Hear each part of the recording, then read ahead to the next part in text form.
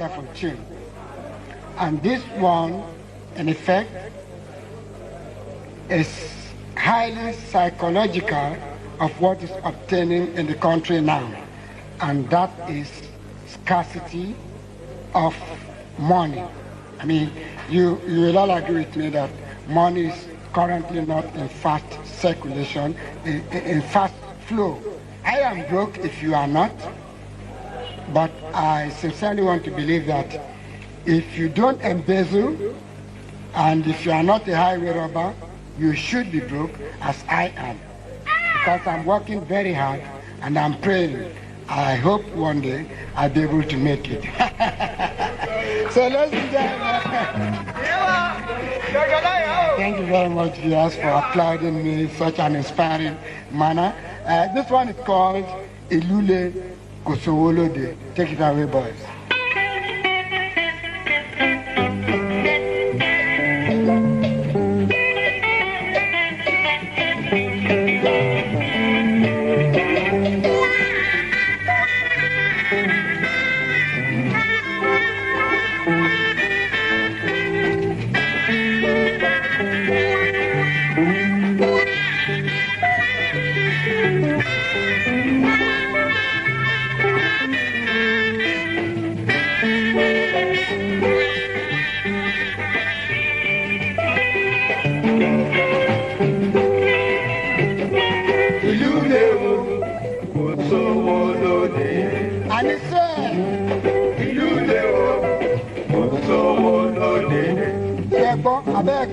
Obìnrin kígbe, ọkùnrin kígbe, kálukú ló kéde owó. Obìnrin kígbe, ọkùnrin kígbe, kálukú ló kéde owó. Àbí bẹ́ẹ̀ kọ́?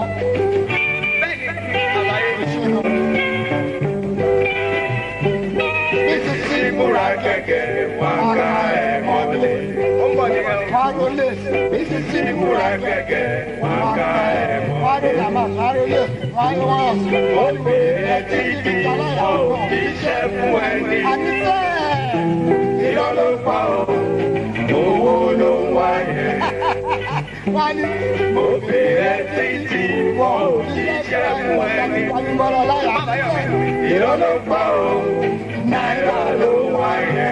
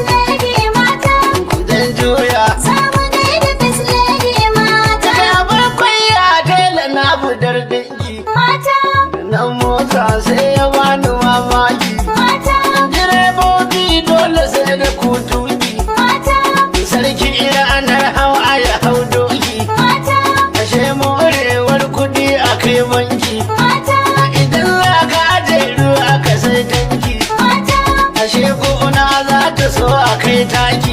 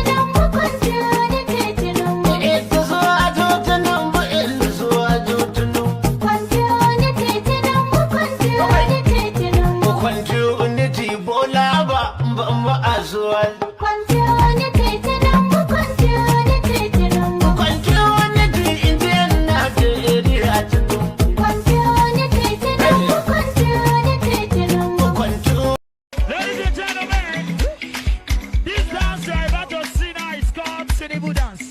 Are you ready to give me that dance? Oh yeah, everybody go say Tinubu dance. We go the dance. Tinubu dance. We go the dance. Tinubu dance. We go the dance. Tinubu dance. We go the dance. Tinubu dance. Tinubu dance. Give me the dance. Tinubu dance. Give me the dance. Tinubu dance. Give me the dance. Tinubu dance. Oh yeah, Baba dance. Oh yeah, Baba dance. Say, oh yeah, Baba dance. Everybody. Oh yeah, Baba dance. Listen, Tinubu dance. We go the dance. Tinubu dance. We go the dance. Tinubu dance. We go the dance. Tinubu dance. Voila. Buhari is dead and buried in a shallow grave in Saudi Arabia. Okay now.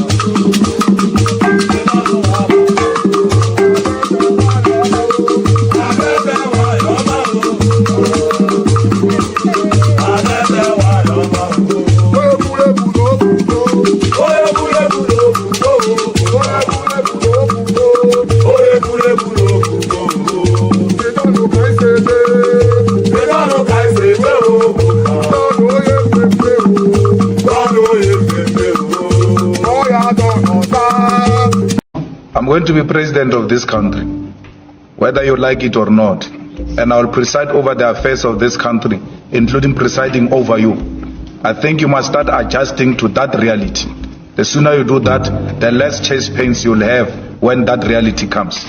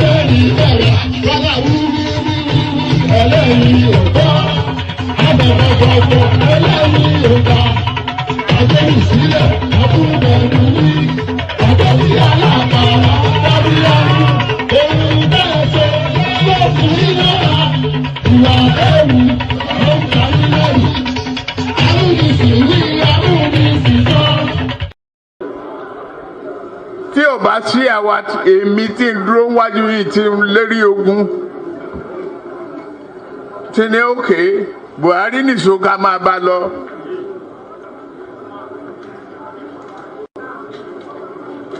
Kò lè di president.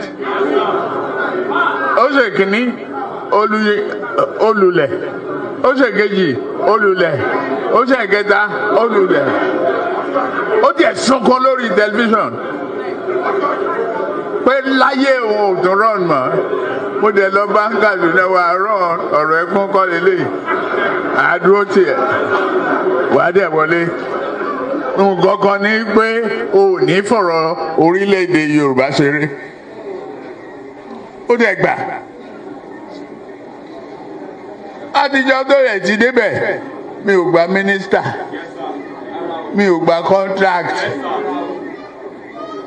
mi ì tọrọ ọbẹ̀, mi ì tọrọ gàrí, mi ì tọrọ fúra lọ́wọ́ ẹ̀, mi ì dẹ̀ yàwó ń bẹ̀. Ó wá ní lọ́tẹ̀ yìí o, Yorùbá ló kàn.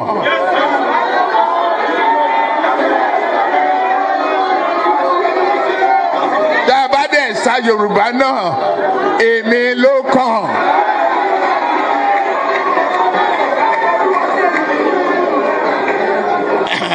Eléyìí tí mo protect àwọn ọmọ tí mo gbé dání tó èmi náà fẹ́ ṣe present.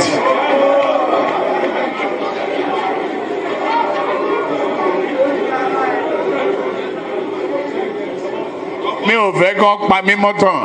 Ọdún ó ti lé lọ́dún mẹ́ẹ̀ẹ́dọ́gbọ̀n sí tí mo ti.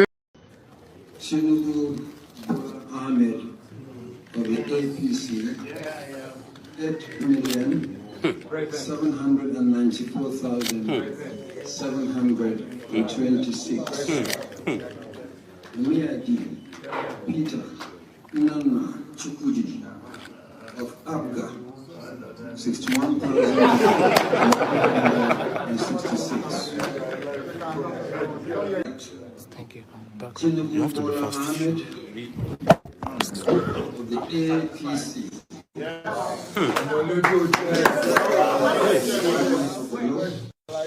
Is hereby declared the winner and is returned.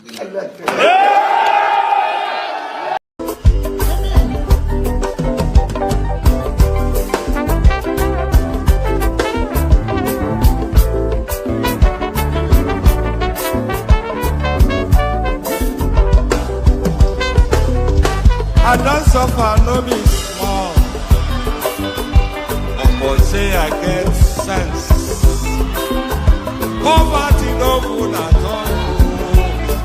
Now it make I join this business. For one night, no be it's once again. Everybody be there. If anybody follow Mugu, my brother, I go chopper. National airport, National stadium, President, my sister, brother, we be Mugu, I be the master. Oh, Iboma, I go chop your dollar, I go take your money, disappear. For one time in love,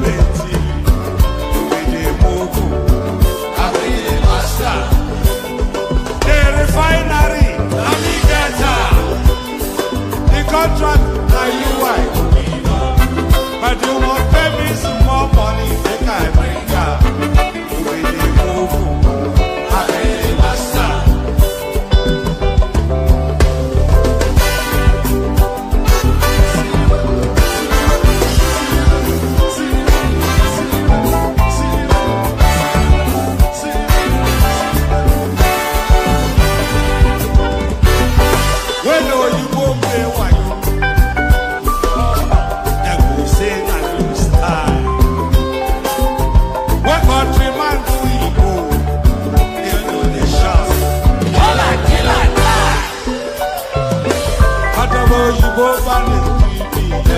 I say, I don't see them fire. That's why when they run enter my miracle, I go show them fire. National airport, National stadium, President, my sister, brother, you be the Mugu, I be the master. Refinery, the contract, now you wife. But you won't pay me some more money than I bring up.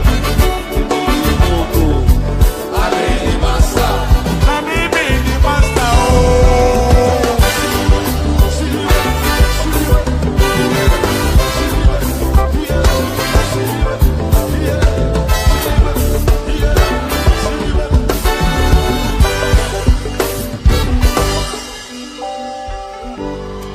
I hear you. You know. And there it is right there. He hears you. Hickory dickory dock. The mouse ran up the clock. The clock struck one, the mouse ran down, hickory dickory dock. So hickory dickory dock, president in my sister brother, you be the mugun, and I will be the master. So there it is right there. You can't say it any more explicitly than that. You be the mugun and let me be the master. So long as I'm not the mugun, that's all. That's really. I don't really. I can be the master or not, but certainly not the mugun because I know the direction of travel. I'm always hip. I'm always hip to whatever is going on. Don't worry about that. Full blood, always switched on. Um, Hip to what is going on. Good day to you, good to be in your company, all that. Good day to you, good to be in your company, and how are you? Hope you've had a gloriously wonderful day cascading into yet another session. One man went to more guides you into the weekend. The eagle lands again. So one man went to more, the eagle has landed. The eagle lands, hoping that he's landing to meet you in good health and good cheer. So all that, the protocol, you know the protocol, it remains the same, even though nobody adheres to it, the protocol still remains the same. Click on the like button just as I invite you to do so, do so. I know the people that click on it historically will click on it anyway, and the people that are just obstinately contrarian to whatever is going on here, the people that are chewed up by the bitterness of the truth that hits through from the one man went to more platform, they will kill over and choke in their own whatnot first before they click on like, never mind subscribe. But whether you do it or not, I'll always be here. So that's just you have to live with that. So I'll always be here, and you will always watch. Those are the two certain things that will certainly be the case. So I'm not even sure, and I should be persuading people, shouldn't I? But you know, sometimes you can't just abide the level of nonsensity. If you want to click on like, click on like. If you don't want to click on like, then take a running jump. I mean, how about that? If you don't want to click on it, just take a running jump. So all that. Click on like button, and that applies to all of the platforms that we're streaming to. By the way, click on the like button if you haven't done that already. Ignore my abuse, ignore my lack of manners, and do it in spite of me. Even if it's not instead of me. Click on the like button. Not already subscribed, then correct that immediately. We have plateaued somewhat in the you know, we have plateaued such a long time ago that I don't even pay that much attention to it anymore. I thought we'd have long rested the silver button by now, but that is the nature of it. We seem to have plateaued somewhat on a particular sticking point. I'm not quite sure. You don't see the movement at all. No, it doesn't. I would rather that we had more subscribers, but it doesn't stop me that we don't, you know. But I would rather we do, but I'm not jarred that but I'll prefer that we do. Uh, so all that. Click on the like button if you would. Subscribe if you haven't already. Come join me on the stream via the hyperlink that says StreamYard. It will be the immediate line item just as soon as I resend it now. It will be the immediate line item in the comment section. So if you want to be an active combatant, if you want to be an active participant, then click on that hyperlink that says StreamYard. It will pop you into a studio space. As soon as I finish delivering the body of the talking point, I'll let you onto the screen. Then I'll engage you in conversation. It's nothing complex at all. So do that. So like, share, subscribe. Click on the hyperlink that says StreamYard to come and join me on the screen. And only if you feel inclined. I don't want to be pushing the super chat so heavily anymore. I'm starting to notice that, you know, when in the first year or whatever of the, I never even mentioned super chat at all because I thought it was vulgar. I thought it was vulgar to be mentioning super chats. It was only when I came across Kaizo. Some of you may remember Kaizo. He was the one then that said you have to push that. So that's why I got locked into that space. So if you feel inclined to super chat to the stream, super chat to it. Yes, yes. Thank you, Hassan. Yes, this is the thing. The conversation we always see it. But the one thing, and the moment you notice that I'm not doing this, please tell me, so that I can shut the platform down permanently. The one thing that I guarantee you is that all arguments will get equal measure. You know, because what we're trying to do actually is to elevate a conversation from a particular point to a higher plane. So we evolve it through intelligent debating conversations, wrapped around knowledge and intellect, so that then everybody then leaves with a greater understanding than they came in with. That's the objective of the exercise, you know. Or otherwise, we're propagandizing, and thankfully, we always manage to have somewhat of an equibalanced conversation on the platform. It may weigh one way or the other, but there's always a balance to it. So we're always thankful for that. There's always, and anybody that pushes in any direction, just push it with your articulation, but be prepared for the pushback. But like I said, we just want to strike a balanced conversation, and that is the essence of the thing. And the moment we're not striking that balance is the moment the platform shuts down. So all that, good day to you, good to be in your company of that. Click on the like button if you would. Subscribe if you haven't already. Come join me via the hyperlink that says StreamYard, first line item in the comment section. Share the links just as widely as you can, and especially more so than anything else, share the links on Facebook, on certainly YouTube, everywhere we're streaming to. Just make sure you're sharing the links. That way, we want a particular sort of mindset in this conversation. It's not even so much the numbers that watch us now, but the quality of the people that actually watch us. Because you may think, oh, you only get like 1,200, 1,500, so that's fine. It's actually the quality of that 1,200, 1,500 that watches roughly. That's pretty much where we average. It's the quality of those persons that really matter. So if we have that 1,000 to 500, and they have a sphere of influence, so we're actually speaking to their sphere of influence via them. Do you understand? So let's say, for instance, the average person, I imagine that the average person that watches this platform is a senior professional with a level of education that has been through the cycle of work about a decade and a half or thereabout. So they have a sphere of influence. And if you are able to then impact them, then you impact by extension that sphere of influence. So it's not so much some random Chinedu from the back or beyond that just talks nonsense. We don't want those people, but we want the sort of person that I especially described.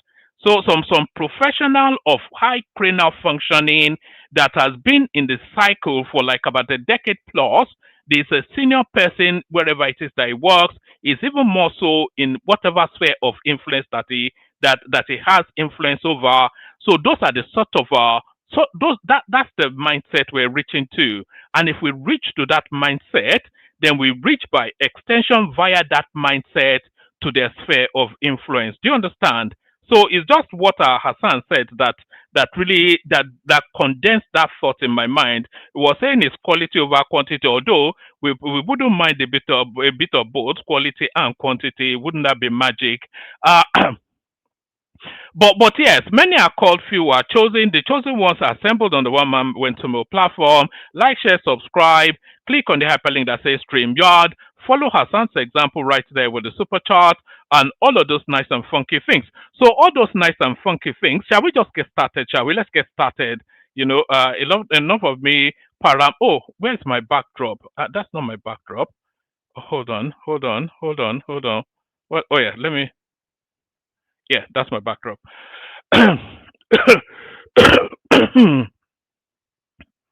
Pardon me. Do I need some water?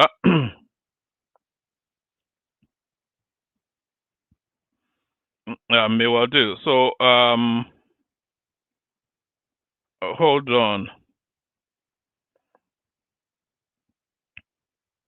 I was going to play a little bit of music just to buy myself let me buy myself a moment with a little bit of music.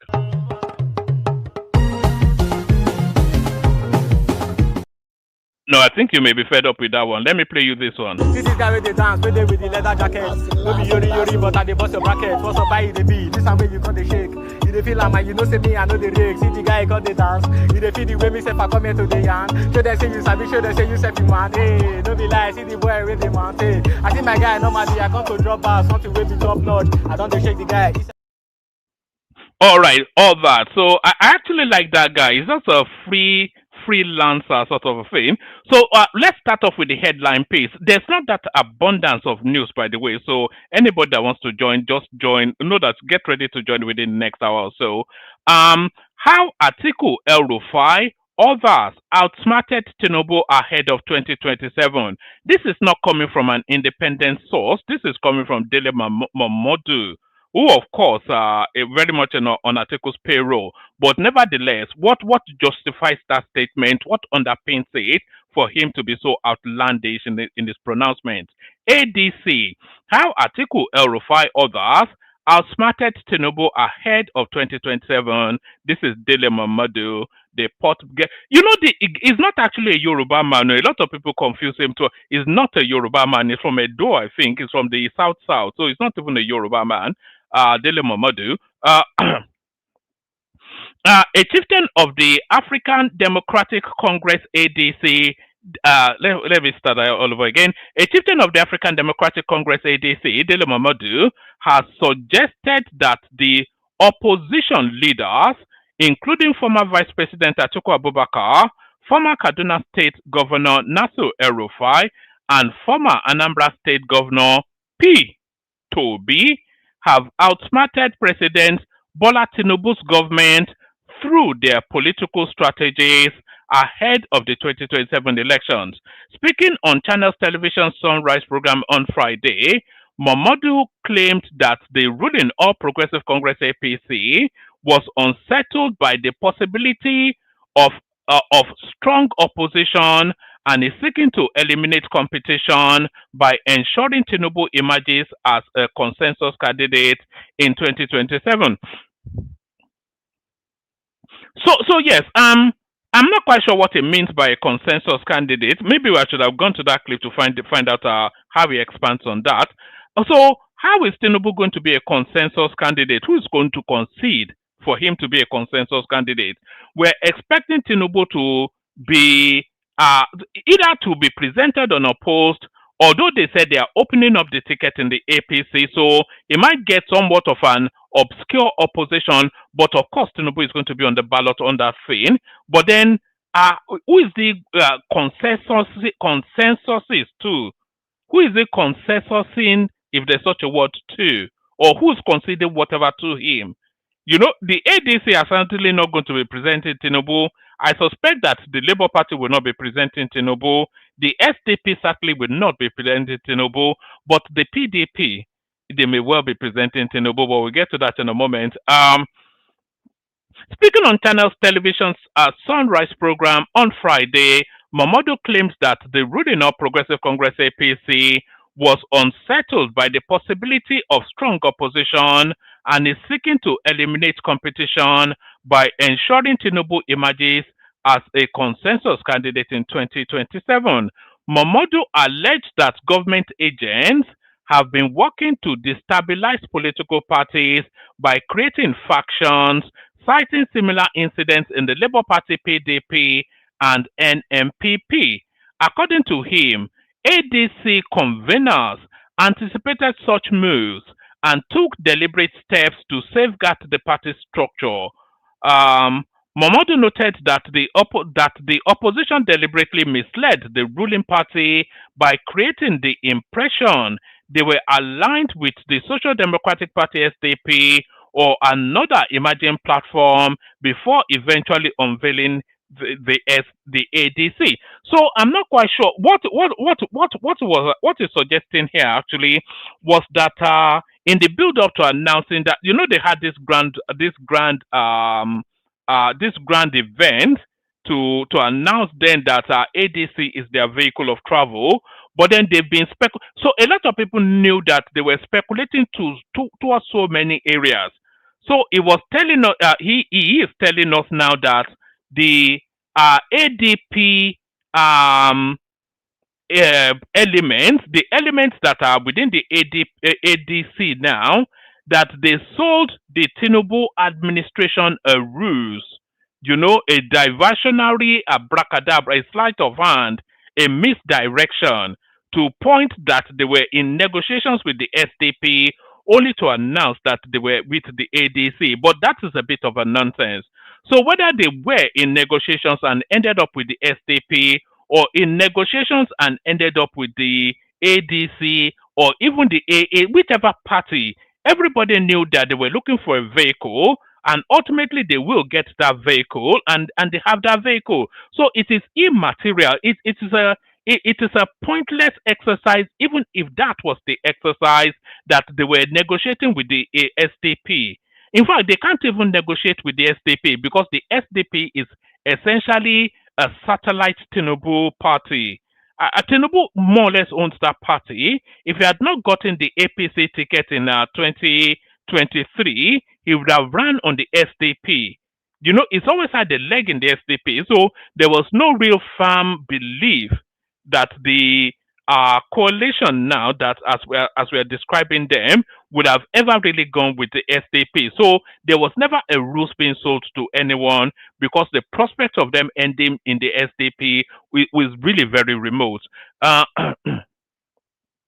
Let's take that from the top again. We go at speed this time. A chieftain of the African Democratic Congress, ADC, Dele Momodu, has suggested that the opposition leaders, including former Vice President Atiku Abubakar, former Kaduna State Governor Nasir El-Rufai, and former Anambra State Governor Peter Obi, have outsmarted President Bola Tinubu's government through their political strategies ahead of the 2027 elections. Speaking on Channels Television Sunrise program on Friday, Momodu claimed that the ruling All Progressive Congress APC was unsettled by the possibility of strong opposition and is seeking to eliminate competition by ensuring Tinubu emerges as a consensus candidate in 2027.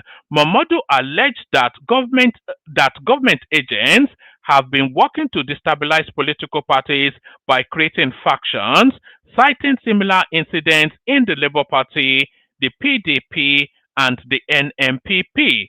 According to him, the ADC conveners anticipated such moves and took deliberate steps to safeguard the party structures. Momodu noted that the opposition deliberately misled the ruling party by creating the impression they were aligning with the Social Democratic Party SDP or another emerging platform before eventually unveiling the ADC. He commended the experience and resilience of the ADC leaders, saying they were many steps ahead of attempts to frustrate the coalition. I think the coalition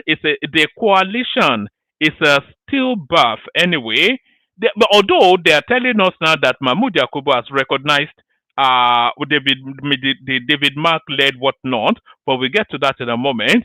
But the opposition is a stillbirth anyway. We'll see how that space plays out, and we'll see what emerges from it. But there is nothing within that space that inspires hope or confidence in anybody. But we'll cross that bridge when we get to it. Is that not what the saying is? He commended the experience and resilience of the ADC leaders, saying they were many steps ahead of attempts to frustrate the coalition. He said, "It is obvious that the ruling party is jittery. The ruling party does not want any strong competition in 2027 in particular. They are not too bothered about the governors and the rest of them, but they want a sole candidate. If possible, all political parties will rise up and endorse one man, and that is the president and commander in chief.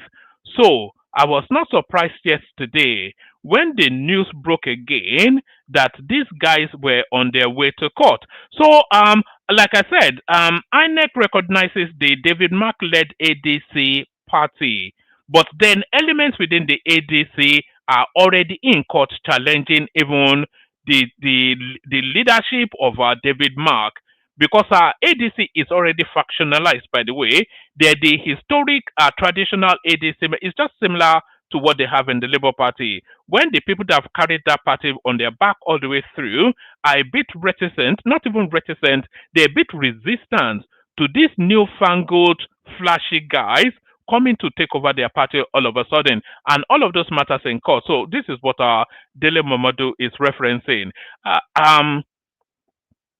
He said it is obvious that the ruling party is jittery. the ruling party does not want any strong competition in 2027 in particular. They are not too bothered about the governors and the rest of them, but they want a sole candidate. If possible, all political parties will rise up and endorse one man, and that is the president and commander in chief.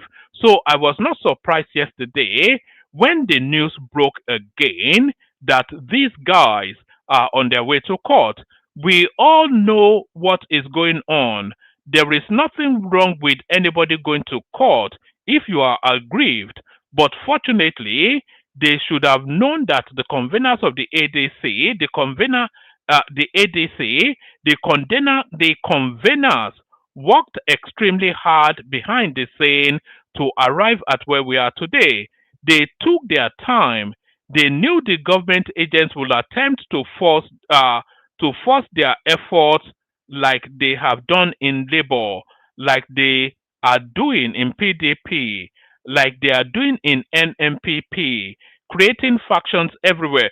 So the SDP is already factionalized, and the chasm between that party will continue to it become increasingly more visible, and it will widen even wider as we get to the tail end of it. Because of course, the party is set up as a special purpose vehicle for Atiku Abubakar. Rotimi Ameti wants to be president. He keeps telling us that power must retain in the south. So that's the politics. He's politicking to that space. And Peter Obi, of course, is one leg in, one leg out. He wants to run, but he knows that that party would not yield to him. So there's still there. You saw those chasms will start to widen a lot more. Unless people sheave. Although Peter Obi is already sensitizing his people to him subordinating his ambition to Atiku's, but then will his people accept that? So there's a lot of factions within that. There's a lot of chasms. There's a lot of egos, and there's a lot of ambitions, and all of them are last chance saloon ambitions. So Peter Obi's presidential ambition is at his last chance saloon in 2027. Because of course, 2031 power goes back to the north. Ditto Rotimi Amechi. You can say that Atiku still has the window of 2031, but at 2031, by 2031, Atiku will be 83, 84. And you can see then that this is his last. So everybody is at the last chance saloon pretty much in that ADC. You know, and that chasm will widen even more. So who's going to? So it's a decision as to we know what Peter Obi's ambition is. Peter Obi's ambition is not the presidency; it's relevance. Pardon me. Peter Obi's ambition is not really about the presidency; it's about relevance. So Peter Obi is ready because he is a pragmatic man. It tells you that he's a trader, so that tells you then he deals in pragmatism. It's a pragmatic man, and the writing is already on the wall that is not on the ballot in 2027 as a front runner. The writing is already on the wall because there's no vehicle that he can use to pursue that ambition. So, but he wants to be relevant. So, Peter Obi ultimately will subordinate his ambition to Atiku Abubakar. That ultimately will happen. There is nothing else that is going to happen outside of that. Peter Obi will subordinate, and they are already sensitizing his base towards that particular possibility or towards that particular pragmatism more to it. So Peter Obi will subordinate his ambition to Atiku Abubakar. Rotimi Amechi will fall out of the whole thing because again his ambition not satiated. But what really binds them, what is bigger than all of their ambitions, is their personal visceral hatred, not even for Yoruba people, but especially Tinubu. They hate him with Atiku hates this guy with every pore in his being. Atiku hates him with every pore it's been.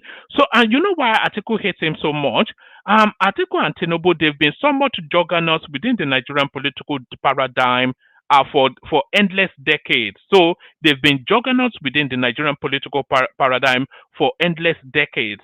But Atiku always felt that he has a front foot ahead of Tinubu. One for reasons that he's a northerner and he feels that entitlement of the north. So that's one. And for reasons also that he's always pursued that ambition. He feels that is more ingrained and embedded and has more tentacles within the political space. So, and he has run several times. He's even run on Tinubu's party, and he feels that he's superior to Tinubu in whatever way has led him to that thought. So the fact that they have been on that journey together, but as somewhat, daggers drawn allies, but really rivals for 3 decades thereabout. And then the first time Tinubu declares his intention to run, he goes in there and wins it. So that cuts very deep into Atiku's core. And then what happened to Rotimi Amechi at the APC primaries, that really cut deep into his pores. Rotimi Amechi did everything he could. He cited a university in Daura, a transport university. He built a railway into Buhari's homestead in Niger Republic. They gave him a title in Daura, but because he was gushing so much money and facility into that space, and he was doing all of that to secure that ticket. He emptied the River State coffers into Buhari to make him president in 2015. So he has done all he knew how to and all that he could to secure that ticket, and he had convinced himself, and they had also given him the assurance that he was going to get that ticket. So when Tinubu got that ticket, it cut very deep into him, and you can hear that in his language every time he speaks. So it's very, and Aregbesola ditto, So all these people, is their hatred for Tinubu is in a lot, and El-Rufai, of course, as well. El-Rufai, of course, so their hatred for Tinubu is even probably greater than their ambition. In fact, what really holds somebody like El-Rufai still in politics is his hatred for Tinubu, because he doesn't really care that much. He knows that he's not going to be president, and he would have been happy just to end with Buhari and become like a philosopher, a statesman, whatever it is. But the way he was treated at that parliamentary screening, that and the assurances Tinubu gave him, and then the public humiliation that came after, that cut very deep into his soul. And you remember the phrase that El-Rufai used to repeat all those years ago, that anybody that offends a Fulani man is a debt that is repayable even in 1,000 years. So it's a very vindictive man. So it's a Tinubu hate group, essentially, what that ADC is. So it's a Tinubu hate group, essentially. Momodu noted that the opposition deliberately misled the ruling party by creating the impression they were aligning with the Social Democratic Party SDP or another emerging platform before eventually unveiling the ADC. He commended the experience and resilience of ADC leaders, saying they were many steps ahead of attempts to frustrate the coalition. He said, "It is obvious the ruling party is jittery. The ruling party does not want any strong competition in 2027 in particular. They are not too bothered about the governors and the rest of them, but they want a sole candidate. If possible, all political parties will rise up and endorse one man, and that is the president and commander-in-chief." So I was not surprised yesterday when the news broke again that these guys were on their way to court. We all know what is going on. There is nothing wrong with anybody going to court if you feel aggrieved. But fortunately, they should have known that the conveners of the ADC, the conveners worked extremely hard behind the scene to arrive at where we are now. They took their time. They knew the government agents would attempt to force their efforts, like they have done in Labour Party, PDP, and MPP, creating factions everywhere. But the gentlemen and leaders who worked on ADC, you must salute them. They are very experienced people, well-exposed politicians. So they tried to tighten all the screws, and it was a surprise. You could see they were doing abracadabra over time. People thought they were going to SDP. When Nasir El-Rufai declared for SDP, everybody said, "Oh, it is clear the coalition or the opposition will go into SDP." Then just about a week or so before ADC, then we are hearing about ADA. People were saying, "Oh yes, we are going to use cutlass and everything," and then suddenly ADC. So I wasn't shocked. I wasn't surprised. The truth of the matter is that those who should be in the know, the real stakeholders, know everything that is being planned to frustrate ADC. And so far, they are many steps ahead of that frustration. It is a shame. It is a shame that a day will come after all we went through in the military era that a civilian government would not want democracy to prosper. Many people that also it goes on on a tangent, but I think you get the drift of where he is with that one. So there he is with that one. The totality of it, of course, is nonsense. You know so anyway, let me not make personal remarks about him, but it's somewhat of a ridiculous person. Dele Momodu always has been. It's just all about the stomach, isn't it? Dele Momodu. Ebinkpo. Oh yes, I forgot to tell you to say hello in the comment section. Nobody's saying hello to me in the comment section. Only Hassan who comes via and by the way, that Wazobia underscore dark room. So if you look at the name on that screen right there, that was Zobia underscore dark room. That's Hassan's platform. So all of you, and I know pretty much most of you, if not all of you, that delight in the elegance of Hassan's presentations, please go there and go and say hello to him. Tell him one man sent you. Wazobia underscore dark room. So that's Hassan's platform right there. That's Ufoma Michael right there. Good to see you, my guy.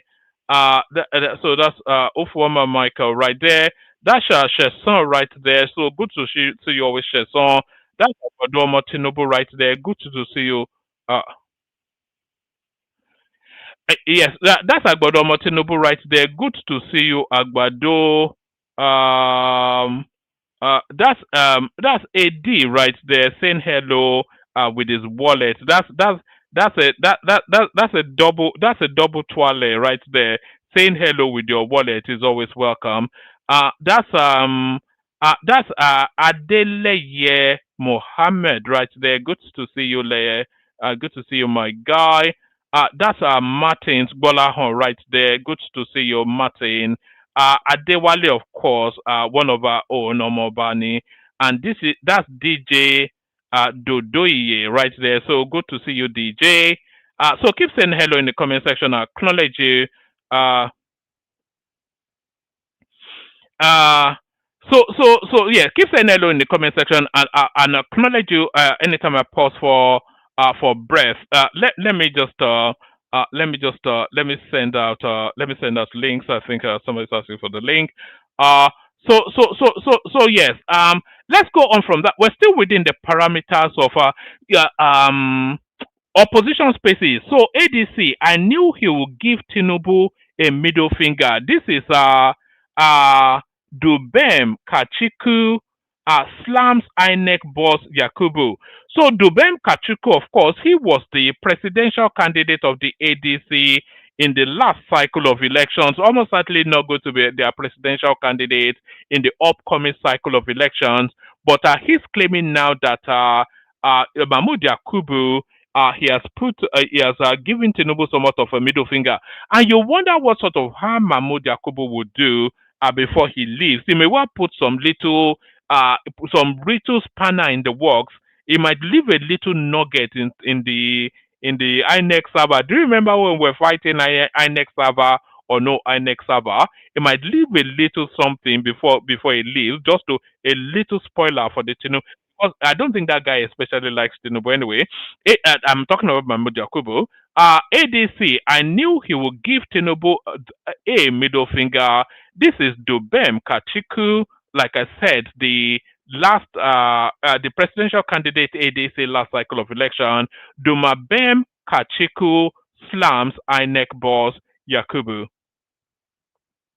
The presidential candidate of the African Democratic Party ADC in the last general election, Dumebi Kachiku, has suggested that the chairman of the Independent National Electoral Commission INEC, Mahmoud Yakubu, gave a parting shot at President Tinubu by recognizing the David Mark-led leadership of the ADC.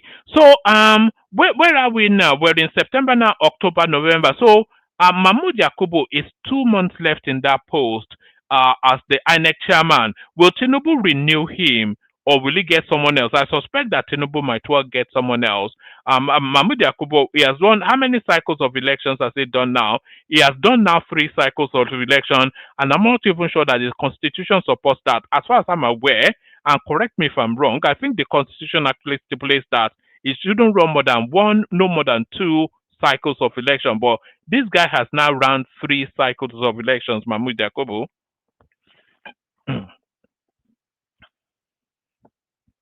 Did he run 3? No, he ran 2, didn't he? Because it was Atahiru Jiga that brought Buhari in, and then it was this guy that held Buhari 2015, 2019, and then he gave it to Tinubu. So I think it's 2 cycles of election there, but I don't think the constitution supports him being there. I think the constitution actually only facilitates for 1 cycle. The presidential candidate of the African Democratic Congress (ADC) in the last general election, Dumebi Kachuku, has suggested that the chairman of the Independent National Electoral Commission (INEC), Mahmoud Yakubu, gave a parting shot at President Bola Tinubu by recognizing the David Mark-led leadership of the ADC. Kachiku specifically stated that he knew that the INEC chairman was going to give the president a big middle finger to show his displeasure towards the president. Speaking on Channels Television's Politics Today on Thursday, Kachiku argued that Yakubu should not have made pronouncements concerning the ADC while several cases involving the party were still pending in court. So I think I agree with somewhat what Dumebi is saying there. It is not his place now. It's almost sub judice what he's doing now. He's going outside of the court has not made a pronouncement on positions, and he's giving an endorsement on what is being contended in court. So he could be arrested for that actually, and he should probably be arrested for that. Speaking on Channels Television's Politics Today on Thursday, Kachiku argued that Yakubu should not have made pronouncements concerning the ADC while several cases involving the party were still pending in court. The statement comes after the INEC on Thursday gave its backing to the David Mark-led ADC leadership, publishing their names on the commission's portal. So that tells you then that that's essentially telling you that Mahmoud Yakubu is coming out as an Atiku man, and as soon as he comes out of INEC, you might well see him with the ADC just to really push his displeasure. However, Kachiku criticized Yakubu, describing him as the worst and biggest mistake Nigeria has ever made as a country, he said.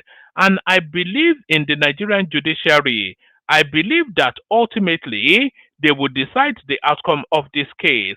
I have never had any faith in the INEC chairman's ability to do anything concerning this because it is one of the worst, the biggest mistake we have made as a country. I am glad that he is leaving, but we know that the court will ultimately decide and we'll see the outcome.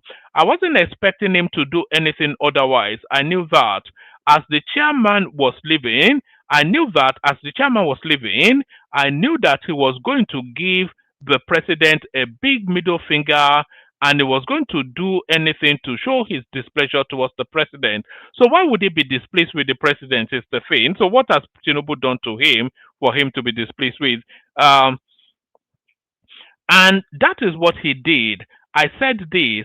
I knew that this was what he was going to do, and he did it. Of course, he waited just a few weeks before leaving so he could do it.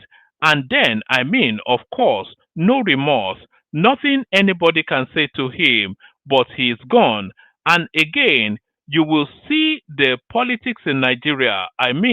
When people have had dealings and have things that they have done that they are hiding. Nobody can afford to say anything to him because they can't afford to expose each other.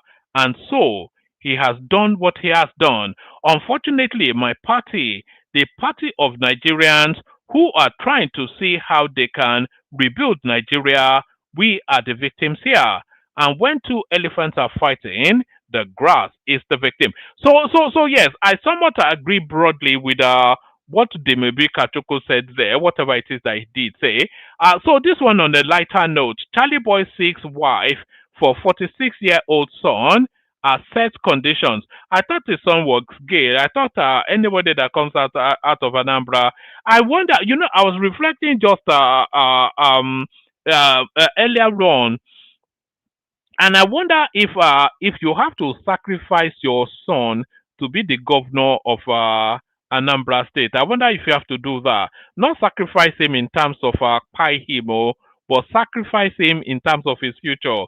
If you look at Peter Obi's son, he's an agege, which seems to be the terminology now. It's an agege all over London. Peter Obi's son. Charles Oludo's son, of course, and Agege all over London as well. So I wonder if there's some sort of voodoo trade-off there. Charlie Boy, I think Charlie Boy's daughter is actually the one that is an Agege, but I'm not sure if his son is. But everybody that comes out of Anambra, they always seem to be shirt lifters. Do you know what a shirt lifter is? Just conjure the image in your mind, then it tells you what what it means. I think all of the prominent people from Anambra State, their children, mainly their sons, are shirt lifters. Charlie Boy seeks wife for 46-year-old son, sets conditions. Pardon me.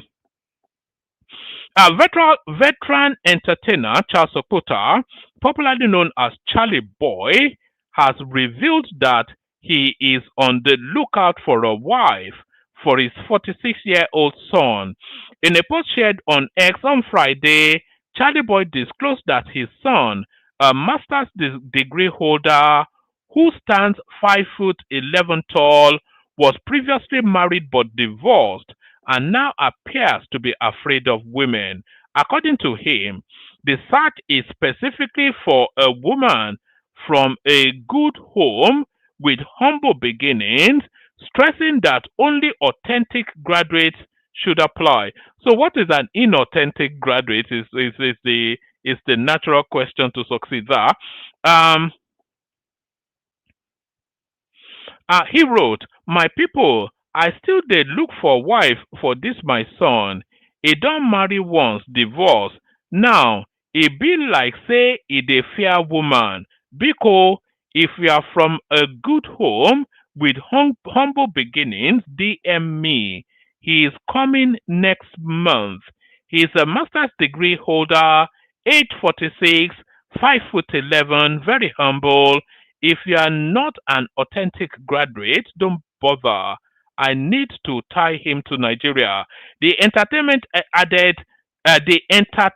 added that his son, whom he described as very humble, it'd be a curious thing if Charlie Boy's son was very humble. Sadly, not an adjective that you use to describe Charlie Boy himself.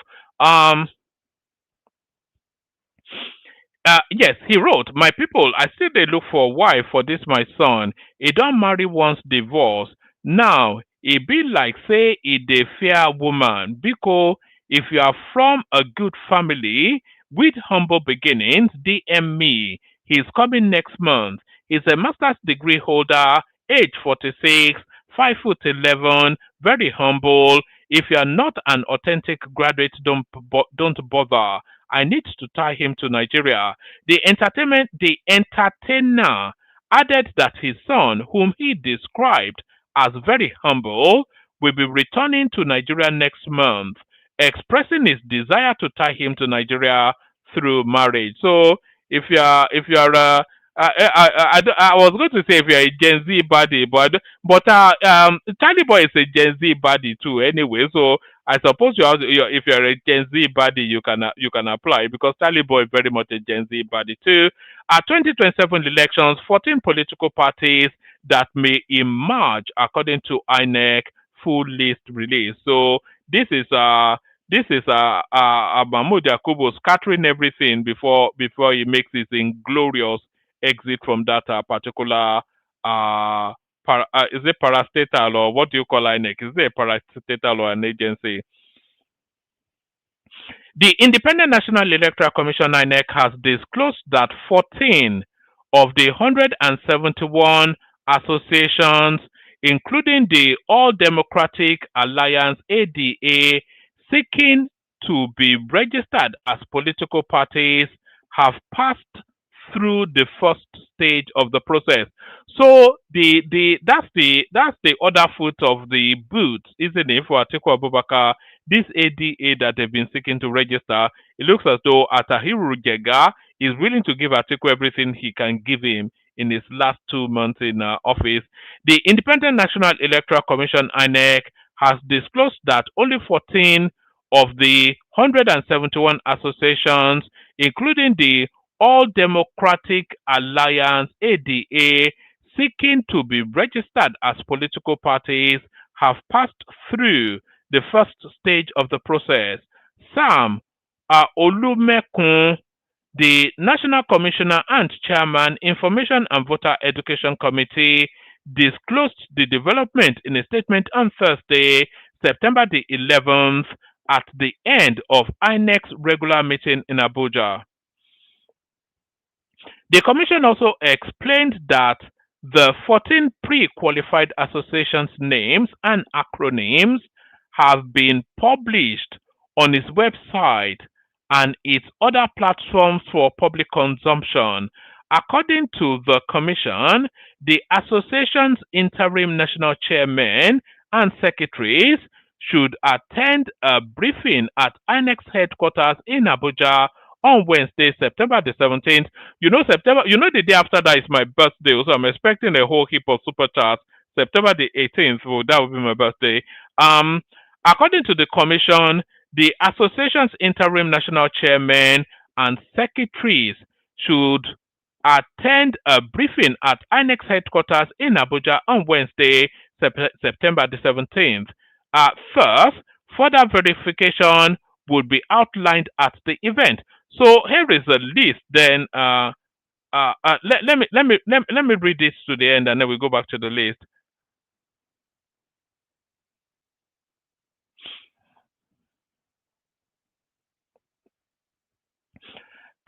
So these are the pre-qualified ones. Almost certainly they will all be signed off. There should have been an obedient party that they should have tried to register, but there it is. INEC earlier announced that the number of associations seeking to register as political parties ahead of the 2027 general elections have increased to 171. Olumekun said that the number increased following the submission of 19 additional letters of intent. Olumekun added that the updated list has been published on the Commission's website and other official platforms of the electoral body. According to the statement he released on Thursday, September the 4th, the statement reads in part, since our last update, 19 more letters of intent have been received, bringing the total to 171 as of September the 3rd, 2025. Details of the latest submissions are available on our website. He further explained that the review committee, saddled with the responsibility of assessing the applications, has completed its assessment and submitted recommendations for final consideration. Correspondents reported that INEC urged applicants to exercise patience and stay away from actions that could jeopardize their approval. Earlier, Professor Mahmoud Yakubu, the chairman of the electoral body, announced that 110 associations have submitted letters of intent to become political parties whilst speaking at the second regular consultative meeting with journalists at the INEC headquarters in Abuja on Wednesday, June the 25th.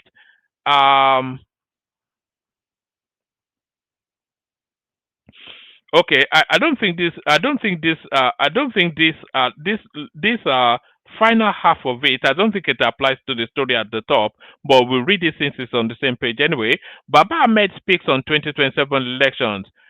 Earlier correspondents reported that President Bola Tinubu's former aide Hakim Baba Ahmed criticized the coalition movement being led by former Vice President Atiku Abubakar and Kaduna State Governor Nasir El-Rufai.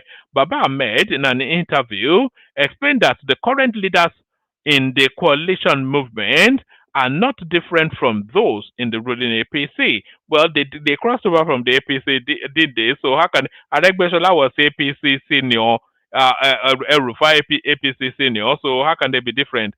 Recall that Baba Ahmed served as an aide at the office of the Vice President Kashim Shettima before resigning, and he was the former spokesperson of the NEF. So now let's now go back to the parties that have. So these are the shortlisted ones. They are pre-approved, sort of. So these are political parties that you'll probably almost certainly see on the ballot 2027.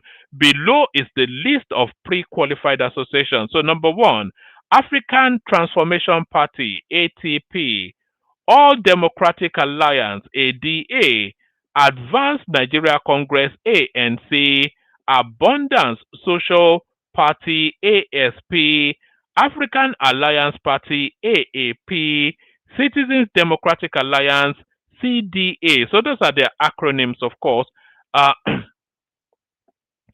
Democratic Leadership Alliance (DLA), Grassroots Initiative Party (GRIP), Green Future Party (GFP), Liberation People's Party (LPP), National Democratic Party (NDP), National Reform Party (NRP), Patriotic People's Alliance (PPA), and finally People's Freedom Party PFP. You'd have wanted to see an that just tells you that Peter Obi he has no concept of anything.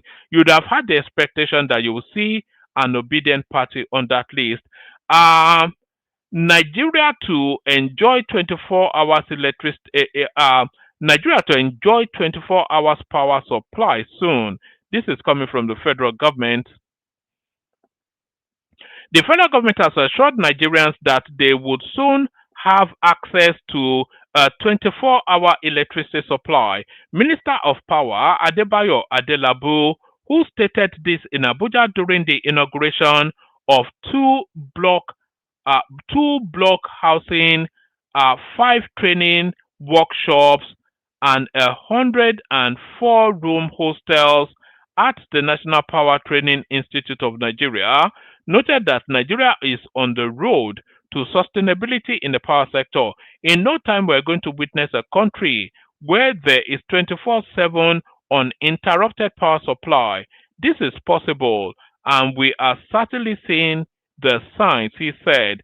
Adelabu noted that the government's efforts were already yielding results, with the country recording the highest power generation and transmission in its history. He said the development is a milestone for the institute and the sector, adding that President Bola Tinubu's administration has demonstrated genuine commitment by walking the talk and converting vision to action. The minister said the government was lighting up universities, teaching hospitals, primary health care centers, public institutions, and communities, stressing that power supply remained the driver of critical sectors of the economy, including anyway, it's making promises that it'll be interesting anyway, because there are reports that there have been significant improvements in electricity supply. So hold on one second. Let me play you a little bit of music. I just need to do something for a micro moment. Let me just play you just 1 minute music. Akọ́lá Jimoh tó ju Ramadan, àròwó dájú ti parọ́ pẹ́já. Wọ́n ní àbámíkà yá Ramadan lásìkò president Tinubu Japan. Akọ́lá àwẹ̀ Akú Ramadan, àròwó dájọ́ ṣùgbọ́n arọ́ pẹ́já. Wọ́n rí àbámíkà yá Ramadan gbogbo ẹnu ló máa gbẹ bí àsìkò Harmattan. Olúwa dákun jọ gbẹ́bẹ̀ mi, benefit mo fẹ́ jẹ mi ò fẹ́ jẹ̀bi. Ẹni tó wà nǹkan àwẹ̀ kó má rí mi ní kọ́nà. Bíbẹ̀ kọ́ agbalámbà bí Olúwa bọ́nà. Báríkà yá Rasulullah, mákìmí pàdé lọ kíjù máa ti. Bẹ̀rù Ọlọ́run tákùlà, láìlà ìlàlà. Báríkà yá Rasulullah, mákìmí lọ kíjù máa ti. Bẹ̀rù Ọlọ́run tákùlà, láìlà ìlàlà. Àwẹ̀ tán ojú tajọ̀sán, Ọlọ́run ló mọye ládá 30 bag. Oh, all right. So those are the readouts. Let me send the link again if you want. I don't. Anyway, we'll see. We'll see. Let me send the link again if you want the conversation. Come in. If you don't, then it's fine. So let me rattle you through the clips that we have. So we were talking about El-Rufai earlier on, and I was saying to you then earlier on. No, this is not actually El-Rufai. You know, there's a Scottish musician called Rod Stewart. So a lot of you may know him by name. You may not know that he's from Scotland, but he is from Scotland. There's a Scottish musician called Rod Stewart, and he sang a lot of hit songs. But there was a particular line in a song that says the first chord is the deepest. Did you get that? The first chord is the deepest. So if you've ever wondered what turned Wike into what he is now, it was that first chord, and it was deep. And here is where the knife was being inserted to insert that first chord. Watch this. Aminu Waziri Tambuwal, having consulted widely throughout the length and breadth of this country, from the southeast to the south-south, to the southwest, to the north-central, northeast, and indeed northwest, consulted so many leaders, and my supporters have come to the firm belief and conviction that as leaders, time may come in our sojourn to make sacrifice for the good of the people. And in view of the situation of our country and the need for us in our party to minimize rancor and jostling for power, in any case, it is not always about one individual. It must always be about our country. I have come to the conclusion that, to the glory of God Almighty, we've seen, and from the result of what I've seen throughout the country, millions of Nigerians suffering, and the need for us to close ranks in the party. And as one of the leaders of this party, I have come to a patriotic conclusion to step down my aspiration. And not only that, but I appeal to my supporters to take this in good stride and in the hands of national unity, patriotism, and not only that, those who are delegates here should vote for Alhaji Atiku Abubakar, PDP.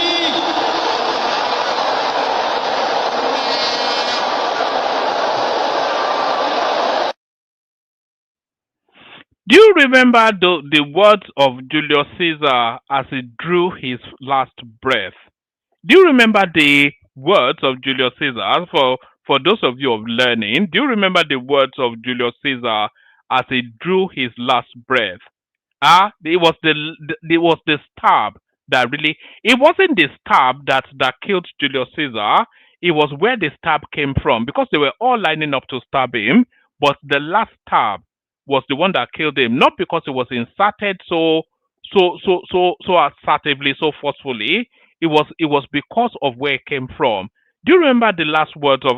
If you remember the last words of Julius Caesar, type it in the comment section before I tell you. Do you remember the last words of Julius Caesar? I'll give you 1 second.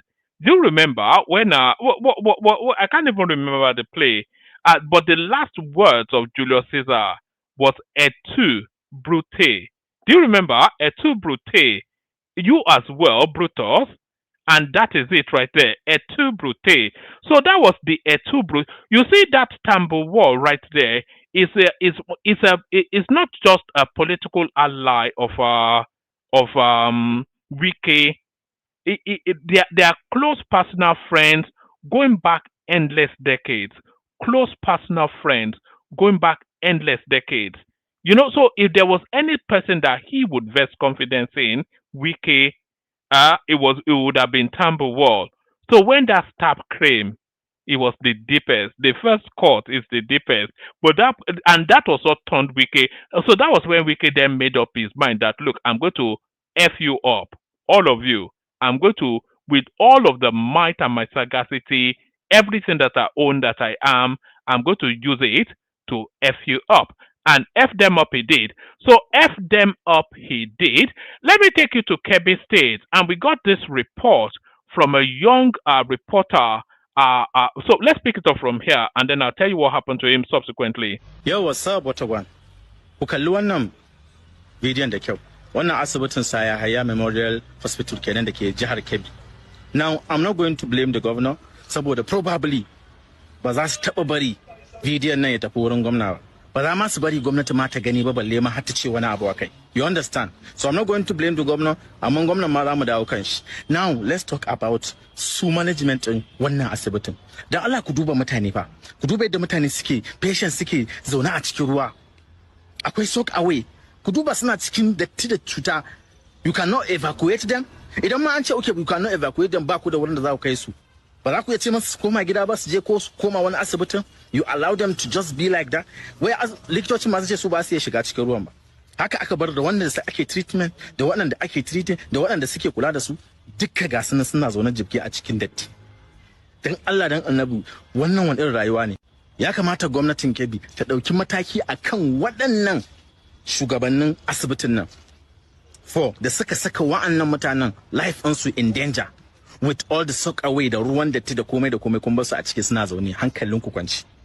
Now let's go back to the government. Wannan abin da ku gani ruwa yana shiga drainage ne, ba wai fa an yi ambaliyar ruwa bane a gaba ɗaya irin a'a drainage system ne mai kyau babu a wurin, shi ne yake janyowa ruwa yake shiga cikin asibitin ya je ya kwanta duk sanda aka yi ruwa. Now for more than 3 years wannan abin ya sha faruwa. For more than 3 years executive ya haka yake faruwa kowane shekara. Babu good drainage system. Dan Allah dan Annabi, asibiti ne fa a wurin nan fa. Asibiti ne a wurin, rayukan mutane ne fa a wurin. Ni I don't know me ke damuwa da gwamnati da asibiti in anything lafiya da education kaman ba su da interest ne ko me, ni ban sani ba. Wannan wani irin rayuwa ne. Hi.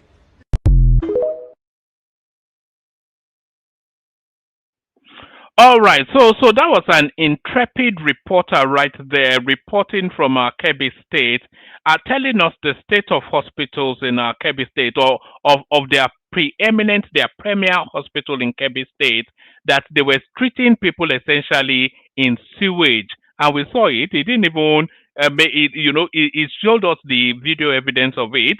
That how can it be that a hospital is treating people in sewage? And then for having the temerity to do that, you of course know what would have happened, especially in the north, but still in Nigeria. He was summarily arrested. So he was summarily arrested. So now we pick up that story from here. So we fast forward it to this next clip.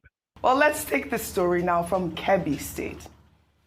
It's an update to a story we brought you yesterday.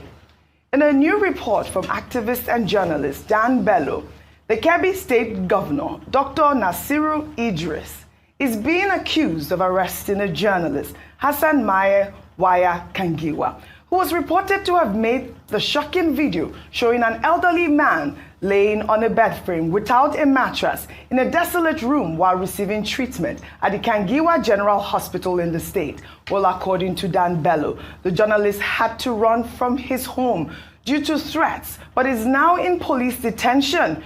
Users on social media have condemned the journalist's detention and are now demanding his immediate release. I mean, I cannot believe this story. Rufai, we took this story yesterday and we were calling for a response. But that dilapidated hospital and why they are subjecting our Nigerians to this sort of hardship. And we're hearing that this man who made the video has been arrested, Rufai. They will not respond to you or G because there's no leadership accountability. We are running a demonstration of grace.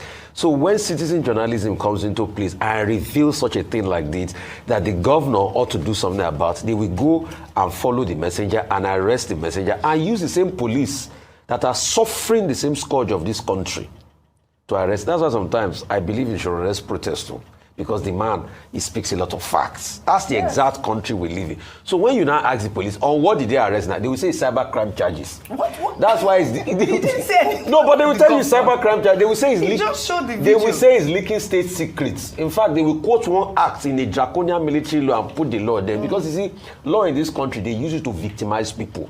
It's only in this country that law and courts does not catch rich and elite people. It's only the poor man. Please release that man. Oh. Yes. Release that man. We beg you, whoever you are as governor, and quickly attend to this. Because if we look at your state budget now, you will have budget for healthcare. But you can see people, the man is sleeping on bare metal. And that's the country we live. They will say cybercrime, they will fight charges again. You know the next thing they will do now, if we talk too much, the next thing they will do, you go and put charges and rush him to court. No. And tell the judges to hurt him. You see, that's why, plus judiciary, plus all the systems of government, plus it's a joke we run in this country. And you know what pains me the most? Yeah. The same people that call the military bad, that they said they fought against the military, they are the ones in power today. They are doing way worse than what the military did. The governor was quite active with the teachers' union. You see life? They are doing way. You see life? They are doing way worse than what the military is. So I haven't seen him in the news lately, and I can't imagine that this is what is bringing him in the news. But we need a response. In fact, during the military, we had activist judges. People still believe in the judiciary. Yes. But today, the same people that the activist judges favor them, we scrutinize and want. All right. The time is going. I'm looking for the journalist. His name is Hassan. We need a report from the Kebbi State's government house, the spokesperson for the governor, because this is what Dan Bello, Hassan Kangiwa. We're demanding a report from the Kebbi State government house on why he is being detained.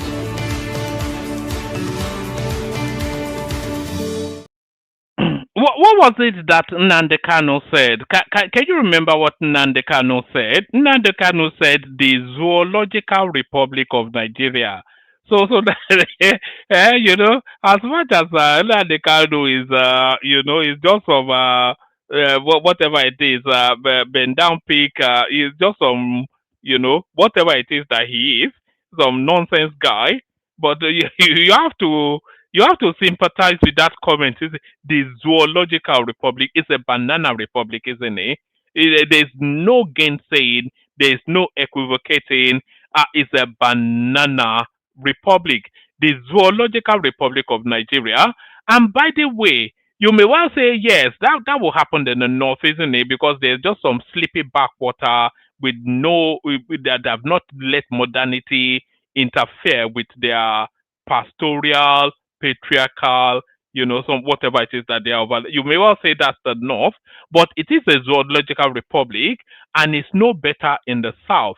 I want you to listen especially to the consternation, the befuddlement in Maupe Ogun's voice as she engages with this character. The character she's engaging with is a governor from the southeast. But I want you to listen to the befuddlement, is it an aghastment? It's certainly consternation. Listen to the tone, the shared, the disbelief in the incredulity of what she's hearing. Listen, not just listen to her words, Maupe Ogun, but really listen to the tone of voice, just the what? She can't even get the words in sequence, but listen to this. It's unbelievable stuff. So it's still within the hospitals, by the way, but watch this. Your Excellency, let me quickly clarify this. You say that when pregnant women give birth in your facilities, they get 500 naira. Is that correct? 500 naira, yes. Yes, at the backpack. What is the 500 naira for, sir? Free delivery. They give you 500 naira to it could be for anything. Are you asking a poor woman what she will do with 500 naira? Some people don't have it.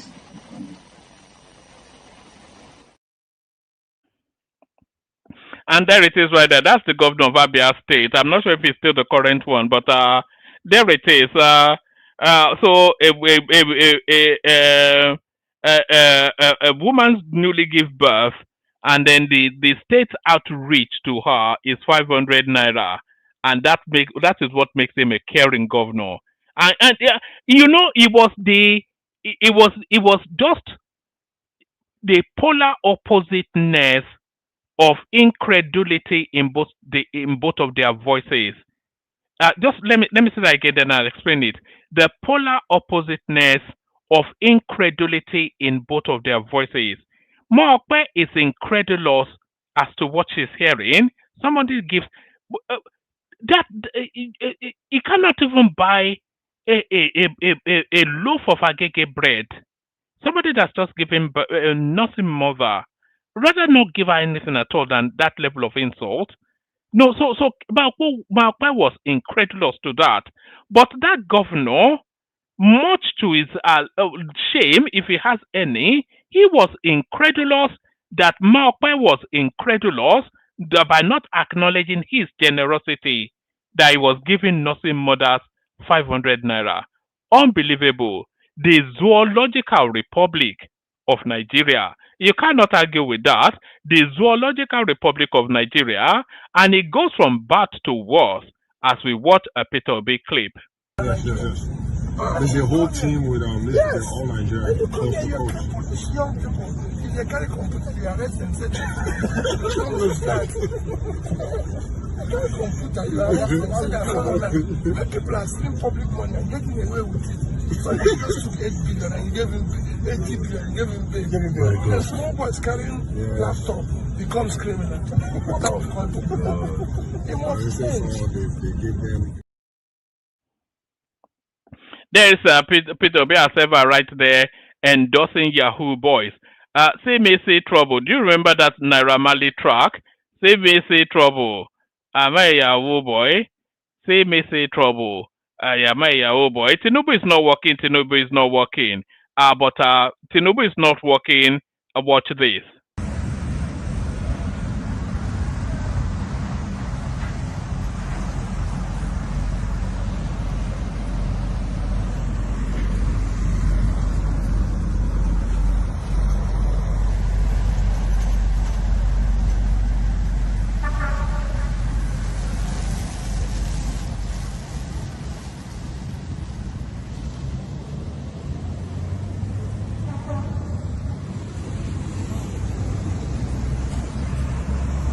Satisfaction with the state of the road that is currently undergoing rehabilitation. So far, the road has been better. It's not like before that people will say they were willing on the road, kidnap and the rest. Everything is going on fine, and we pray that it will continue like that. Because so far now, for almost more than a year, I don't think such thing comes up. Has been long, like couples of months, like 3 to 6 months, I did not hear something like kidnapping.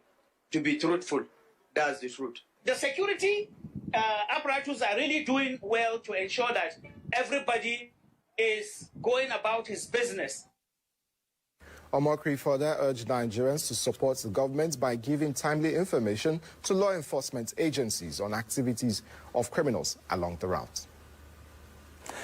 Minister of the Federal Capital Territory and security personnel are visibly present at every kilometer of the road.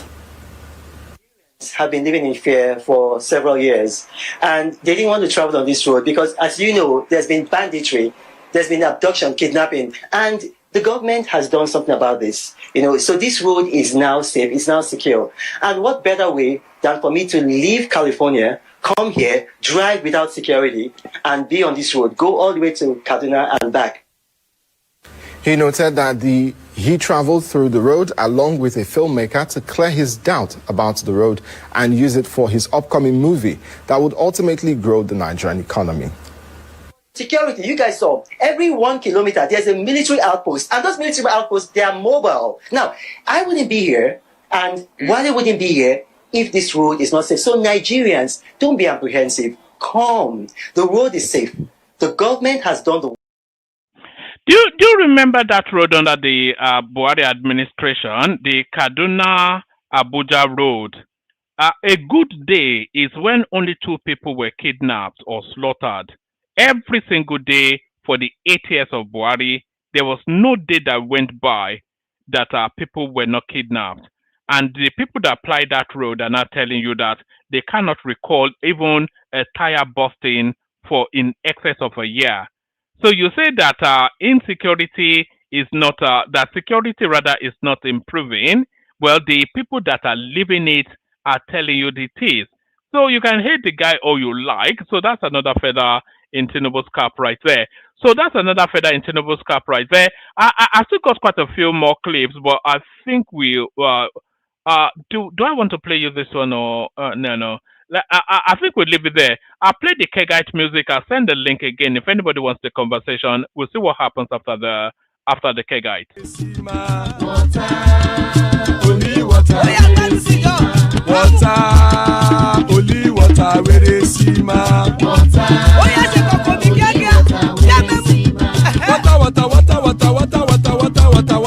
water. What happened to my music? What happened to my music? Huh? Is the obedience, isn't it? They've infiltrated my something. Water, only water,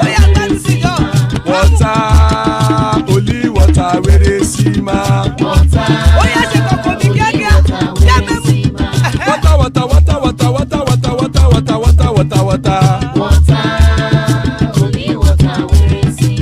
Hapa o naido.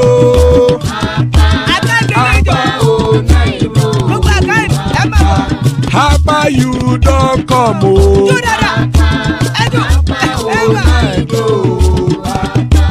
Hapa o naido.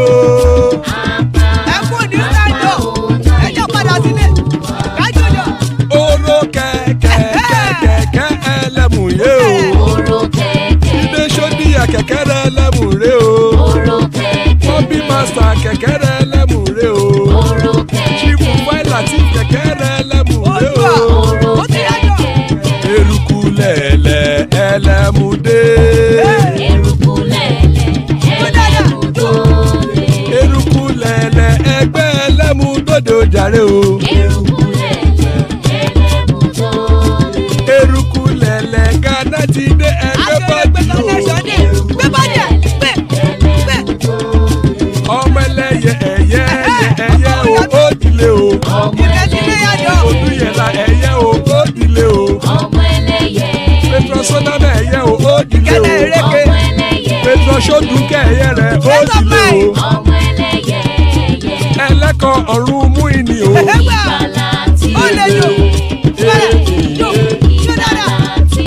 Àkùkọ ọ̀run méjìkọ.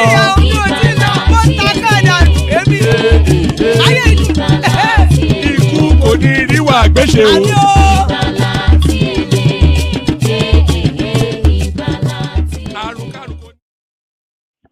All right, and there it is right there. Oroke ke lemo oroke.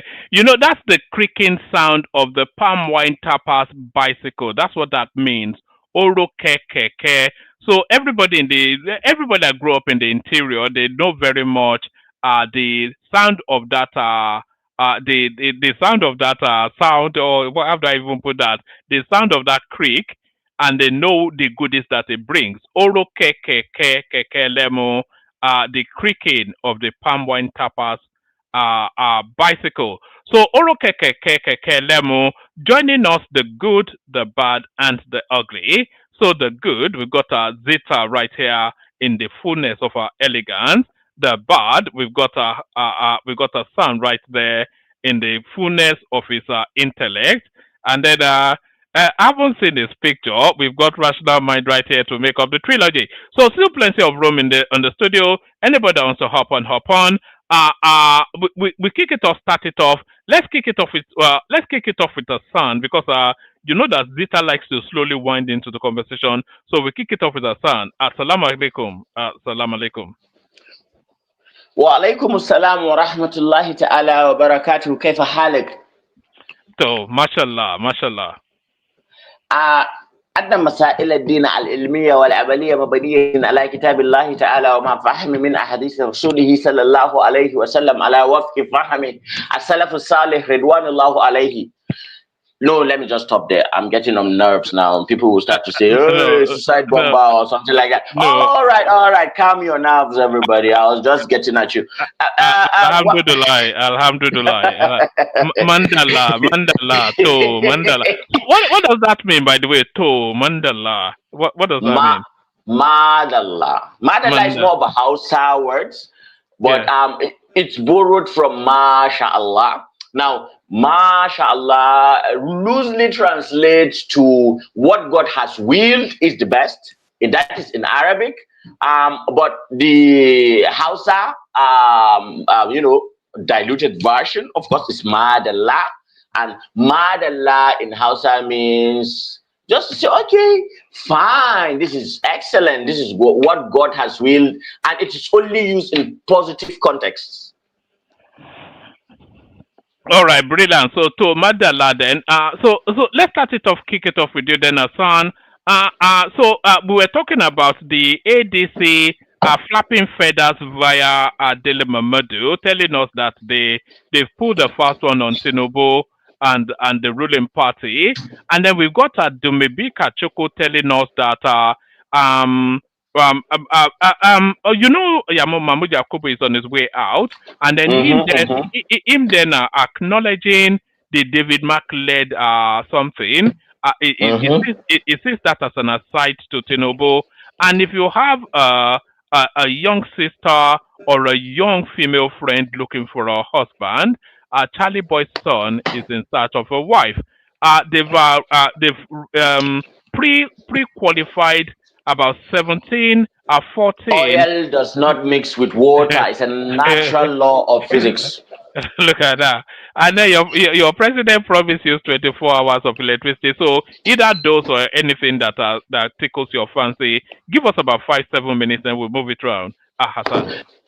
All right. And one man, what I would propose to do right now is I'll just talk for 2 minutes and then I'll yield the floor and then I'll come back, say like in an hour, because I'm kind of working on something right now. And then when I come back in an hour, and then I will talk more. The Nigerian space, the political space is still shaping up. When an egg lays, when a hen lays an egg, that egg can be fertilized or it can just be an egg. Like there'll be a yolk, but it is not fertilized. You know what I mean. So the Nigerian political space is just like an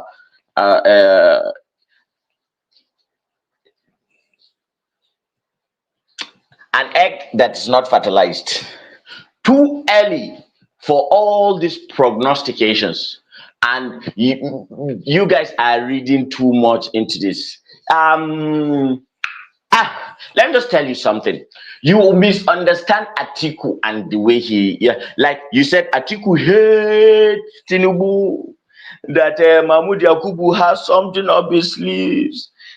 Okay, there's a pattern there. The pattern is when names are northern, they are automatically against Tinubu. When names are Yoruba, they are automatically for Tinubu, even though that do not necessarily makes perfect sense in ideal, democratic, but we know our democracy is predominantly ethnic and religious.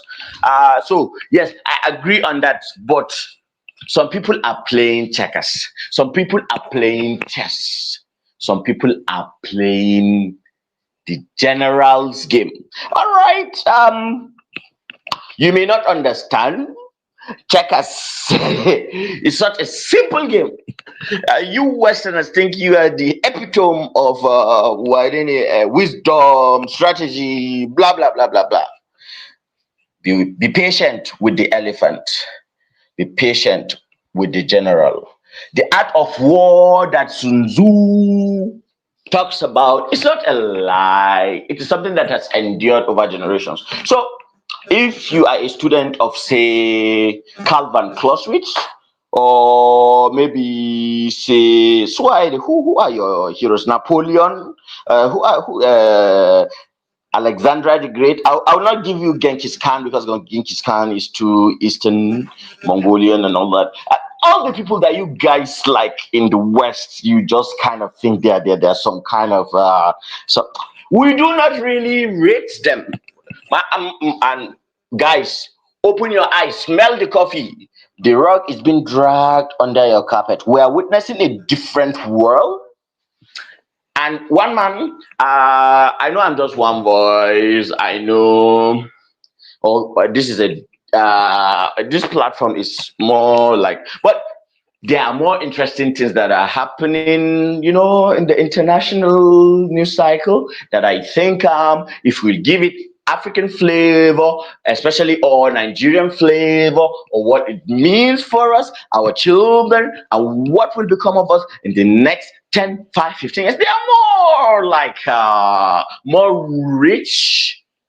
I mean, in consequences, and then Hassan, give us a flavor of what you mean. What is happening globally that you think permutates into our local politics? Okay, a lot of people think AI is ChatGPT, Gemini, DeepSeek, all these things, and all that. But that is not necessarily the case. And the economic model, this brutal cutthroat capitalism, look at it as like a geriatric, demented, cancerous, and then the person has Alzheimer's and left in an old people's home somewhere, being attended lonely with a nurse, confused, like at the end of the rope. And things are changing. I think we are the last generation probably that will have complete freedom, because very soon, maybe in the next 10, 15 years, we'll be controlled virtually, except if you go off the grid. And then I don't think the government will even take a chance. They will put cameras everywhere with facial recognition and all that, and then they will have access to everything. So if they want to nail you, they nail you. We're moving into a different kind of world. We have to prepare for it. We shouldn't be naive. Charlie Kirk was murdered. I think there is a war coming. Don't be naive and think that somehow prepare for the worst and wish for the best. Right now, I'm taking courses in. Are you talking about the activities of Israel, especially the latest in Qatar, and the response that we heard from the Saudi Crown Prince, telling the Arabs and the religion to respond? No, that guy is feckless. MBS is feckless. He's a lackey of the West, and it's not even it's not MBS. It's the Emir of Qatar, because Israel bombed Doha, a flagrant flag. Okay, so let me tell you this: the post World War II world order is done. No, it's not done. There's nothing Qatar. It is done, one man. There's nothing Qatar can do about the bombing now. What can they do? They can't do anything. Israel will flatten the country in half a day. I don't like the way you sound right now. Yeah, but is that not the coldness of the reality of it? They don't have a response now. They don't have they don't have muscles. Do they have muscles in Qatar? No, they are betrayed. Qatar is a strong ally of the United States, has United States bases, you know, and we know the RAF refueled because Israel uses F-35s, and F-35s have ranges that cannot take them from Israel to Doha without having aerial refueling. And we have looked and tracked at flight data, and we have discovered that two refuelings happen. One from a United States refueling plane, and another one from RAF. One man, these people that you think are the epitome of civility, these Teutonic Anglo-Saxons, they are at the end of the day, worst of the worst, hypocritical, vicious, violent, masking, and then virtue signaling as if there's some sort of. We are going to witness a shift. That is, if there is no thermonuclear war. And if there is a thermonuclear war, try and one man. Can you heal a broken bone with a wet mud? Can you grow your own food? You say this, Hassan. The responsible huff and puff, but it's never going to blow anything down.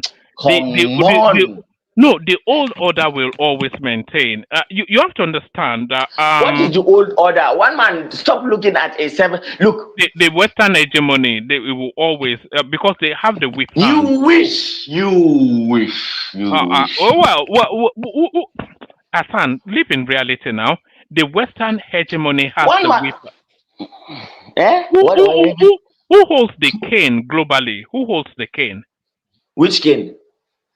The authority that overrides. Look at what the Israel look at. Okay, hold on. Look at what Israel has been doing for the last 2 years. Everybody is aghast. Everybody is outraged. Which other country on this planet can do that? That's the whip hand. Yes, I understand. One man, you sound to me like somebody who is well read, and it's not just about the reading of history.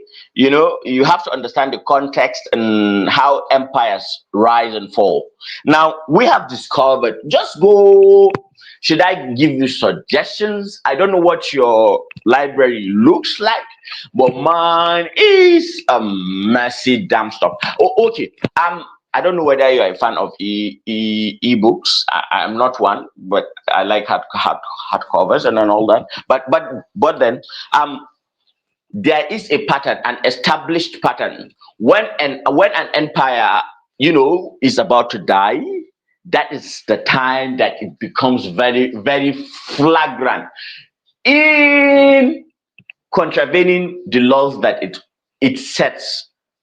Sovereignty, the post World War II, order that the Americans, sat at the top of because they had the highest military power and all that. It is crumbling under our eyes. America is dying. That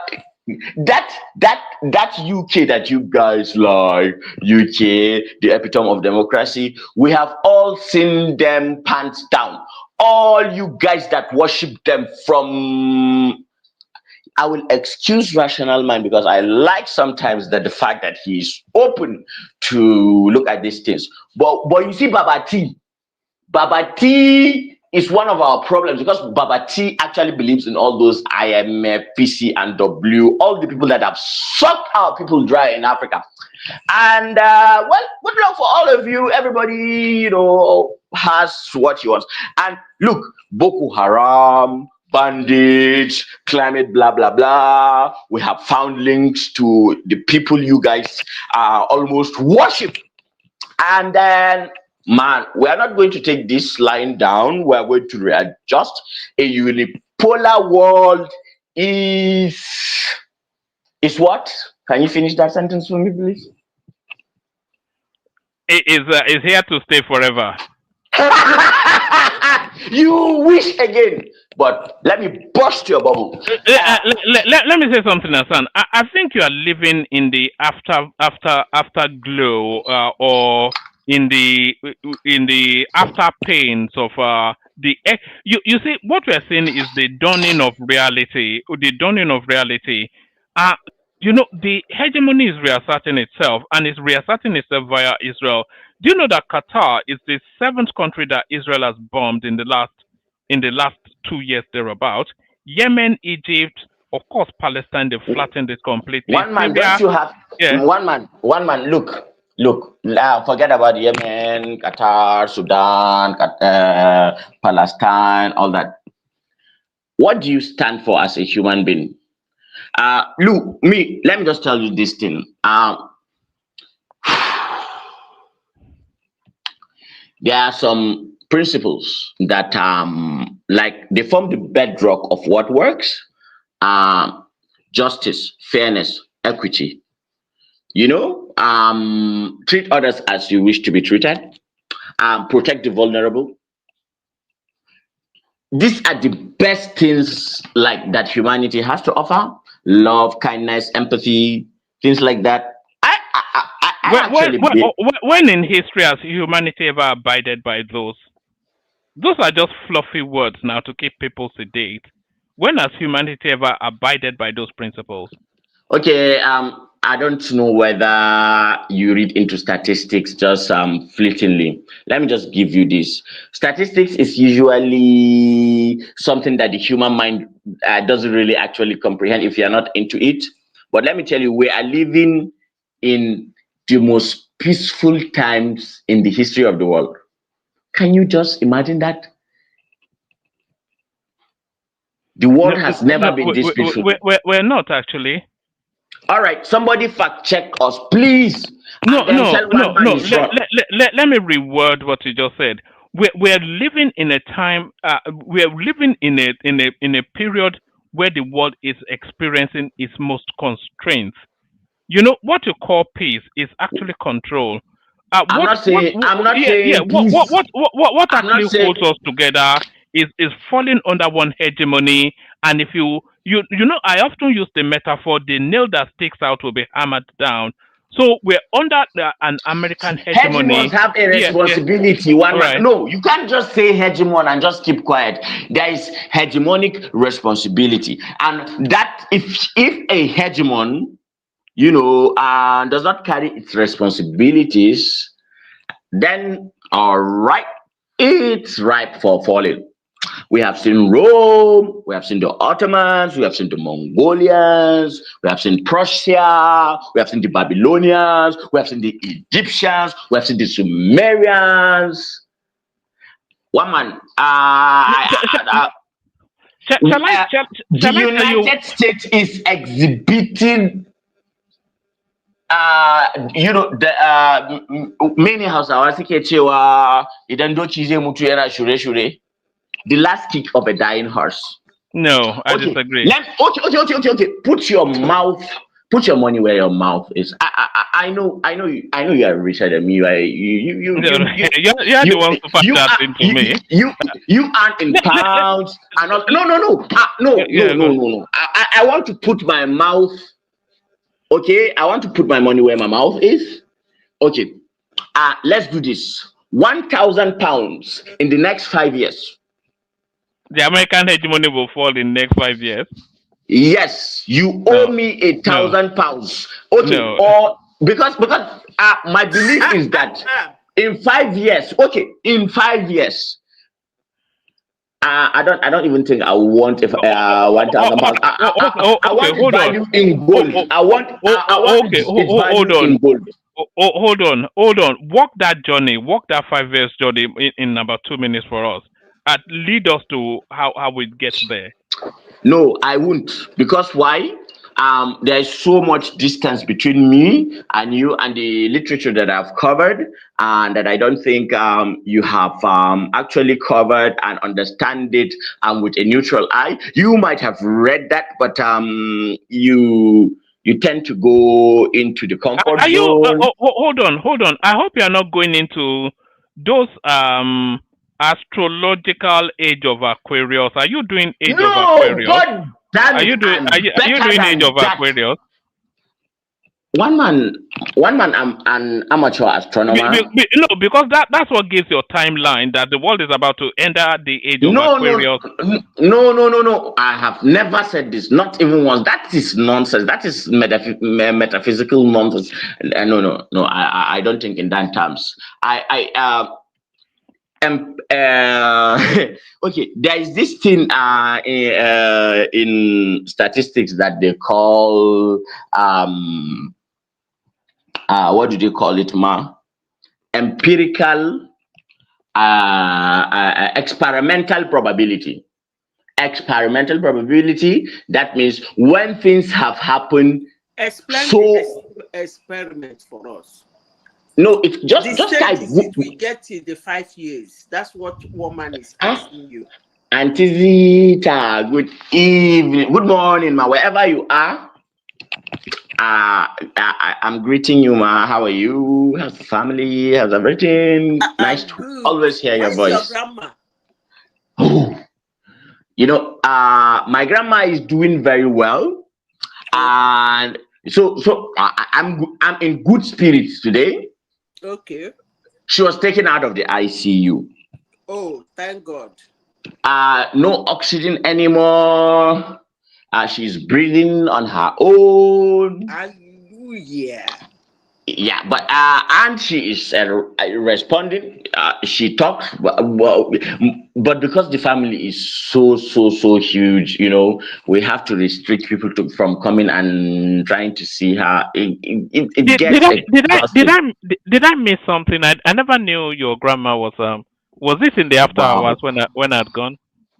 Yeah, one man. I was actually in Abuja. You know, I was doing some professional exams. A couple of months back. Yes. So I had to rush back to Maiduguri. My grandmom actually suffered a stroke. You know, I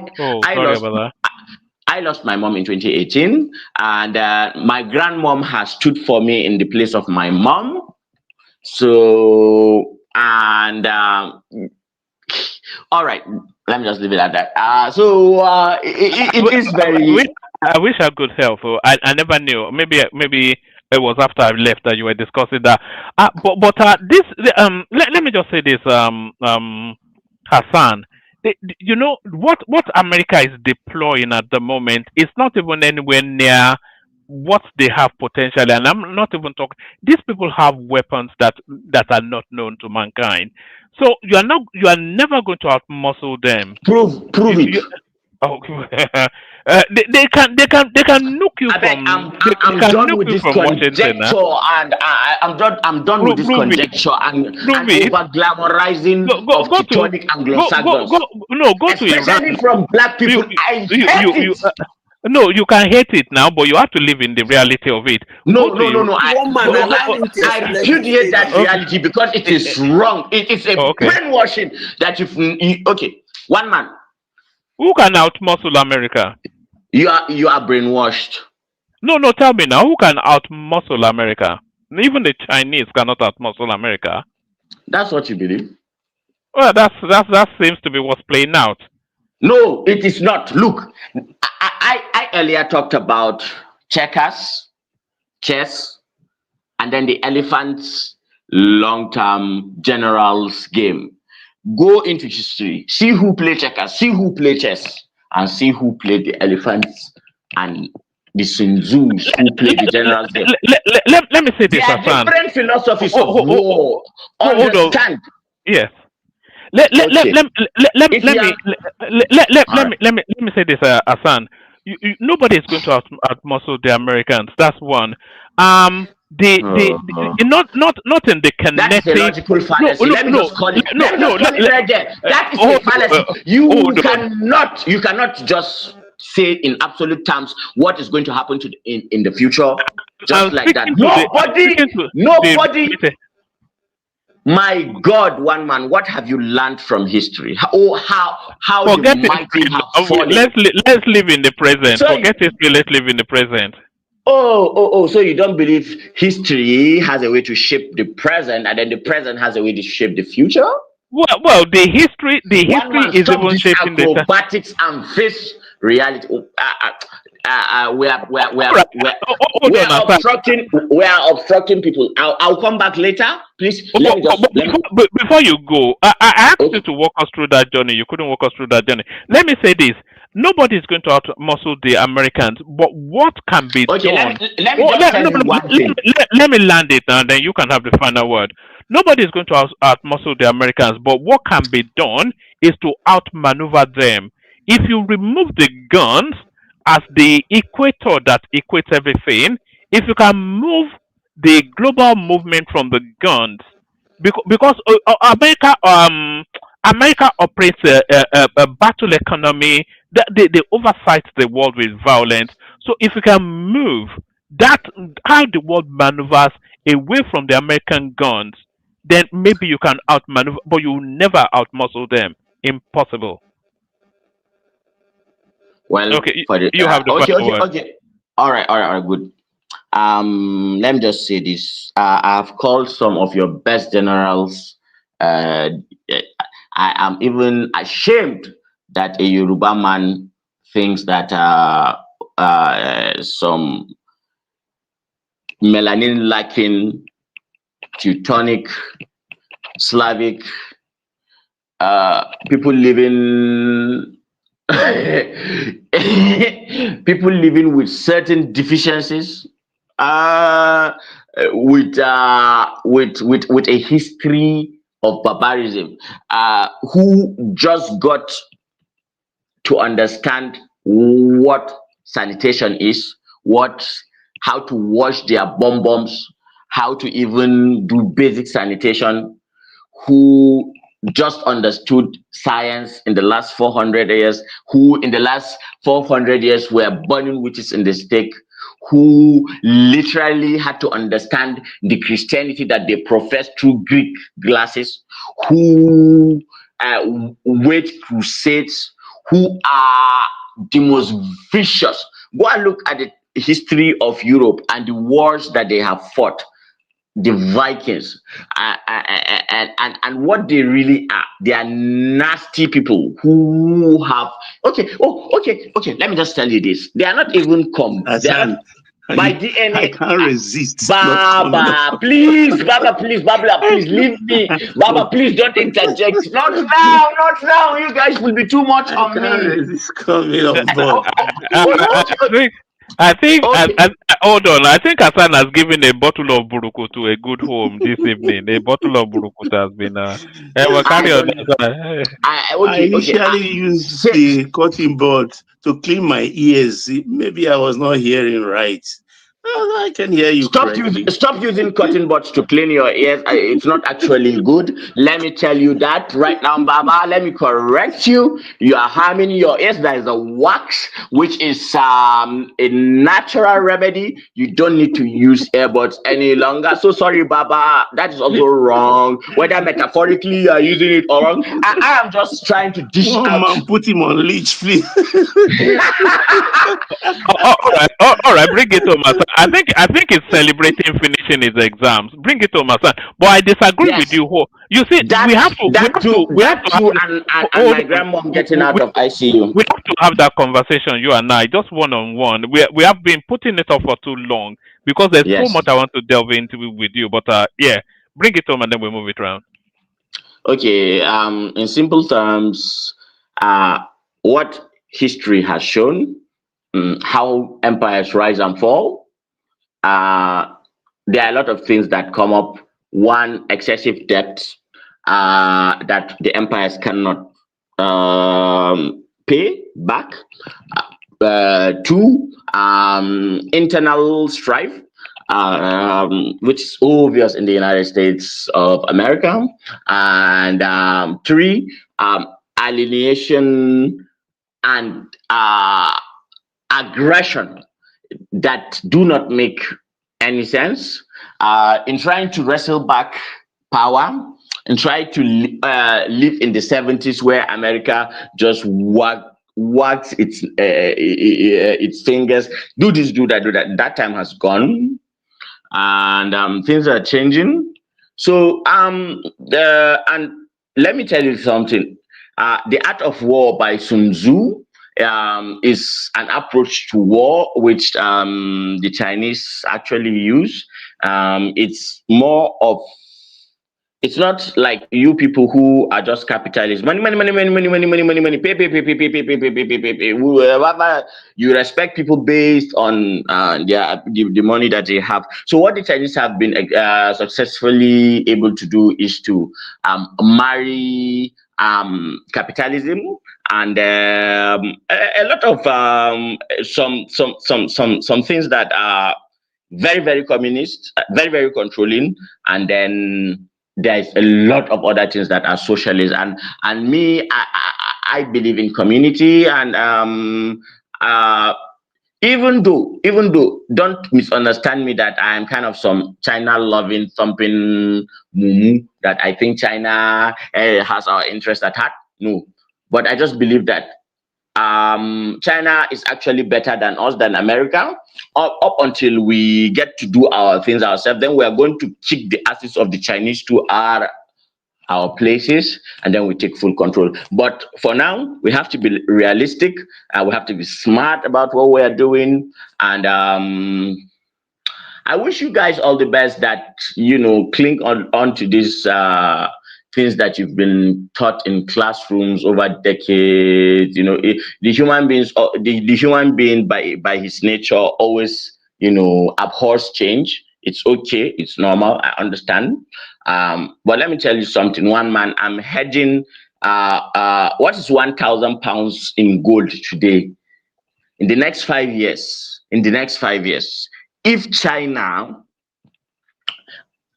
succeeds in creating a world that is no longer a hegemonic power, where there will be two power blocks, you can choose which one. I know we are going to go with BRICS and China anyway.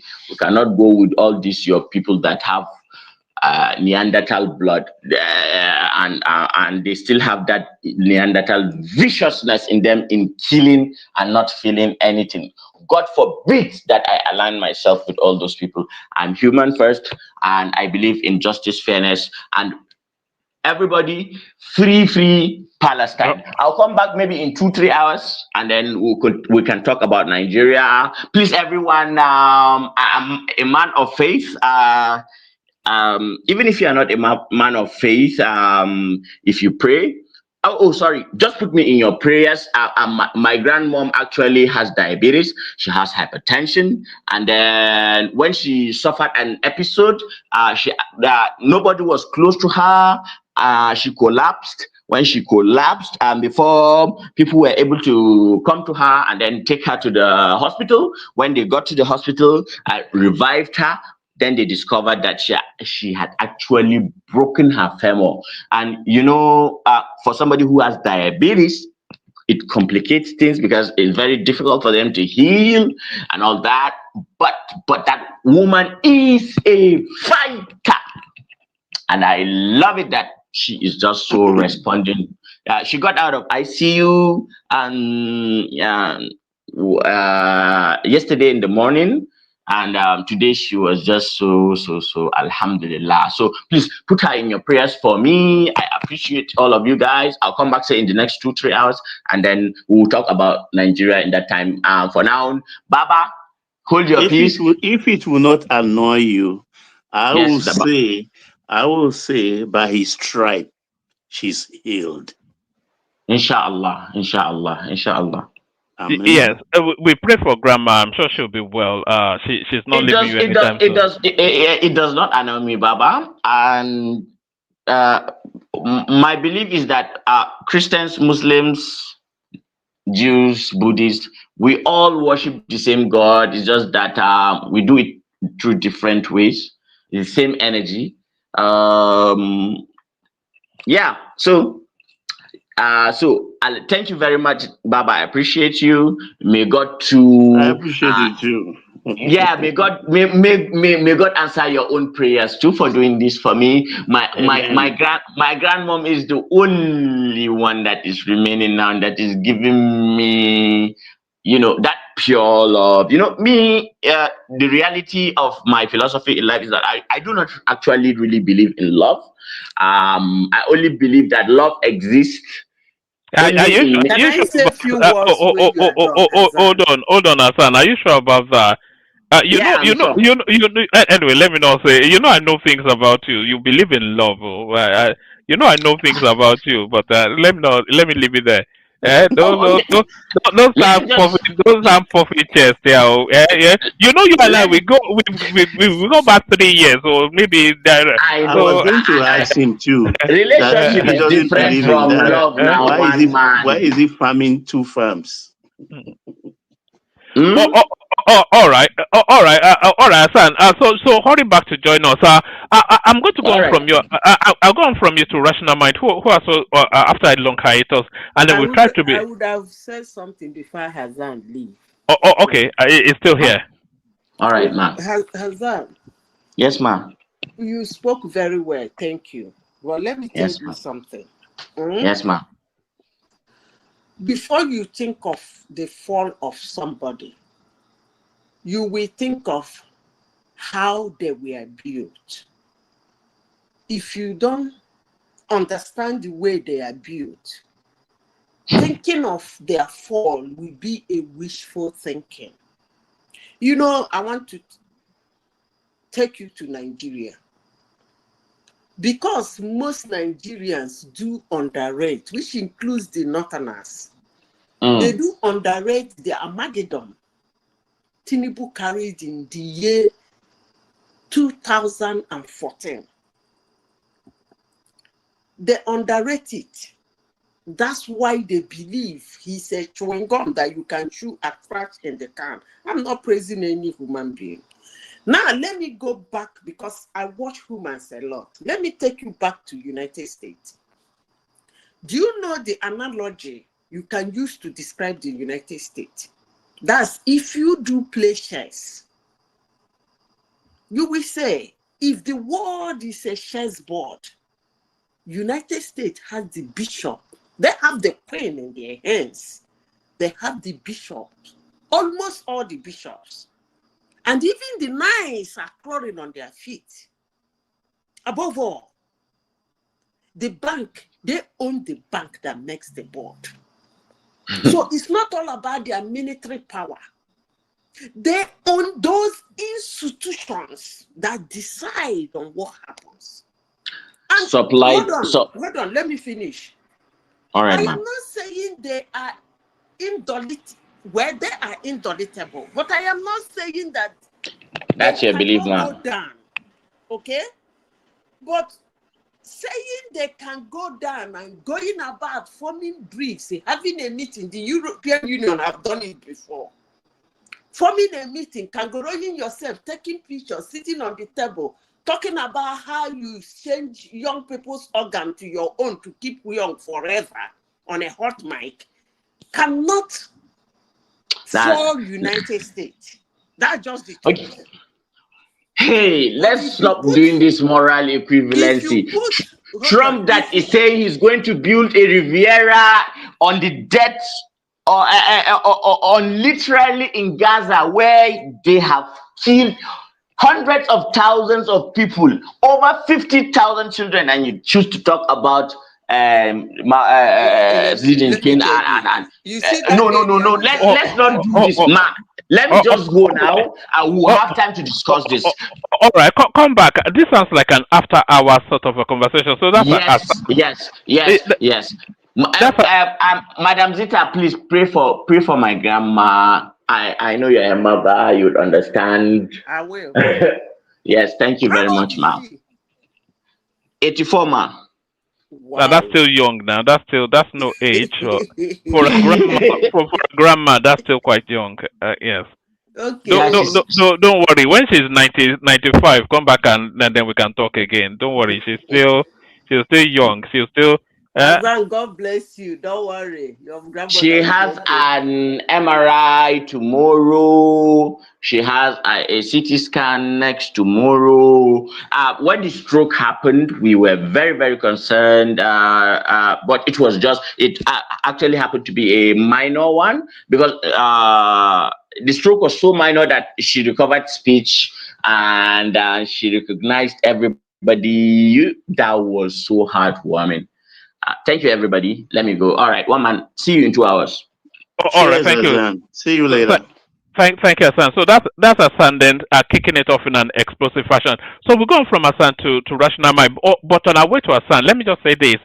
When Hassan was speaking and he was giving us all these timelines, I suspect that he was speaking about there's something they call the procession of the equinox. I'm sure a lot of you are aware of it. It's an hypothesis from astrology that that the world goes through phases of about 2000. Yeah. Go ahead. Sorry. Yes, that the world goes through phases of about 2000 years thereabout. We're meant to be in an age called the age of Pisces now, which is it sweeps through that Jesus Christ era all the way through to now. And what they are telling us is that we're about to enter an age called the age of the Aquarius. And that was why I said that to him. And when he's giving you that timeline of 5 years, people are saying we're already in the age of the Aquarius, or we are about to enter the age of Aquarius, and that might well be the timeline that the age of Aquarius is all about science, humanitarianism, philosophy, all those sorts of. So what I think he may well be talking about that paradigm shift, but that's just newfangled astrological jibba jabba. But you know, so there's that. But let's go on to Rational Mind, who's been away for a while. So Rational Mind, Ogweni, Alpha now. Balógun. Old man. Ọ̀gá pátápátá. Báwo ni? Ìdọ̀bálẹ̀ mo wà o. Ìdọ̀bálẹ̀ wo ni? O dọ̀bálẹ̀ tì. Ṣé dìde? Dìde báwo ni? Àdìdáríjì ẹ̀. Okay, how have you been? Well, my brother, it's been good. We thank God. Yeah, it's been quite a summer. We're already in well, depending on where you are, we're already in autumn. So we'll see how the year progresses. But it's looking like everywhere there's a fever everywhere. Here in America and everywhere in Middle East, like we hear when you were having that conversation with Hassan a while ago. I was driving actually. I felt if I have to be interjecting while I'm driving, it's the wind and everything. Because as I drive from city to city, I lose cell service. So anyway, so yeah, it's good to be here again. I think a lot has happened, isn't it? A lot always happens. Yeah, a lot has happened. So yeah. Anyways, I think I only saw some of those things you read. Why is it that you take this long to read your news and you do this side talk and everything? That's my only bit now. That's my own. That one is for myself now, and then the rest is for you guys. That's the only part that I get to speak. No, you still get to interject us and you still get to put your point of view across. Even like when you were talking to Hassan, you were also interjecting and putting your consequences. But well, I'm not telling you to tell you how to do your stuff, but I'm saying sometimes you need to cut down because a lot of us were just waiting. I had to even switch to some other channels to even watch some other videos as I was driving home. Yeah, you may want to like think about it. I'm not telling you what to do actually, but I'm just saying that some of us we get impatient. I mean, just to listen to you read so many and then do this side talk, and then it just gets too long. But anyways, yeah. So let's talk about the issues that it affects that country called Nigeria. Right? We're back, right? Isn't it? Woman, are you there? Yeah, it never changes now. Tinubu 2027. It's an act of God. Àṣẹ Ọlọ́run ti gùn. Àṣẹ Ọlọ́run ló gùn. Àṣẹ èṣù ni. And then it's okay. When we just talk, so I think lately, what was the name? Obi has been in the news, and if you boy El-Rufai, Chama, you will look for one thing, even though one story like this just come. I saw the thumbnail you sent to me, the links you sent to me a few hours ago, and then it was like Obi and this guy Niki just said something, and then you just blew it all out of proportion. You just like you guys are just looking for, or whoever is giving you those news, they just want you to talk about things that just. I mean, sometimes I just wonder like, what's going on? Look at what just happened here in the United States. This Charlie Hebdo, I belong for Charlie Kirk. Charlie Kirk. Look at what happened to the guy. It's so sad that the guy had to go the way it did.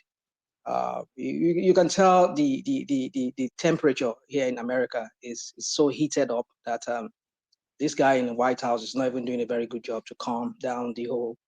Even look at his statement after even when the guy was shot.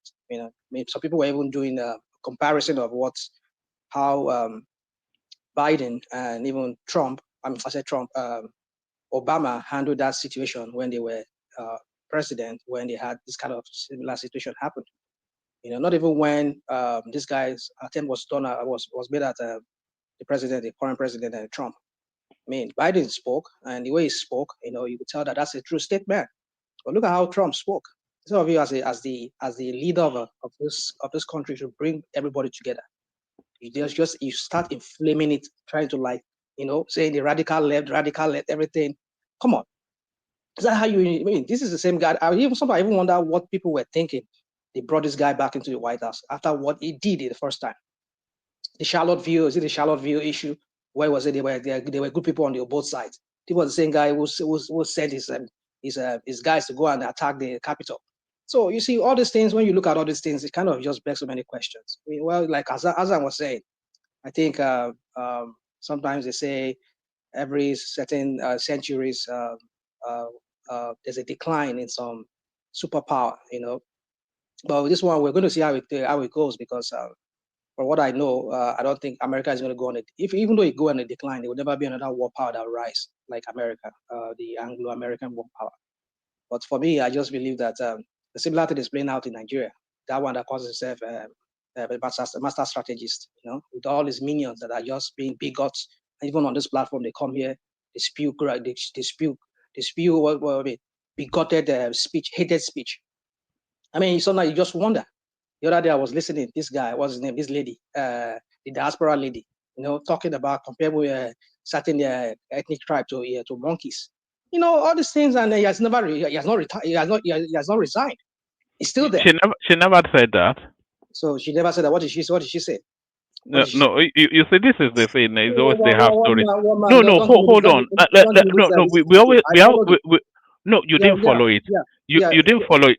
Okay, tell me what happened. You tell me what happened. You go on. You go and tell us. If you have any somebody tweeted calling people monkeys and gorillas, and then she responded with laughing emojis. So it wasn't her. It was the laughing emojis that associated that with it, not her. Yeah. Let Tinubu give you. That was what happened now. Hold on. Rashomai, you're a purveyor of fake news. Dude, let me talk. I'm back again. And if you don't know about a topic or a subject, don't make up things. Don't make up things. Don't give me that crap. You're a purveyor of fake news. It's okay. Can I talk? Listen and learn. Don't spread false information. There's nothing to listen.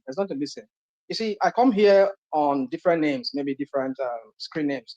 One of them is Beware of Spinners. I mean, Obama, you're becoming one of them already. Because sometimes look at how you spin the narrative now. Like, he did not tweet it directly. He was just putting a laughing emoji. A civil servant, you saw something like that, and you are putting a laughing emoji. What does that tell you? Look at how you just said it. You just. What was that English? But because I'm so tired, when I'm tired like this, I just grope for words. You just what was that English word? You just trivialize the whole thing, like, oh, did somebody tweet something and then he just retweet it and then he just put a laughing emoji. What the hell are you talking about, woman? You see, but you were giving her the attribution. It's not attributed. She didn't say the word. It's the same as she doing the same thing. It's as if, come on, dude, come on, woman. You see, that's why I mean, not because apart from anything. I mean, I was in Africa. I mean, after I left, I went, like I said, last time I was here, I sneaked into Nigeria, just so you know. So all this crap about if I'm loaded to come and meet you, especially you, man. I have videos for you. I will send those videos for you. I want you to play those videos. So all the shenanigans that people are telling you here, I went to go and confirm it myself, by myself. I just came back. I just came back a few days ago. So just so you know. So you people come here, you do all this. I mean, sometimes I just wonder what planet are these people from? But it's okay, one man. I will speak to the matters. But my point is that people like Tinubu, Yoruba people do not deserve that guy. I mean, how do I say it? Deserve, who deserve each other? I don't even know. But Yoruba people should not be having people like that in the position of leadership to lead Yoruba. Yoruba people are not, even though they might have their own kind of bigotry, but when it comes to certain areas, they know where they put the full stop to it. But this guy and all the people that work with him, you've seen the level of bigotry. And then he has never called them or even asked this lady, you have to resign. For that Tinubu is a bigot. Yeah, is that what? Is Tinubu a bigot? Oh my goodness. He's not a bigot. Oh, he's not a bigot. Is that what you're trying to tell me? He was the first and only. He was the first and only state governor to have non-indigents in his You see, people will tell you that Hitler never really killed anybody, but when the whole thing came crumbling, who carried the whole thing for head?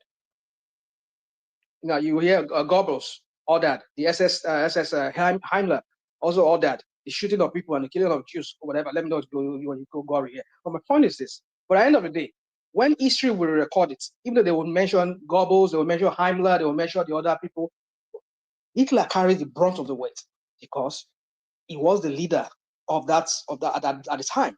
He could have reeled his people in, but he never did. Rather, he inflamed the whole thing with his whatever crap he always do. It's the same thing. Tinubu's silence is just like this one that is here, that is in America. Yeah, you know that it's okay. I just want to go into some things here. But my point is this, woman, is that leaders should act as leaders. If you are there to unify the people, you need to act. Hey, it's enough. It's enough. Oh, you have to leave that office because you don't represent what I represent, what I stand for. I'm a father of the like what the crap they used to call the president. Like I don't know what I say, father. I'm the leader of this country. That's what I will refer to him. I just want everybody to be united. But no, you never hear anything from this guy. Now when I come here, I say this guy is a narcissist. He has no. There's no what's it called? There's no bone, or there's no meat of a human. A human with sympathy, with empathy. This guy, he's just after power, but he has gotten it. But my point is this, woman. You see, this bigotry needs to stop. It's getting out of hand. So for me, that's why I had to take a break. Apart from I traveled, I came back and all those kind of. But the point is, I could even when I was in Africa, I could drive. Even probably, I think I listened to one of your sessions when I was over there. But then my point is just that it is insane. It is getting out of hand. And that is what we just experienced now that led to the assassination of somebody. Rather than a president to also like, okay, now, no, it's not right. And I look at what happened now. They were putting it on the radical left. The idiot was calling some people radical left, that there were people behind it. And it came to light that the guy who did it is a Republican. His parents, he was raised a Republican. What the hell is this? So my point is this, one man, you see, Tinubu, for me, well, right now he's the leader of that country, but he needs to do better. I was listening again. It wasn't on Rise. Or was I listening to that? He said, well, I know they've been saying that Nigeria is going to break up. Well, that's 2026, 2027. Because if Tinubu continue the way this at this rate that Nigeria is going, I don't know if we're going to have Nigeria. Because right now America is divided too. So I would concur with this guy that sometimes empires they crumble sometimes after some time when they reach the peak of their power, they crumble. So one man, for me, the ADC issue that you are bringing that is in front of me here, I know Tinubu is doing all his people, minions, they're all working 24 hours on the clock, just to make sure they frustrate any opposition that will stand against his re-election. I know the Kachiku, he has been going on different media houses, has been making noise and all of that. I saw the response of Bolaji that he gave to him. That you are irrelevant. Why you're acting like you're relevant? And even there was his name, this guy, the Ovation guy, Dele Momodu himself was saying that, well, listen, dude, you heard that your presidential candidate does not make you that you're going to be the leader of the party. After all, other people who were once leaders of the party, where are they today? They no longer leading the party. The party that Olusegun Obasanjo once led, PDP. Can he even go there and say he wants to talk to anybody, that anybody will listen to him today? People like this former governor of my state, Bode George, that was a big stalwart of that party. Look at how they treat him. People, small boys like Wike will be talking to him like as if he's a baby, like as if he's a boy, he's a boy. So the point is that you need to understand that power come and go. You will not live forever. I've said it many times here. You need to understand that. But what's going to be your legacy? You're going to be this. You'll be known that as a Yoruba president that came in there, and you started spewing all your people, your so-called Ronu idiots. They are now spewing hated bigotry on other ethnic tribe that doesn't probably go with your political ideology. Is that what it is? So for me, ADC, I know that party might not probably. This is just the beginning of their woes. The more is still yet to come. I know Tinubu will never give up. I know I heard you when you read that part where you said what's his name? This guy, the outgoing INEC chairman. I don't think he can. I don't think he can be in the office more than 2 times. He has already had 2 times now. The first time, and then Buhari extended his term, but then I think he has his hope now. I think with the rumors flying around that there's another Northerner, at least maybe another Northerner, maybe, or somebody from Kwara State or Kogi State is going to be the next. I think the name I heard was one. There's no reason why it shouldn't be Abdullah Ganduje. Well, we'll see. But then you see, the thing is this. You see, one man. You see, I think I'm gonna have to take a break. Like I said, you see, you just listen to what you just said now. When we come here, like the election that happened in Edo State, Wike's brother, who is an AP, let me not say card brand, I can't prove that, but who I know is there. It's an APC guy, an APC, at least APC inclined. We've said it here many times that a lot of the INEC commissioners, even the one that became you saw it now. I mean, this is an evidence for you to know. The current chairman of APC was once an INEC commissioner, or what they call them, commissioner. He was one of them. Now so one would say Tinubu has tack. What's it called? He has put virtually if I would say 90% of the commissioners in INEC, they are all APC people. So I wonder how this election is going to turn out.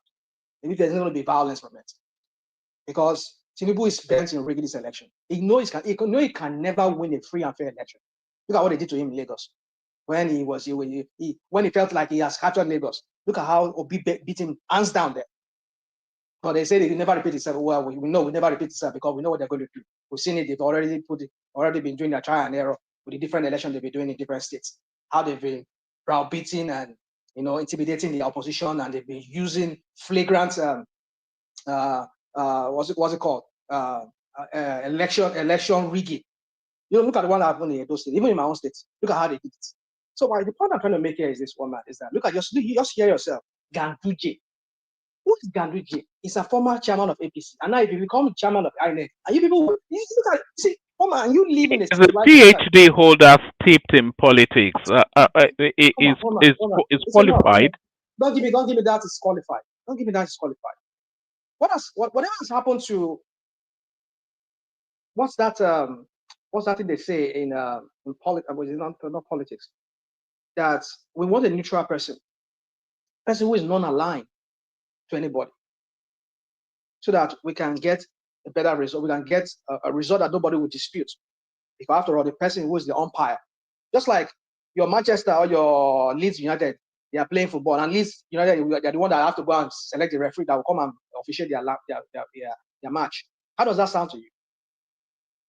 So rational mind.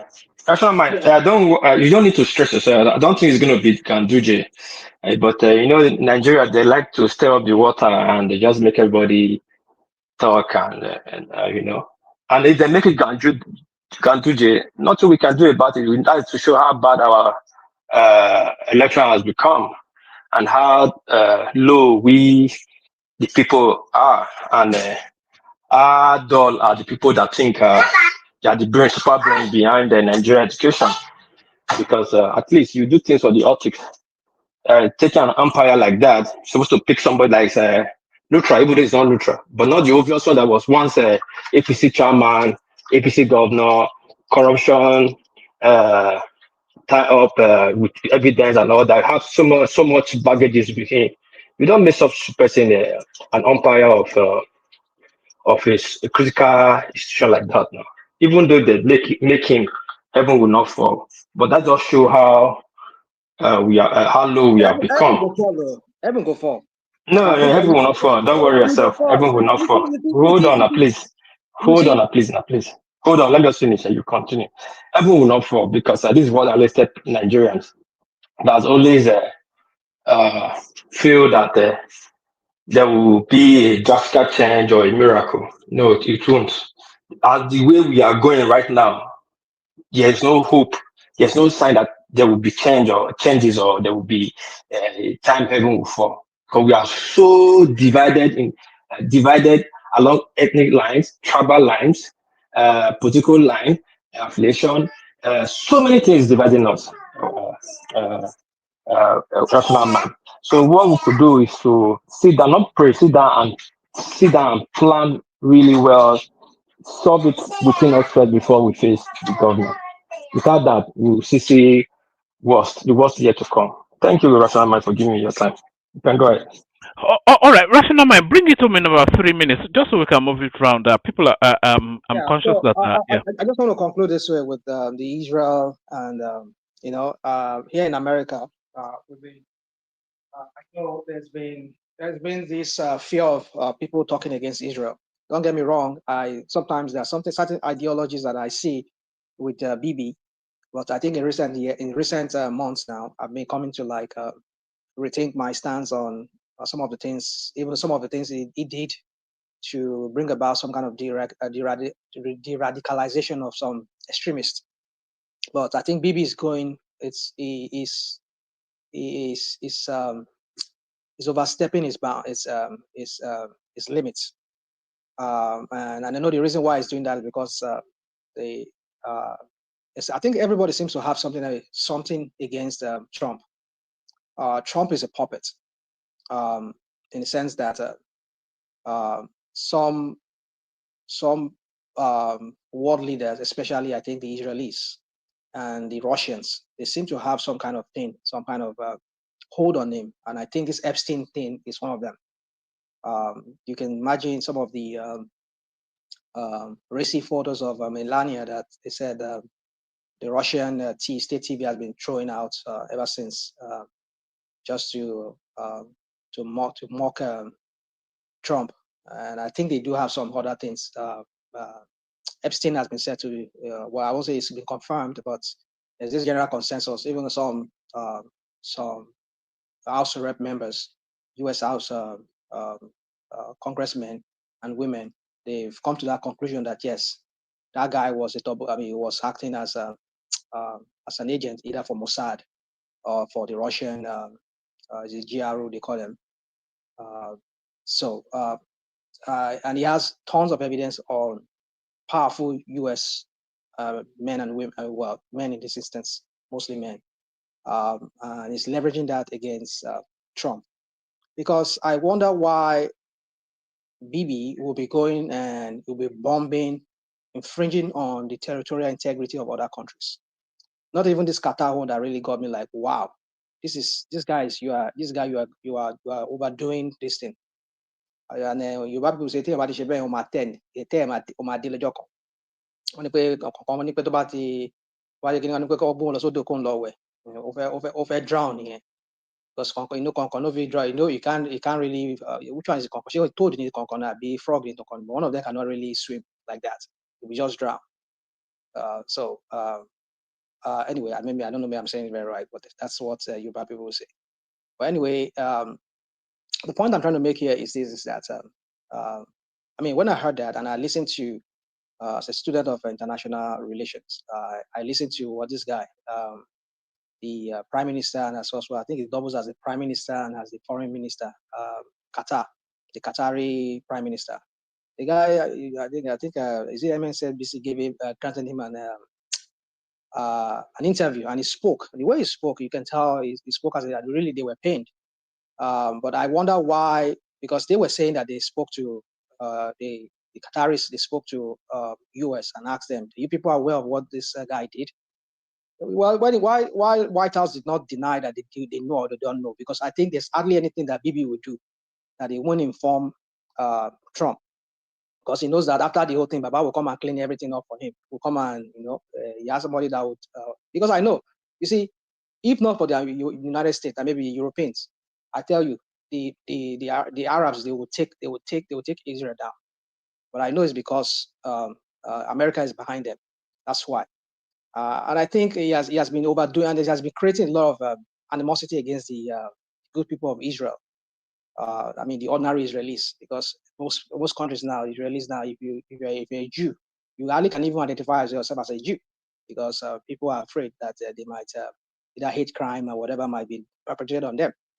So this is what we're talking about. Leaders need to sit down and not think about, because what we're hearing about that Gaza now, Gaza, it looks like they will have to, they want to turn that place into some kind of business area whereby they'll be doing business there. Because even Trump today, I think they promised Trump an allotment there, portion of it to build his Trump Towers or Riviera, they call it there, for himself. So it tells you that these people, they just don't care about humans, the human life. It's all for them. It's all about what can they get from it. And I think Bibi, the way Bibi is going, Benjamin Netanyahu is going, I think, I know these Mossads are very powerful, because I'll conclude this with one. I know everybody's wanting to talk. So for me, I think there's a lot of things I want to say, because even the U.S. Secret Service, I mean the U.S. Intelligence, both namely the FBI, the CIA, the Secret Service, virtually every law enforcement here in America, I think there's been infiltration of the Israelis into them. Because I wonder how Mossad is able to do so many things that even the U.S. CIA sometimes they don't even. There's so many reconnaissance that they did recently that you kind of wonder how could they have pulled it off. So for me, all right. Land it, and then maybe in the after hours we'll open. So for me, in conclusion, I think there's a lot to be spoken around that. I just feel Bibi needs to just sit down and take a chill pill and let this whole thing simmer a little bit, and find another new way to approach this matter in Gaza. I leave that moment. Thank you.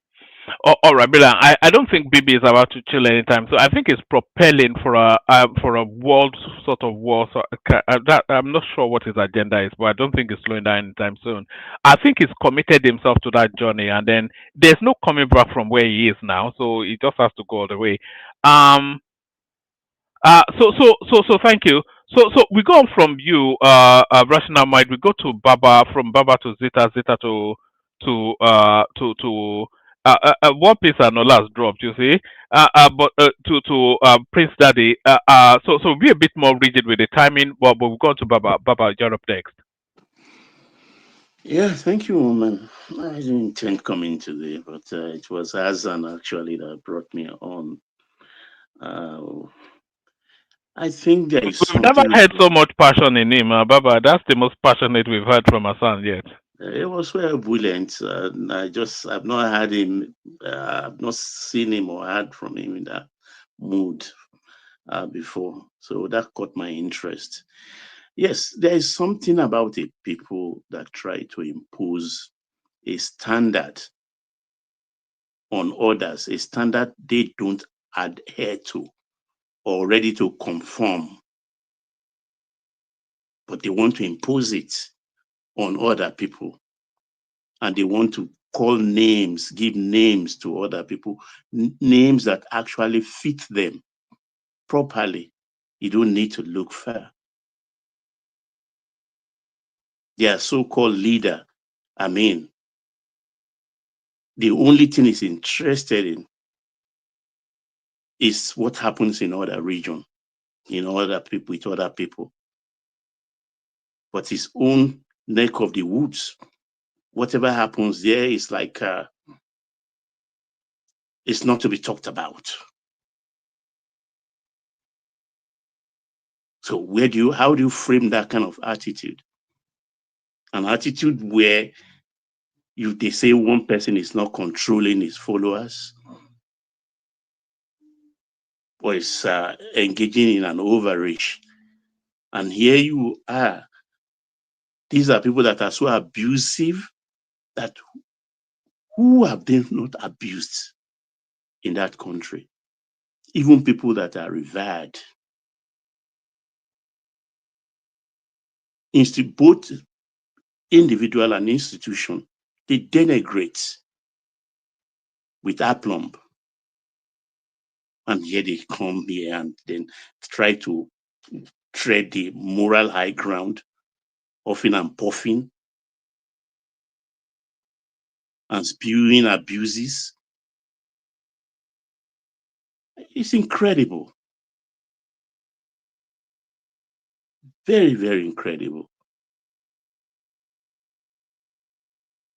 So coming to Bob D, actually what he said today, I think these people are just, I don't know what to make of them. I think I think it's just a defeatist attitude. The first bullet has not been fired in the battle for 2027. Yet they are just running around. I knew they will all come out after that INEC approval yesterday of their dubious leadership that the INEC approved. So I was not surprised when I saw Okonkwo, Bob D, and Abdullahi all over the places today, talking and looking very happy. But tomorrow now, if Kachiku succeeds with his lawsuits, they will come back again and start to castigate the judiciary. If it favors them, fine. It's normal. But if it doesn't, then something must be wrong with the system. You don't have monopoly of violent language, of violent tongue, of virulent attitude. Nigeria belongs to all of us. As far as that country still subsists, it's our country. But I find it so nauseating when you point one finger at somebody, the remaining 4 fingers are pointing at you. They should examine themselves. And I think it's what we call in street parlance in Nigeria, lazy man fights.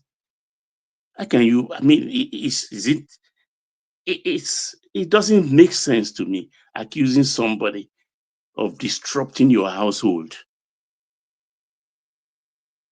Can't you fight?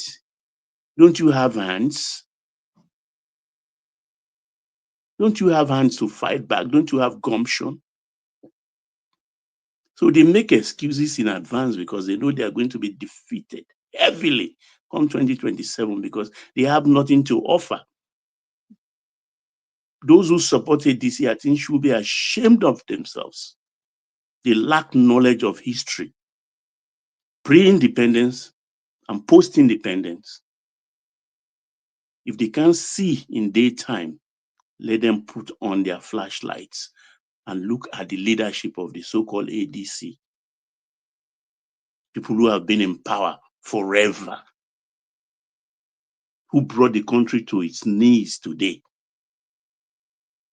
They are the people they are applauding. They are the people they are applauding. Who amongst them haven't been governor or minister in the military and civilian era 3 times over in ADC? Most of them are from PDP, they are from APC. What is the difference? What are they excited about?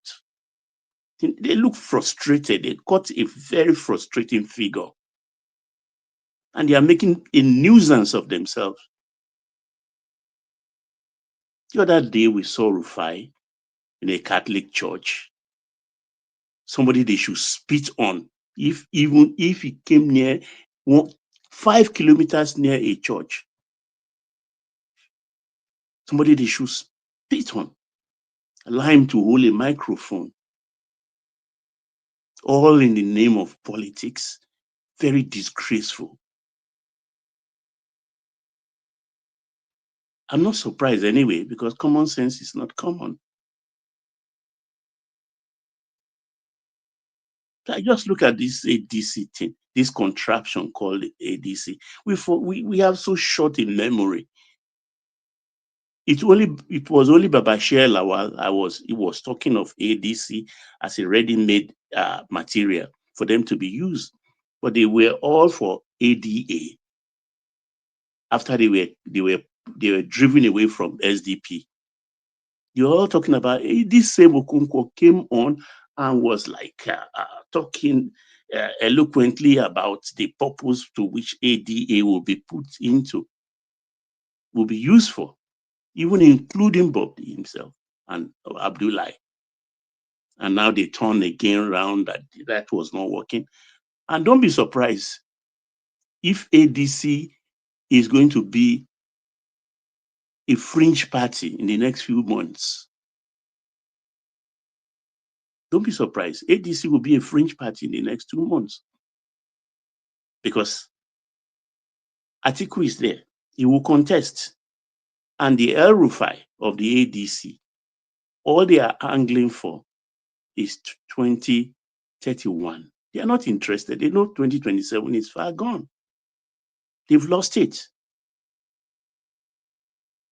So the northern politicians, the northern elements in all these fringe parties are only just angling for 2031. That's the politics they are playing. And we have a man here who thinks he's a beautiful bride, Obi. He even have no party. And you see, a few months ago, one man, when you said it, I said, what's wrong with one man? When you said it's possible Obi will not contest. But in the last few weeks, I've come to that realization too. Because if they are calling Jonathan to come to PDP, they are calling Obi to come to PDP, and you are with one leg in ADC, another leg in Labour Party, now the third leg. I don't know where women, we have third leg anyway. So another the third leg in PDP. Is that not what Okonkwo said at transgendic? The way you call it, is that not transgendic movement? I laughed when I saw him for the photo ops yesterday with former President Jonathan, and I said, okay, what's he doing there? So one thing tells me, oh, he's looking for a perfect excuse, actually, not to run in 2027. Who was in the photo op with Jonathan, Obi? Yeah, Obi yesterday. If you said Jonathan, I think he's panicking, Baba. I think the penny drops that is only relevant in the next cycle of elections is going to be Atiku's vice, and I think that's probably what we will see. We won't see him as a, but because there was a couple of days ago, Aisha Yesufo on our platform was saying that that she was shocked to see Obi fraternizing with El-Rufai, but this might well be some of the things that people have to do to get. So they are trying to sensitize their space to that landing of. He's not going to be the candidate for ADC now, and I can play you a clip of Arabambi who tells us that they want him out of that party. So who is he going to run with? He's not going to go back to LP. No. Now he has no. He's a homeless politician now. And Atiku lies down waiting because he wants his boys El-Rufai, Babashir Lawal, and all the rest to prop up Obi for him, to run with him as a VP. And I want that ticket because that ticket is robust enough to challenge Ashiwaju, whilst Jonathan is thinking of using Kwankwaso as his vice president. Jonathan is talking to Kwankwaso also, which is a good ticket too. So they should bring it on. Let the terrain be very rich with all of these people, and let us choose amongst them. After all, we made our choice in 2023. We will make another choice in 2027. No doubt about that. Because the way they are going, Atiku is going to run it. He's using his boys. All these people following Obi up and down and hailing him, and himself looking like a beautiful bride. They are just trying to soften him. The mistake, like I said the other time, the mistake Obi did, if he has the ability to organize 2 years ago, as soon as we finished everything about litigation about the 2023 election, they should have formed their own party, obedient party or whatever they want to call it. And that would have been a formidable front. Were you surprised that nothing like that was in the pre-approved list that just came out of INEC? 14, all of them just nonsense. I don't think they even made an attempt to register they should have. movement. They should have.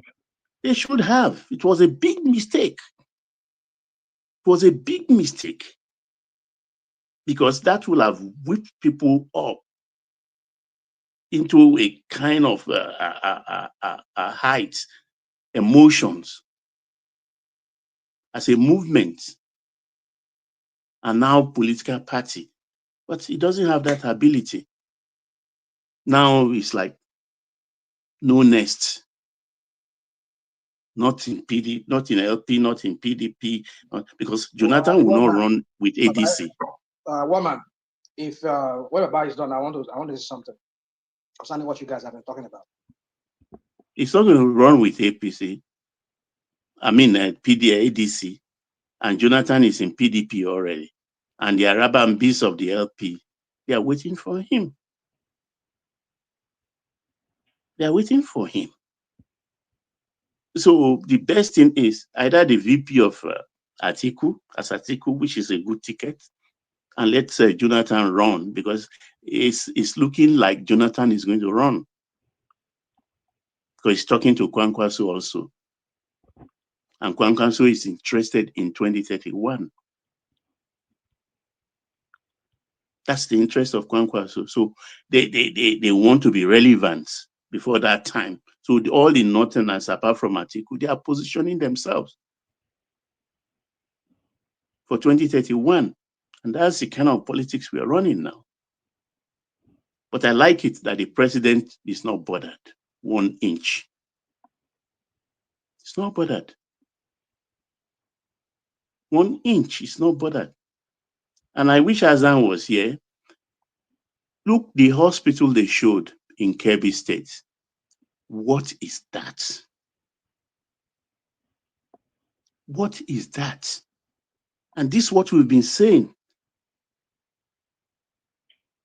about our attitude. Because of the hatred for one man in the center, they forget that the principal focus should be on our state governors, and by extension, the heads of our local governments. Because a governor that receives FAC every month and all other kinds of funds flow into a state, they have hospital bed without mattresses. Even in the worst place on earth, we can't find that kind of hospital there. And the other one flooded with sewer. What do you go to hospital to do? To get healed, to get cured, and you have sewer water. I looking at that, I get very angry. Very, very angry. If that were to be my state governor, I will be writing long letters. 3 more minutes, Baba. Making the right noises. And people of that state tomorrow, they will get up. They'll say, oh, Tinubu is the problem of the North. He is the one causing kwashoko in the North. What we saw in Kebbi State, is it not enough? And that's one out of so many. I read the other day, Zamfara governor is not paying the minimum wage, but yet all Jumat mosque in the states and the muazzins of all the Jumat mosques were put on salary between 300 and 500,000 every month. Can you believe that? You are not investing in schools. You are not investing in health sectors. You are not investing in security matters in your state. But you are investing in matters of religion. It's like paying pastors and preacher men in some states in the South. That is crazy. And I start to wonder that these governors are getting away with murder. And here we are, we can focus on only one man. And all we do every day, Tinubu, Tinubu, Tinubu, Tinubu. Apology to the Emir of Katsina. Tinubu, Tinubu, Tinubu, Tinubu, Tinubu, Tinubu. I yield one man. Take it away, please. Thank you. All right, brilliant. That was the excellence house. Baba, you could listen forever to Baba. I certainly, Well, go on, just make that. No, I certainly could, and I'm sure you can as well. So have that window, and then we're going to Zeta. We got Prince as well waiting.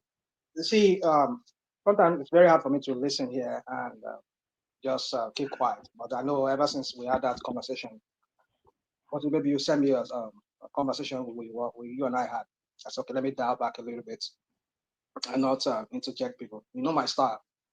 I can't stay here when people make certain remarks or statements, and it just doesn't sit well with me because it's just it abuses one's senses. That in one breath, Baba can say something here, and another breath, I wonder what the deal is. I mean, what is he?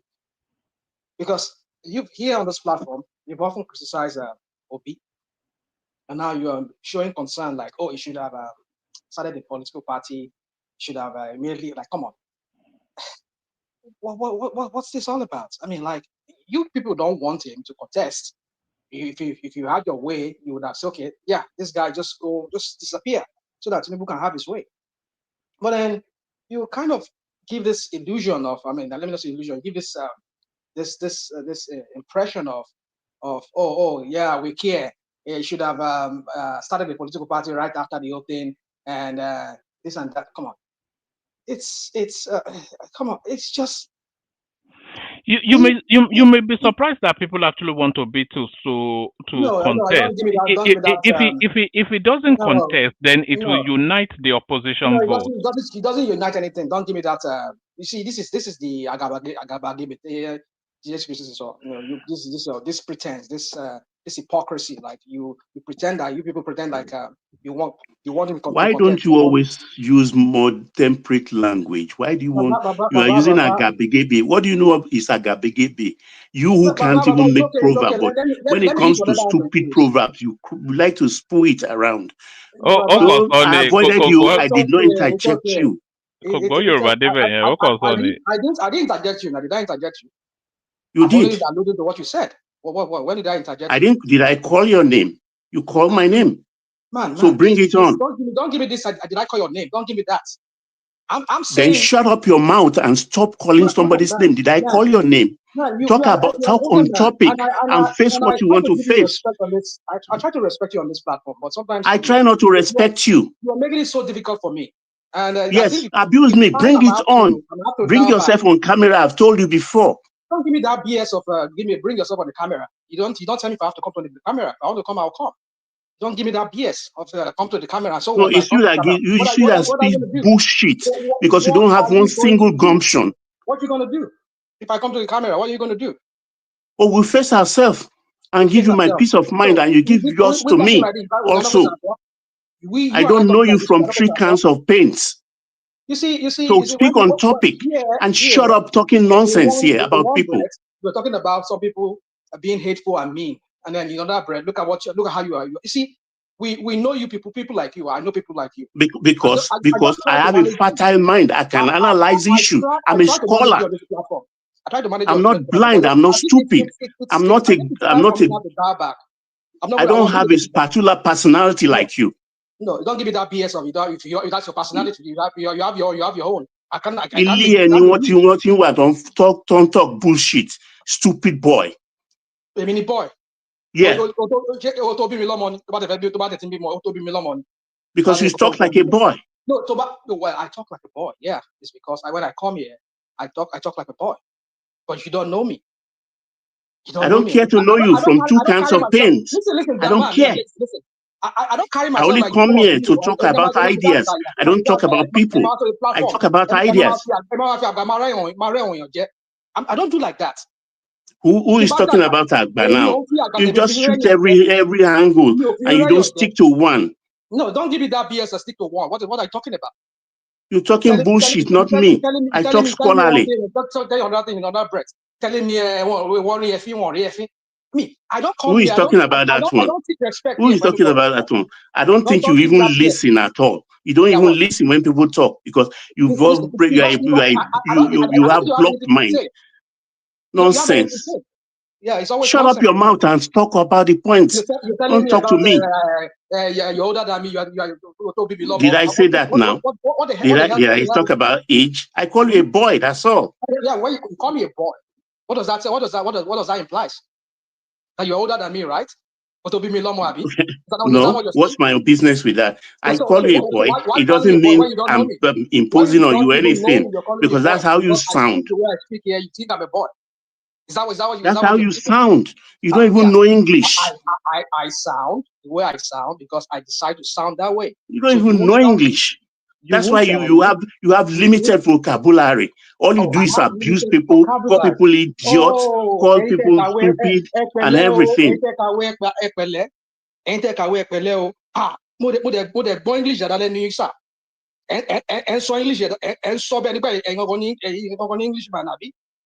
Look at this man. Just imagine this man telling me I'm limited in vocabulary. Of course, if you are not, you won't be calling because there are other words you can use that will not call somebody stupid, idiot, nonsense. I mean, what kind of language is that? If I go down too low than your Baba, please, sir, it's okay. The rational mind is okay now. No, don't give me that it's okay. Don't give me that it's okay. This man has been doing this a lot here. And I try to respect it. But you don't need to be insulting the elderly man now. Please. You insulted me. I didn't interject you. And I came on and I spoke on topic. And I tried to debunk all the nonsense you've been saying. And then you want to come back and point your fingers at my face. I'm not going to accept that from you. What finger are they pointing to your face? What finger are they pointing to your face? Because you called my name. Yeah, I called your name and I called you with respect when I said it. If it is about debate, when you have to debate, except I don't know the schools you went to, when you want to debate, you use language. People like you want it's just a matter of time. You review yourself. Review myself. Boom me. What's my business? Family. Boom me, my boy. It's as simple as that. I'm a street. I am also savvy. One man, can't you play with them? This is elderly people now. It's okay, please. You guys are not baby now. No, rational man, you can bring your temper that job, please. No. People are listening now. We are in the background, they are listening. Yeah. You see, the thing is this: they've been wanting to silence my voice on one man's platform, and I know them very well. That's why, like I said, who's been silencing you? What's my business with you? I don't know you from 2 cans of paint. So I don't care about you. So why should I care about you? I come here and dispense what I know. And it's we should take robustly, and I anything here, debate pass on people. that. This is just people's opinion. We should take anything here, pass on that. I don't know. I'm not politician now. Why are we taking You everything take it personal. I don't talk about people here. I talk about issues. Because I have fertile mind. And I don't abuse people because I have very good vocabulary. Two wrongs never makes right. It's okay. Now one person should calm down. Telling me to go and learn English. I have limited vocabulary. It's okay. Rational mind now. Two wrongs never. One, we don't win any argument here. No, to calm down for one. I try to work with this man here on this platform, but you see against this man, am I working here? Or I come to debate people, I speak on topic. What should I work with you? It's so triggered. But everybody come here to have his own opinion. Now we don't need to win anything here. None of us is politician here.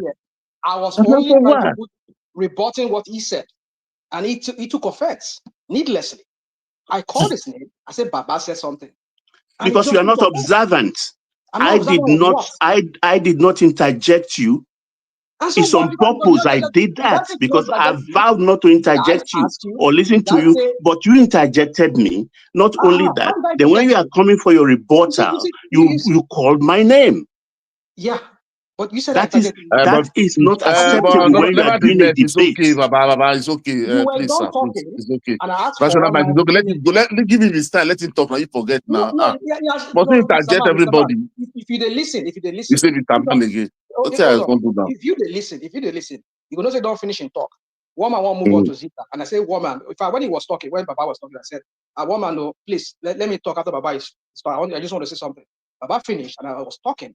Because I know if I interject him when he was talking, he's not going to allow me or maybe something will come up. That was why I left. I kept quiet. So when he was done talking, woman wants to move on. I said, okay, let me talk. And that was when he came and he said, I'm interjecting him. When did I interject you? Oh, you did. You don't even have presence of mind. You know, say rational mind. You already carry double barrel. They come here every day. Come bullet everybody. Maybe that's. You know me very well. I mean, I need maybe that's how I don't want to talk for him. He doesn't have presence of mind. He interjected me. It's okay, Baba. It's okay. It's okay. Yeah, thank you. The point I'm trying to make here is this: is that we need to get our wherever we stand. Let us make it so clear. Because in one breath, when we're talking about, B should be this, that's what I was saying. That's all I was saying here. But rational, if you are to play in opposition, you stand by your position. Let other people, when they are supporting anybody, leave them now. But say this platform is not the kind of platform whereby you can just come here and just if not means I say nobody interjects me. You could like say I'm the best person for here to talk, but no. But you have to interject people's view. That's why not they carry double barrel, they come again, they carry pistol if they come back. You not say me, I know they give out to everybody. But if I could give out to you in a more civil way and a more respectful way. But these are bad people there. They don't get peace with me. Baba included. They don't get peace with me. You say what? So you are included among the Agbado people that doesn't have peace with me. Because if you hear my voice, doesn't have what? You don't have peace with me. You're not in peace with me. You're not at peace with me. I can't hear you. I said you're not at peace with me. That's what I said. Why should I be at peace with you? Okay, there you go. There you go. Why should I be at peace with you? We are on opposite sides. We are on opposite sides of the divide. Why should I be at peace with you? There you go. Tinubu hates just the collect money. They enjoy the sleep. Just imagine, my brother. Just imagine. I tire.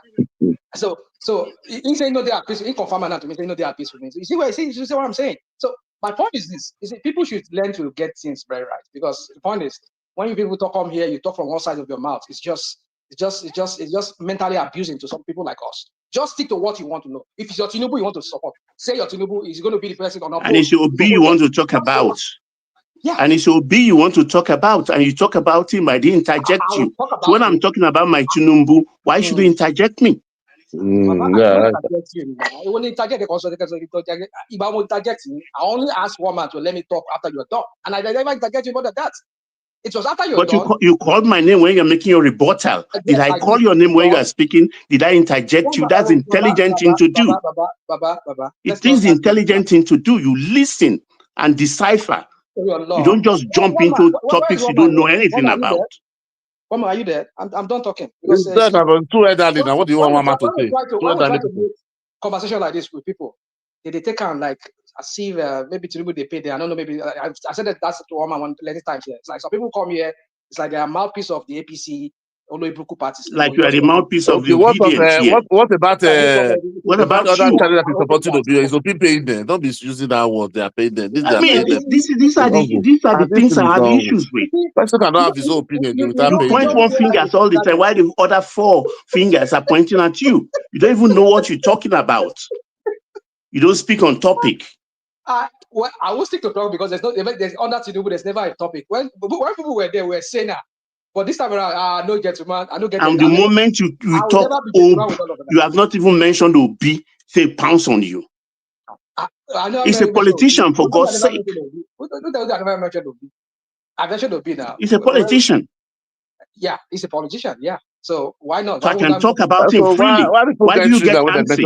I don't know why. Exactly. Why do you get antsy? Angry, Baba. I'm not angry. I'm not saying angry. Antsy. Antsy. Okay. Whatever you say. Antsy, whatever, angry, whatever you want to. We're not the English. We're not going to speak big grammar. Yeah. I don't know that one. But we're not going to find dictionary this night. I am saying to you that Obi, import and export, warehouse economist.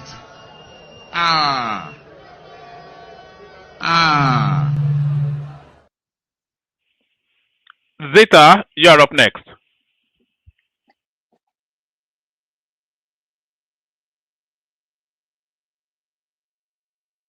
Cut the next. Zeta, we don't answer now. Cut the next now.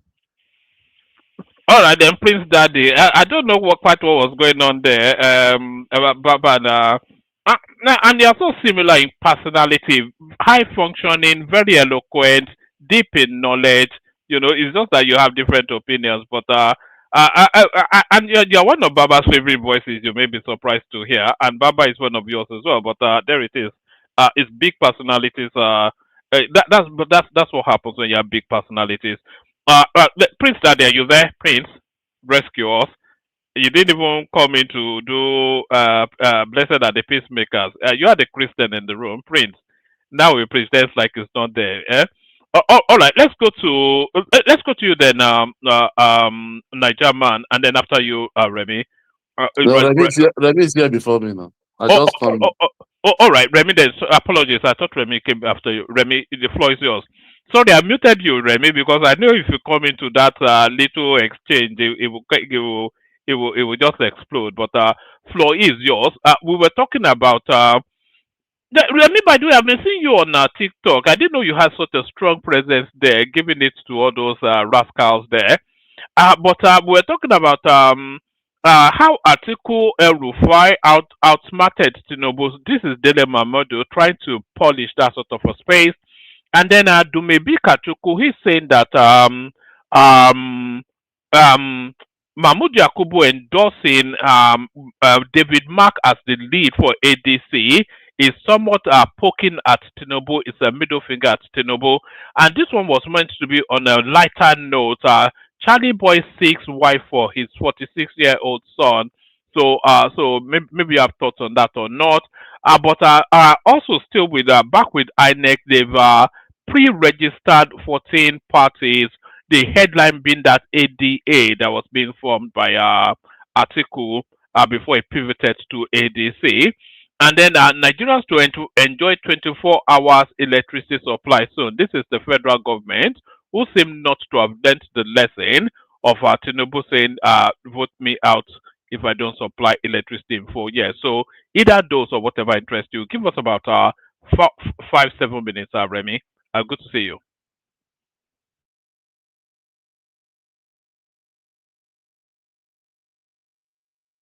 What did happen now? It's unmuted, but we can't hear your voice. Remy? Okay, go out and come back in. Well, the floor is yours then. Prince Daddy and Zita, Zita, they've decided to take a nap, which is a bit suspicious that they'll be taking a nap both at the same time. So I wonder what's going on there. So floor is yours. Good evening, everyone. Good morning. Good morning to you. It's morning for us now. Good morning, yeah, the UK ahead. Yeah, good morning, yeah, but I don't know the hour on the other side. Good morning or evening. What Nigeria to enjoy 24 No, I've said this. I said they should go and put Nigeria in Netflix so that we'll just be watching and be having fun there. How Nigeria to have to 24 hours like since how many days now the grid have collapsed. About 14 states no lights. And they are giving us this one today that there is 24 hours light. Why this Adela always lie? This man, Minister of Power, he lied too much. He wants celebrate. I think he just built a new house now, Nabi, with our money. That is good. Well, Nigeria enjoy 24 hours later. I don't know where that one is coming. Did you see that house is bigger than you built it in the fashion of the White House? It should be probed for that actually. Don't you see what they call the house? Those it should be probed the for hype that man. house. They were calling the house. They said this is a real government house. They were calling it the government house now. That was the name they are calling it. They said the man 2 years old. See the house he built. Hi man. And he's telling us now what to give us 24 hours. Like they are just using our money. Everybody just doing what they like. I don't know why Tinubu is just looking at all these people. And the FCC will be looking at them. The ICPC will be looking at them. And before they leave office now, they will run away of the country. Eh? I don't know what they will just give them this time. These people doesn't have immunity. They are not governor, they are not deputy, they are not vice president. And they will just leave them go. Even perhaps all of them, they don't be looking and they'll be looking at them. The FCC come the other day, say that most of the house in Nigeria is the estate belong to civil servants. Why are you telling us those things? That is what irritates me about these people. You are there to do your job, bring them out, fish them out, collect our money and collect our property back. Don't come and be telling us people are looting. Why did they create the agency then? I don't understand what is going on in that country. When are we going to do something? Just do it right. Because, okay, look at this. Sorry to deviate a little bit. Look at this Asaro, this terrorist leader they called the other day. And it's not to 2 months. I think they sentenced them to 15 years yesterday. 3 days, day for yesterday. They sentenced the guy to 15 years. That Boko Haram leader they take to court. It's not to 2 months now. But they keep him now, the Kano there for more than 5 years. For nothing. Look at what happened in Finland. I don't understand. Nigeria, just do something right one day. And let's see. This one is coming telling us 24 hours like. Sorry, Najama. Do you not think part of the blame of Nnamdi Kanu being there for is going on 5 years now? Do you not think part of the blame is his? He's always disrupting the court, stopping the process. He will say, "I don't want this judge," and then it will go like a year, like He himself is causing a lot of the delays. He himself doesn't want them to prosecute him because of the charges against him, the treason, which is capital punishment. Okay. But if the federal government from beginning, they have evidence against him, before he not be doing all these counter charges, all those, they could have proved him on something. Because they used almost 2 years to do the way they repatriated from Kenya to Nigeria. That is what those Okeme did. They tie that one to Supreme Court. All those times. If you have evidence, okay, look at the way they do this terrorist guy. They brother, they have evidence. They take them to court direct, less than 2 months. Huh? They sentence them to 50. Sentence the leader, the Boko Haram leader, to 15 years imprisonment 2 days ago. Almost like the November, they caught in November. Look at by now everything is over. That is the way country work. Nigeria, nothing will work. They just okay. July next year, now June next year, 21. Only cannot be 5 years there. We can't do tired, nothing. Sometimes when people are crying, saying something, well, you have to be happy on them the way they say, because you just look like the justice is just one side. Just love one side for some people. For some people, they don't need justice. I don't just know, honestly. Sometimes I just feel you know the conviction of Simon Ekpa, it really exposed the Nigerian system. Especially they caught him and they prepared, caught him, charged him, put him to court, jailed him, all within 18 months. Yeah, even when they caught Simon Ekpa, before they caught, they arrested him before during 2023 election. So from there they start the investigation. If you know that when they arrested him again by November last year, if you go and read that, they said they have been following since 2021. You understand? There was piling all the evidence. Even the investigation from Finland came to Southeast. I don't know if you watched that video. They came and do their investigation. Then they came down there, foreign from this thing, from Finland. They come to Southeast, do their investigation, see everything with one Nigeria. They find this guy guilty. They take it to court. Okay, somebody here just take that one, put there. Nothing happen. You don't understand Nigeria. What is happening? Even people are telling, okay, let's see, they will say, okay, some Eastern politicians, some Eastern leader against them, against the candidate not to be released, they are the one. Okay, why can't the law do the right thing? Even they are telling them, why can't the judge or the law or them do the right thing? Do the right thing first and let people see. And all this speculation is not good. But Nigerian, I was saying in I think some previous session that the conviction of Simon Ekpa, it makes it now almost impossible for them to release Nnamdi Kanu, because the charges against Nnamdi Kanu, they are weightier, they are longer, there's more evidence, and he even started the whole. So they can't now release him. Haven't had Simon Ekpa convicted in Finland, because the two just wouldn't weigh together. They can't know. They are not going to release him. Hold on. Let me ask one more question.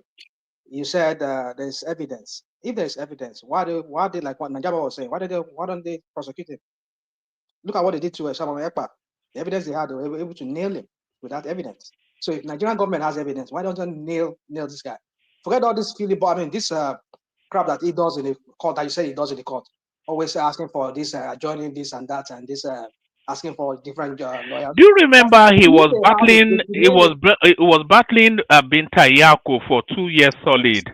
You see, the Nigerian government. And when they brought another judge, he said no. That is because there is no evidence. That is why those things have time to be happening in court.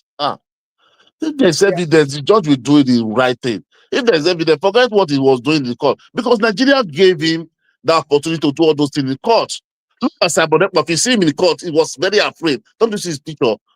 Because Nigeria gave him the power that they have nothing against it. That's why they don't have the power, the nerves to say all those things in court. Let's be realistic here now. If the government are showing that they have evidence, they have start showing evidence. Okay, look at what they want to bring witness, covering face. Do you hear all those ones in Finland? What kind of nonsense? Nigeria is just that place, like this jungle, man. I think they might strip this guy of his citizenship, of his Finnish citizenship. Because they do, and they're trying to come Nigeria. After it's finished, yeah. Yeah, I think they will, because it will be part of the conditionalities of citizenship. Because it was naturalized. Let me tell you guys something that happened recently here. There was one Tanzanian, a Kenyan guy. He worked with the United States Postal Service, and then so what he did was he was stealing checks in the mail and cash that people sent through mail. He was stealing it. This guy raked almost about $2 million. And this guy I won't say just not, but he's a naturalized. Being a Tanzania, being a Kenyan.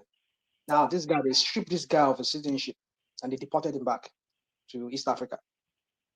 So you can imagine that, like that just came to my mind, that Samuel Ekpa, if he's not careful, they might strip him of that citizenship because it's a naturalized Finnish, not as if it was a born Finnish. So yeah, so but the only thing that might stop that somewhat is like it could go under human rights. There might be. You might try that. Because, no, before you sign, before you become a citizen of any country, there is some condition that will tell you maybe there is some crime that you do that will strip you back your citizen. You are not born here. You are not born here now. You don't understand? It's just by paper now, not by pets now. You don't understand? Yeah, but it could argue that his life would be, and it would be a legitimate argument that his life would be at risk if they deport him to Nigeria. So they could strip him of his citizenship, and then he would then seek political asylum. So he will be a Nigerian. You want to finish it that easily now. So when they seek for asylum, they will not grant him, and then they will deport him again. Willingly there. So when you don't have asylum, they deny you asylum, they will deport you.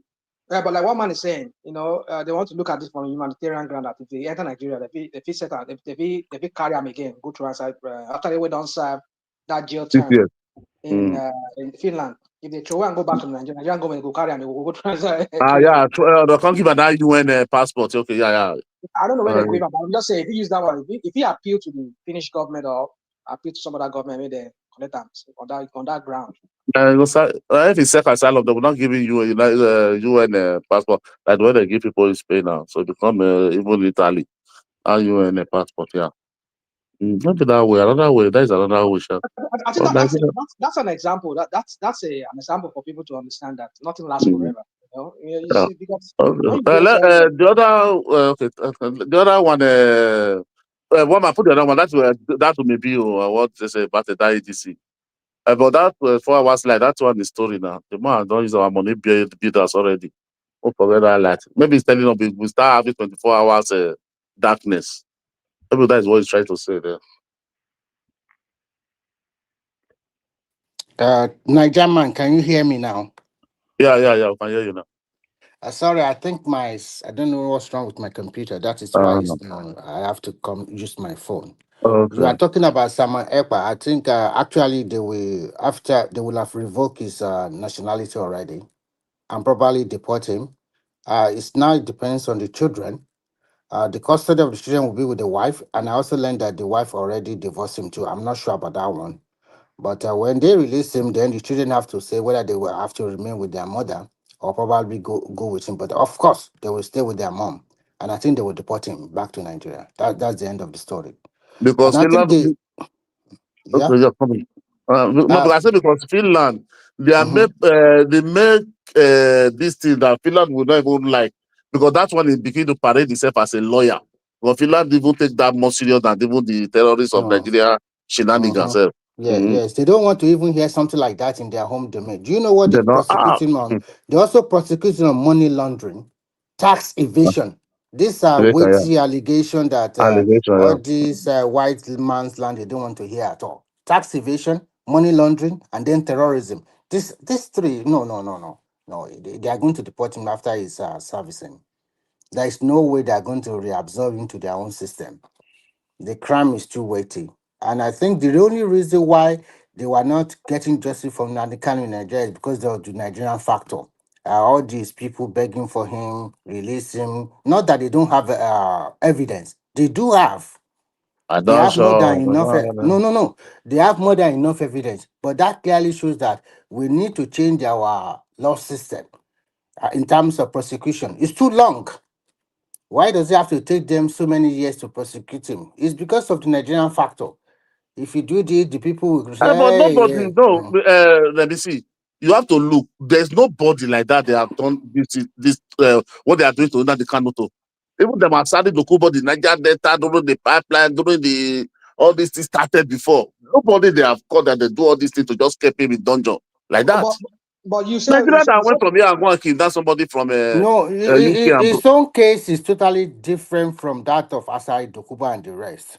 What did they charge Asai Dokuba for? They charge Asai Dokuba terrorism, all these things, everything. Asai Dokuba, they were just breaking the pipeline. They were not buying Nigerian police now, and they were not setting Nigerian federal government property in their domain. They are not setting them on fire. I'm talking about police station, federal government property all over the southeast were set on fire. The police, everybody were buying or something like that. So it's a little bit different. And when you also hear the audio of what this guy talked about during the Lagos NSAS movement, that's an indictment already. You have to analyze the voice there. You cannot say it's not his voice. How can you be playing on the day that Lagos was set on fire? So it's an instigator. So many things they have against him. It's just the Nigerian factor, which is not good for that country. But unfortunately, that is how the country is wired. If not because of that, they would have sent him to prison since a long time ago. And to be fair, with Simon Ekpa going to prison, I want to see any Nigerian president that will release this guy. They are not going to release him, but they're not going to release him because what I understand that they want to do, they want the court, you understand, to sentence him. Then they will not go for political solution. You understand? No, there's no any political solution anymore. I think what they are going to give him, in my own opinion, I think what they are going to give him is a sentence, but they will now say cumulatively All those time he has spent in the prison, in detention, maybe added to his prison time, and probably maybe do another 2 to 3 or 5 years and then out. That's just it. That is the soft ground they can give him now. There is no way they can do any political solution anymore. No, if the Because sentence is fair, they can still give it. Presidential pardon now. The Buhari doesn't give but it's not going all to those be so pardon. quick like it's If, not going to be if so quick like that. No, I no. know they have to sentence him first. That's what I'm saying. Because they have to Yes, of sentence him course. first. So But maybe after 1 year, they can give him presidential or pardon after now. maybe 2 or 3 years, that one Uh-huh. can now come into being. That's At what can least, happen. That is what I'm saying. yeah, Not you that are right. instantly. You are No, right. not that instantly. Thank Oh, you. all right. Najama. Sorry, Najaman and Remy. Let me bail out. Hand over to Rational Mind. The super chatters, Hassan and AB. So more people should join them in that space. Ola will be joining as well. Hassan is also coming up soon. Zita has not spoken yet. We've got Prince Daddy. I think Baba just left us. Thank you, everyone. See you tomorrow. Baba, come back to hold the place steady. Thank you, everyone. See you tomorrow. Woman, before you go, are you there, woman? Yeah. Before you go, you said what's his name is coming here to take over, because I won't be long here because I just got back. Yeah, Ola will be back in soon, and if it doesn't come back when you've had enough, then just you know. Oh, shut it down then. All right. So Yeah. yeah. So But I'm keen for Hassan to be able to come back in, so that I can you know. Well, maybe the Burukutu would have cleared from his eyes by the time he comes in. I don't know. Burukutu. Like say All right. that what I said they pass Burukutu. Yeah, no, that one na heavy duty drink today, heavy duty. All right, guys, we'll see you tomorrow. all right. Okay. So yeah, I think you were saying something, Najama. You said the Boko Haram people, they were quick in sentencing them. So what happened to Kanu that they could not do that? I mean, look at the speed at which they did sentence Kanu. Sentence those what's it called? Those Boko Haram. Boko Haram. So why can't they do the same speed? Look at the speed that they use in sentencing this guy. I think they will also speed up Kanu sentences also. The reason why they did like that. What are they saying? Which speed they want to speed again? Somebody don't speed about 5 years. You speed again. So that's what I'm trying to say. They have already listened to his case. They were both prosecutor and defendant. They had not defended it. I think within 1 month we might see a sentencing. Because there's no way you can continue to keep him there unnecessarily. Everybody knows the truth now. That guy committed a lot of atrocity. Unless we are just lying to ourselves. But we cannot say we complete. No. Rational, please, sorry.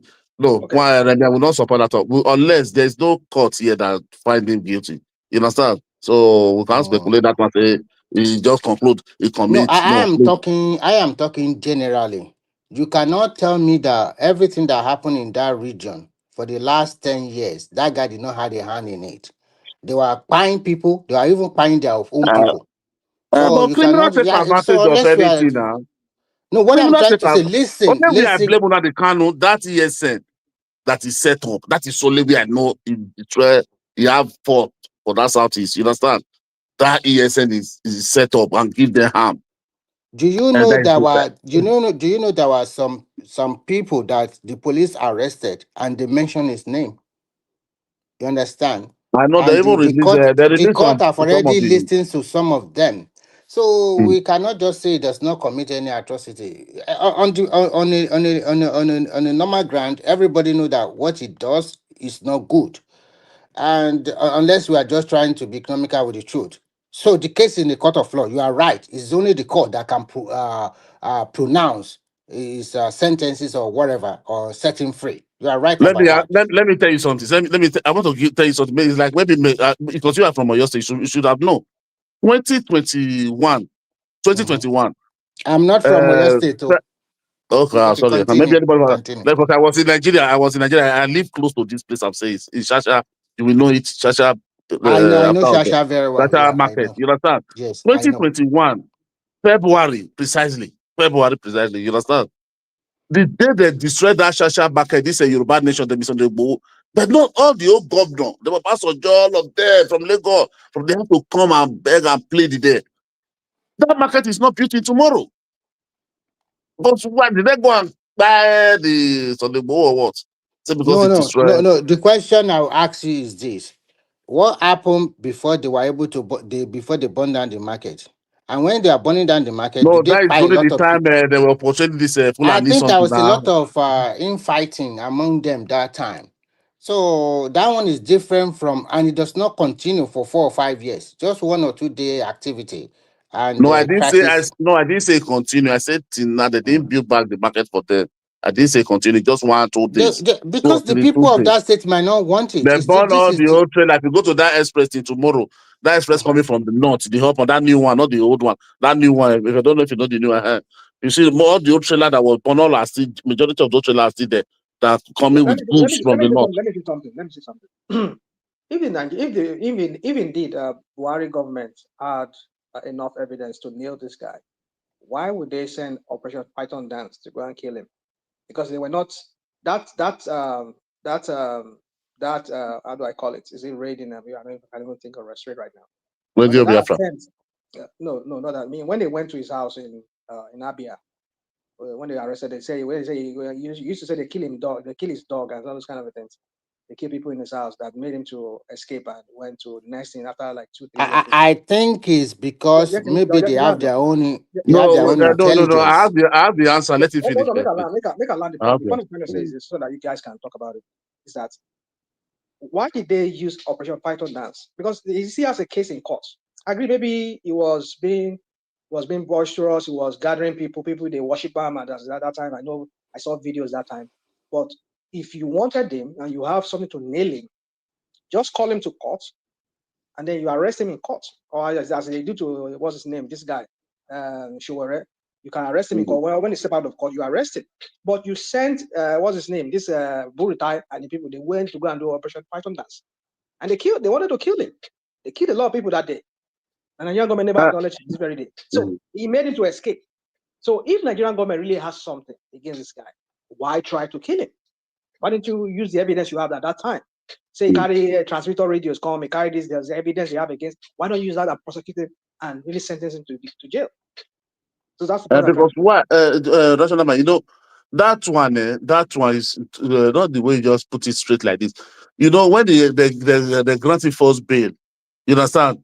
When they grant it first bail, they give it condition. I think that it was, maybe it will not be seen in a gathering of more than five people or something like that. You understand? That was the first condition they give it, that was granted the first bail. After that, they not releasing, they did not flatter that bail. You understand? It was still parading with a lot of people, much crowd. You understand? So that is what led to that one. So I can't really just go multiple. Again, you said that in itself is an evidence that he has violated his time of release. So you need to just go to court, get the court injunction that court will see, this guy when I release, see what they do. They say, make it not do that. They do. Court will carry and go arrest him. Same police will go arrest. Maybe let them go for now. They cannot go arrest him alone now. No, that way they go no be arrest. They won't kill him. That thing, that mission. No, because they know that if somebody with 1,000 or 200 people, they don't expect one police to go there now. Arrange, call up someone to court. No, you should also remember that he jumped bail also. So no. After they jump bail. So no, before he jump in, now we talk about. Before he jump in, yeah. But because they said there was a court that he should not surround himself with a lot of people. That's what I'm saying. More than 5, yeah. So actually, the motive behind him is to secede from Nigeria violently. If he has on this cause, that is the truth. No, Remy, no. I understand what Rational Man is saying. If as if Lady Bay, you understand? Because they say the bail condition was we should not be seeing more than 5 people and nothing about Biafra. Okay, then that granted they agree to it. So when it now come out, he start doing what they told you not to do, gathering more people, moving around, gathering people around. They're still shouting the Biafra cause. You understand? He said they should have just wait for him because he have court to come. They should have just wait for him to come to court and just snap him there. Abi, that's what Rational Man is saying, Abi.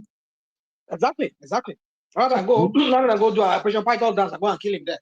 But you cannot say that because this is a country. Even in America, the security situation, the security apparatus will not wait for you if they want to apprehend you. They go about and do whatever they want to do. No, that But that they is will the not wait truth for they will now. not wait for you, child. You It's true, cannot child. They will not wait dictate. for you. You They will cannot not wait for dictate to you. the police or army what to do. Let's not do They this will do America whatever they thing. want to do. If you have not been, No, if you have not but lived national there, man, no, hold on, the hold on. state will not wait for you. They will not wait for you. As far as Hold on. It's different. You see. There's Let's no not be doing this. difference anywhere. Let's not do this when you don't understand how the system runs. I cannot be telling you how the system runs in Finland or in Spain where you live. No, Or you can't say that. We live in a global world. You can even know no, don't give me no. Yeah, no, much national more man. than me now. You can know more than National, me. this is not a So civil matter. You I have don't to know know. this is not a civil matter. I cannot. Hold on. I can't be telling you about Finland. You will know Finland more than me. So I'm going to oh, tell no, you. I don't agree with you on that. We live in a No, global world. You what do you want to you know about Finland today that you cannot go and span? whatever I want to know about You America, I see can know Nigerians. without even asking anybody. Hold So this is not a matter of living there. I don't like telling stories, but I want to tell stories now. But now, not stories, not a long story. Way back in the 80s, we used to get we have some bonds that comes to America. They will come and give us stories and every other kind of things. So those stories, we think that we know America. But when we started coming to America, one of those America, so many things that we hear. Like, okay, for example, let me give you an example. Back in the 80s, the late 80s, there's one designer shoe. We used to call it, where we say San Jose. San Jose, yeah.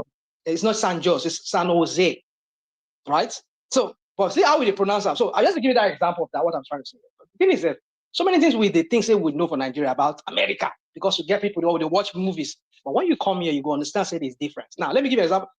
Let me go back to what we're talking about.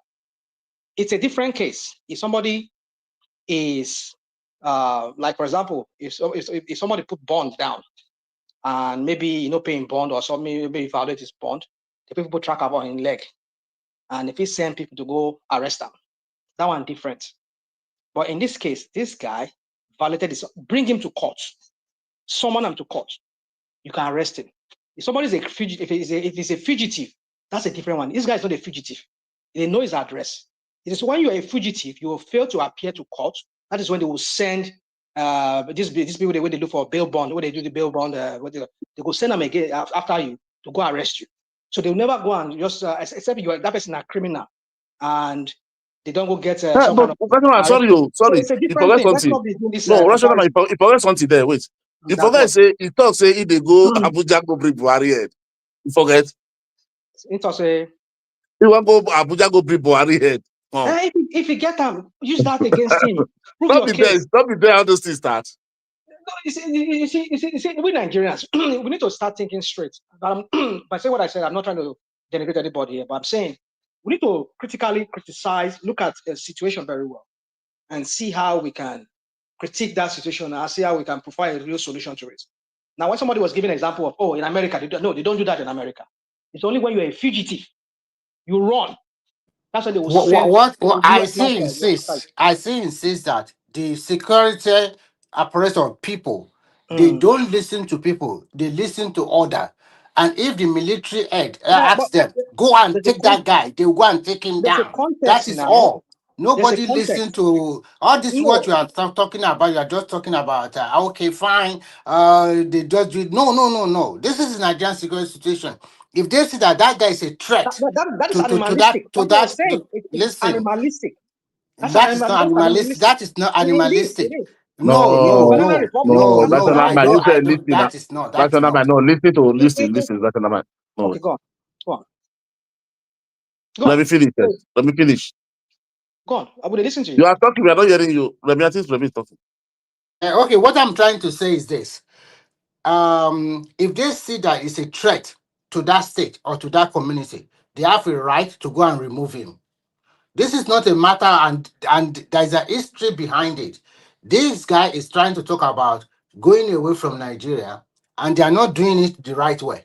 The way they are doing it is not good enough. And the government of the day, they have taken him to court. They see it's a security risk. And it's a security risk, they can take him out. If to say it's another country, they will have taken him out.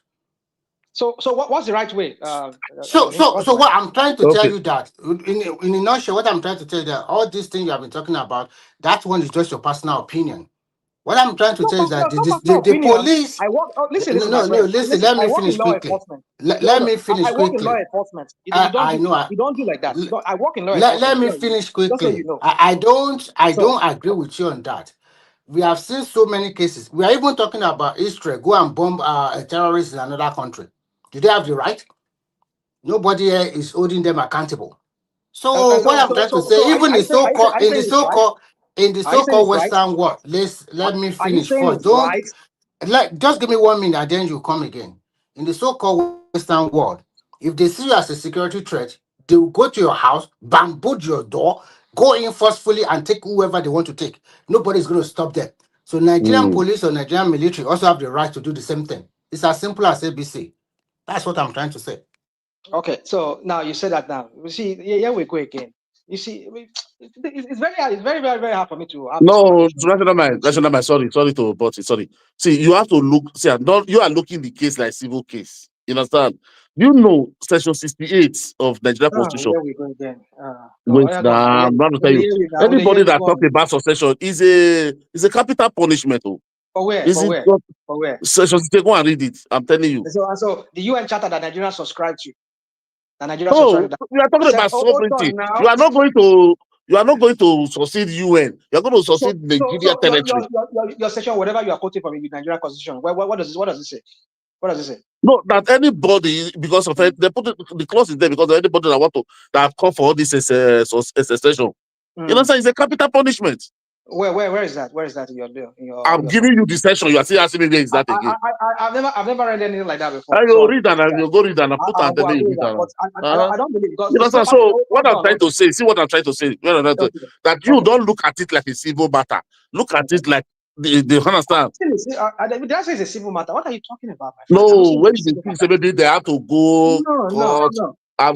You see, when I say we Nigerians or the Nigerian government, let me say we because I don't consider myself a Nigerian anymore. Even though I still carry my passport. And you're talking to Nigeria issue. Because I still get family there, I still carry a Nigerian passport. But when I say that, I know that I'm just saying that I'm just tired of this our ways of doing things. My friends, you see, I told her, yeah, now National Bank say not be Nigeria, not be tomorrow if I call you now, they insult me. Why go insult you? I don't insult person now. But my point is that you see, it's a different situation. If somebody is a fugitive, is running, you can send somebody, you can go after him the way they go after him. But they know his address. He has violated his terms of release. Call his lawyer, summon him to court, come to court. You said you violated your terms of release. Then when you appear in court, as soon as maybe they say, okay, we can get you bail, or you don't do them again, as they go out and just William, just carry him. And then what will happen after that? So the point you did things, and look at what they did now. Because of one person now, they killed so many people. You could just avoid that killing. You don't understand. In the eyes of the law, we like to justify in that country. We like to justify. No, listen. In the eyes of the talk like this. Don't mind him. In the eyes of the law, they see this guy as a terrorist. What are we talking about? I just tired. Even all this wait. See, one thing, I'm talking about humanity. What they are doing to another country, I'm not supporting it because they are getting too long there. If they have anything, they should name it. They don't have, they should let it go. But my own, look, Nigeria are making that cannot to live well. Look at him; it's only shiny. The hair, nothing. Go and look at all those Boko Haram people. They don't take some go court to national mind. The way they argue about that sometimes. It's my brother. You know what they call freedom. Take you get your freedom. It can be compared to anything where they give you, where they chop inside dungeon. All those these things that they bring their court, you don't see them one day for court. My brother, you see, if you are talking about freedom, if Kanu know that freedom is good, why is it fomenting trouble in that region? Don't tire. The people are living peacefully. People are no. Let me finish. You will talk. People are living peacefully. You will say your own. Let me say my own too. Let me say my own. People are living peacefully. You came with your own ideology that we must go away again. And before we know it, you started buying a lot of people. There's unrest, there's crisis in that region. When did you buy people? I beg you don't want to. I don't need to say we are both living there. We know what happened there. Okay, nobody. I don't know what happened. I don't know I follow. What Nigerian said is true. The court case has taken too long, which I don't like.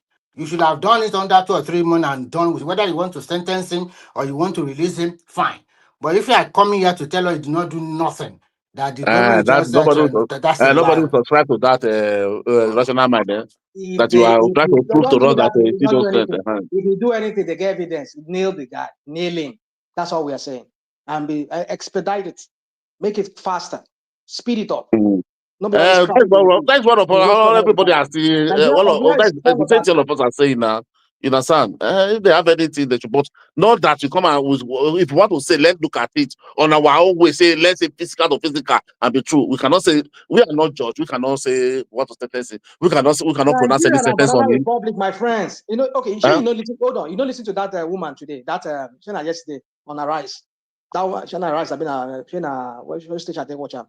When give talk. When give a discourse in front of I think Shetima was there. I think there's this MBA thing when they are organized. Was it on Symphony? I watch them. I don't know. I know I watch her somewhere. This lady was saying. I think the caption was, or the title was, nobody will come to Nigeria and invest. No real serious investor will come to Nigeria and invest with our judicial system. That was one of the things the lady said. No, that is incorrect. I don't know. I think they watch it. You have to look people who are talking their side where they decide they belong. Nigerian, they said nobody come to Nigeria to come and Nigerian, listen to this. Okay, go on. They said nobody come to Nigeria to come and invest. What about all those Yahoo boys, 419 people, that the FBI will come to Nigeria, do their own investigation with the Nigerian police, and at the end of the day, they will apprehend them and take them back to America? How did they get it? I beg, Jerry. Oh, Allah. Which kind of reasoning with this one? But how do you like to? I mean, my friend. I reason very well now. How do you reason like this? How do you reason like this? No, you're just reasoning. It's just too shallow. What is shallow? Rational mind, another word. They don't get our word. What this guy reason? They baffle me sometimes. They baffle me. You like to be rude. You like to be rude to people and insult them, and you don't want them to insult you back or rude to you. You are very insultive. Go them You don't know how to talk. You don't know how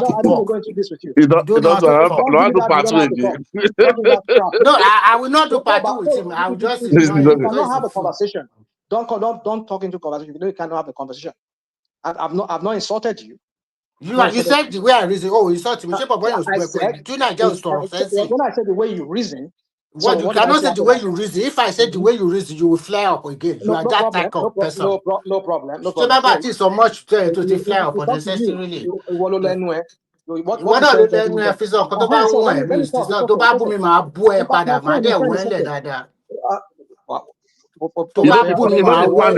National man. Let me make this point. Somebody come here. You see, you would like to do this. What about that? It doesn't have any basis in.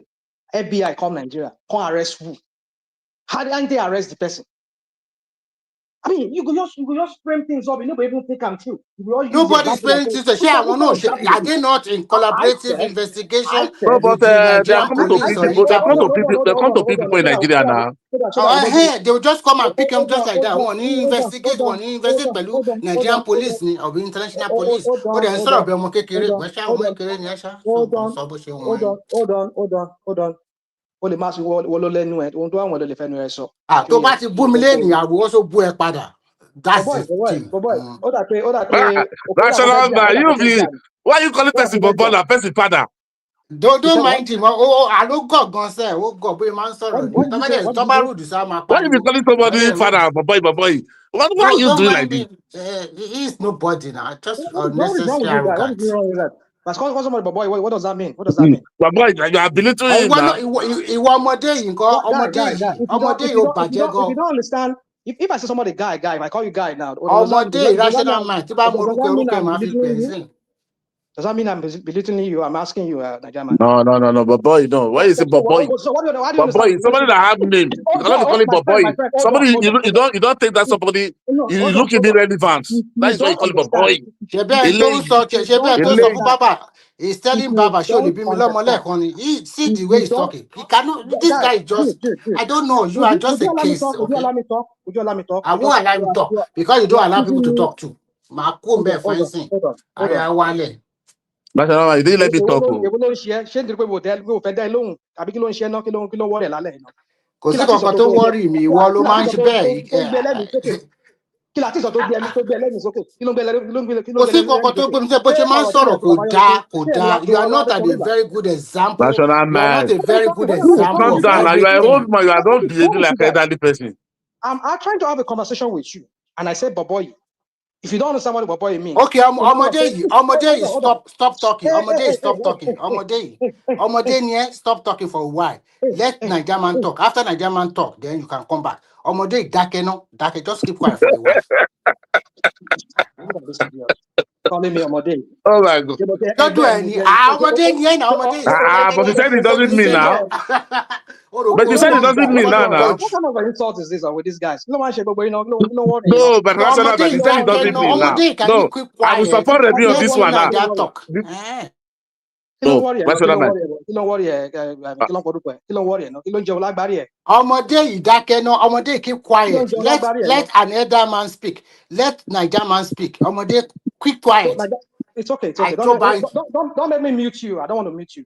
You can also remove me now. You can remove me. That would be better. Allow me make my point. Very rude and very arrogant person. And nobody, nothing. How come I'm Najama, are you there? I'm here. So the point I'm trying to make here is this: that you and I were having that conversation. We said, this guy, a lady said something that what kind of people will come to Nigeria and invest with our judicial system? And this guy will talk. He has to talk about FBI coming. What does that have to do with what we're talking about? So you see, when they want to stall these people, that's what they do. When they want to stall conversation, they will just go down low and go off tangent and just want to talk. I know he came here purposely because he had me and Baba were going at it. And then he brought it. That's what they do. There are legions of them on this one man's platform. That's what they do. We're trying to have a conversation. No, because he won't allow me to talk. And I've been trying to work with him, but he's not going to allow me to talk. Your point now. I think I'll make your point already now. Bring it back, man. I don't know if you see that. I want to see that. Come on, let us get peace now. This platform, nobody is paid here. Now, just want to make our own contribution. Yeah, everybody make your. Yeah, let me address. Please give me 1 minute, please. I did not come here because of Baba. Let me speak. Let me speak. I've been hearing you. Let me speak. Boyfriend. Then let me speak, Gary. What kind of man is this? For God's sake. Yeah, so this guy, if you want to disrespect me tonight, I'm not going to allow that because I've been trying to work with you, but it seems you were bent and want to disrespect me. And I said, I want to make you understand that if I bring you back here, I am the moderator until when this guy comes. What's his name? Ola. And you're going to respect me for that. At least you give me that dignity, you dignify me with that first. So if I say, hold on, because you make a comment, say I should shut up, let this guy talk. No, I'm the one moderating. So whatever I want to moderate, you have to take that. If I can I ask you a question? If you continue installing trying to drown my voice, I'll please, can I ask you a question? Go on, please. Please don't be annoyed there. Why are you so aggressive when people dish what you did to them back to you? No, I don't. What is wrong now, Naitama? Why are you doing this again? No, I just want to ask a question. I say sorry. I said sorry before I asked the question. No, I'm not angry. It's just because when people. Okay, to Naija, can I speak now? It's okay. Don't do that. I'm not addressing you. I at least have a right to talk now. Let me say my own. Let me finish now. Then you talk. When you finish. Please, just calm down. When you finish. Okay. Remy, I want you to understand that I'm the moderator. And so if I want to talk, let me talk. I will allow you to talk. but don't try to drown my voice. If I'm trying to interject you, okay, please, I beg you. Okay, go on. If you want to talk, say. First and foremost, because you are a moderator does not make you a lord or a king. You are just a moderator for some few minutes. Another man can be a moderator another day. I'm not here because of you. I'm not here because of Baba. I have my own right to express my opinion. If you are being rude to me, I will insult you and I will also be rude to you. You are not older than me, and I don't think you are better than me. No, National Man is 65. Oh. So don't talk to me the way you are talking to me. I don't like it. In front of me, we are equal. But if you are coming here to talk to people down or to insult them or insult me, I will not take it. So I'm also using this opportunity to warn you. If you insult me, I will insult you back. If you're a moderator, I can also be a moderator too. If you kick me out, I can also kick you out. But I'm more than that. When you want to bring yourself low, I will not bring myself so low to you. So that's what I want to tell you. So be one. So don't be rude to me. They're If you not are paying not rude to anybody me, I here will not be now. rude to you. Thank you. Okay, guys. Let's that one. Let's bygone be bygone. Let's continue with the topic. So, Rational Mind is the moderator. So, let's continue. Rational Mind. Let me just say something. All right, Rifin, the best Larry, Remy, Baba, and some other people here. And I try to, I know maybe sometimes I say certain things certain ways, but like I usually cushion my word here. I said, listen, anything I say, there's no ill feeling towards it. And I'm not trying to denigrate you. It's just how I know that I speak to people. I say, when I say, I mean, tell me about boy. What does that mean? It's like somebody saying guy. One man use the word here, guy. Ó sọ pé ọ̀rọ̀ àrífín ṣàgbàlá ọmọdún mélòó gan ni ẹ̀gàn tó máa ń pariwo gan pàápàá náà ó rúdù gan bọ̀bọ̀ ẹ̀ ó mọ̀rọ̀ sọ rárá àtọ̀ tí ò bá ṣe pé bóyá pé a wà lórí platform ẹ jẹ́ kí ẹ máa gbá lójú ni ẹ́. Ola, are you there? Remy, I'll kick please. this guy out. If this guy continue interjecting, I will kick him out. No, don't let us do that. Let's just because kilo ṣe boy no. What is wrong with him? Let's also, not do that. When he spoke, now I didn't interject him. Now I'm speaking now. You just have to just drown my voice. What is wrong with you? And you call yourself say you are an elderly person. I don't even know what the fuck is that. What does that even mean? I think we need to change the topic. This one is okay now. This is getting too much. Don't call me. You're Baba. Don't call me anymore. I mean, I'm sorry, one man. I'm not trying to. I mean, it's okay. Let's just move on. Okay. So my point is that let's bygone be bygone. Let's just focus. Yeah. So I'm going back to the topic. You can talk about you can say I will never address our belief because some people let me buy. I just don't want to continue anymore. I know it's not easy to be in the opposition though. So you have an issue. That is not the issue. The issue is when we are talking about issues, let us talk to the issues. We might not see eye on issues, but when I try to, critique your view, don't look at it that maybe I'm trying to put you down, or I'm trying to or if I say, okay, what you're saying does not even make sense to me. How does that even make sense? That does not even tantamount to insult. If not, when you come here with this your Yoruba kind of mentality of people must have those people must. If you can't have conversation that could really, go under your skin, then don't come here and don't come to any platform and talk to people. We're not here to do lovey-dovey, or we're not here to do. Can we move on? Because Mama would well on it continuously. Let another person speak, Gary. Okay. What topic are we on? We're talking about the Nigerian judicial system and Kano. And then this guy came in and then he was saying something and said, "What are you talking about?" So what I was saying is that did you see the what's it called, the video of this lady that was talking and critiquing our judicial system and as well the political system, saying that saying that what kind of foreign investors will come to Nigeria and come and invest with our judicial system in a mess the way it is? And somebody will not start telling me about FBI coming to arrest Yahoo boy. What does that even have to do? What the fuck does that have to do with what we're talking about? Okay, who said nobody will come? Ola, listen carefully. What we are talking about is that can foreign investor come to Nigeria to come and investigate cases? And I make example of FBI FBI collaborating. Let me speak. I say I did not interject you now. I did not interject. You cannot. Okay. Ola continue. Where you Ola, wait. Now let of them let me talk. Let me explain to you. Let of them. You don't even understand what I'm talking about. Wait, it's okay. It's okay. I told official both. Now let me explain to Ola. See what Rational Man was saying. He said during that NBA conference they did. You know, there's a lady that was saying that because of our judicial system, that no foreign investor something will come to Nigeria. You understand? All those obedient people, supporters. So Rebina was not trying to tell him that FBI come to Nigeria to come and arrest, but maybe Rebin misquote what he talking. Rebin was taking his investigating, you understand? But for Rational Man should have come and said, no, this is my point, and saying he just pick up from there. That is how the escalates things. Yeah, and I know that when mean that, and now I just don't understand. You don't even understand what I say. You know what I'm saying? That this guy was just talking off point. I don't understand even hear what I talk. You don't even understand what I even talk about in the first place. Do you think I will come after you?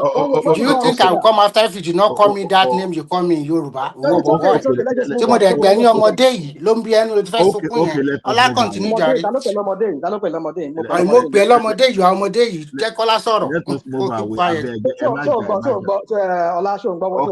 No, Rational Mind, that's okay. I'm just appealing to the top. Do you want to get old? You have to be happy that you are a boy. I'm 60. You have to be happy though.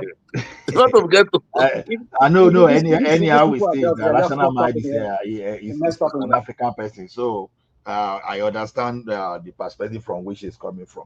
But the thing about anybody can say anything that which investor want to come to Nigeria. Okay, well, this personal opinion, just for me to guide the topic, is personal opinion. As far as I'm concerned, MTN foreign investor, they are foreign investors, and some people are still they are still doing oil exploration in Nigeria.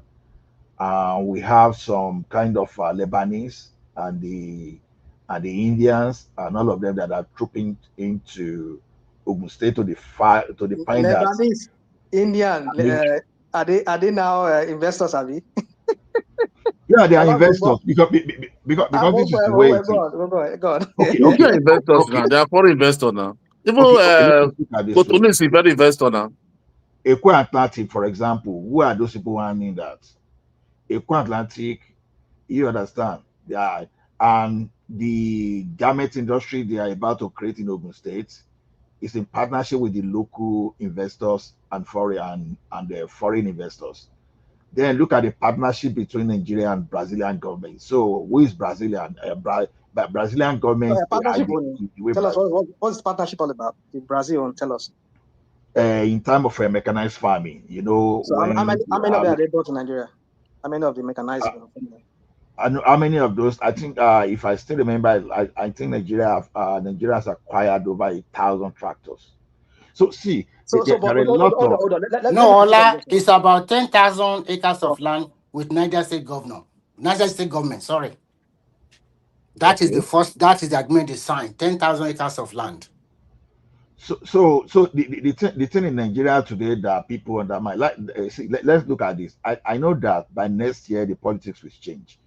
I crack a joke there the other time that I trust obedient. They dislike Tinubu so much that even if they cannot pay their children's school fee, they will never access a net fund, that a student loan, just because they want to spite Tinubu. You see, is one thing about that administration today, whether we like or dislike Tinubu, let's look at it this way. Look at Dino Melaye. He goes to X space every day, displays his luxury cars. Now, we'll be asking Dino Melaye, or let's say some people I'll be asking Dino Melaye, what exactly did you do to make this money? Because we've never seen even Dangote that we can trace some asset to. We've never seen the like of this glue guy. We've never seen them display their car in some kind of a pardon recklessness. The one that Dino Melaye displayed.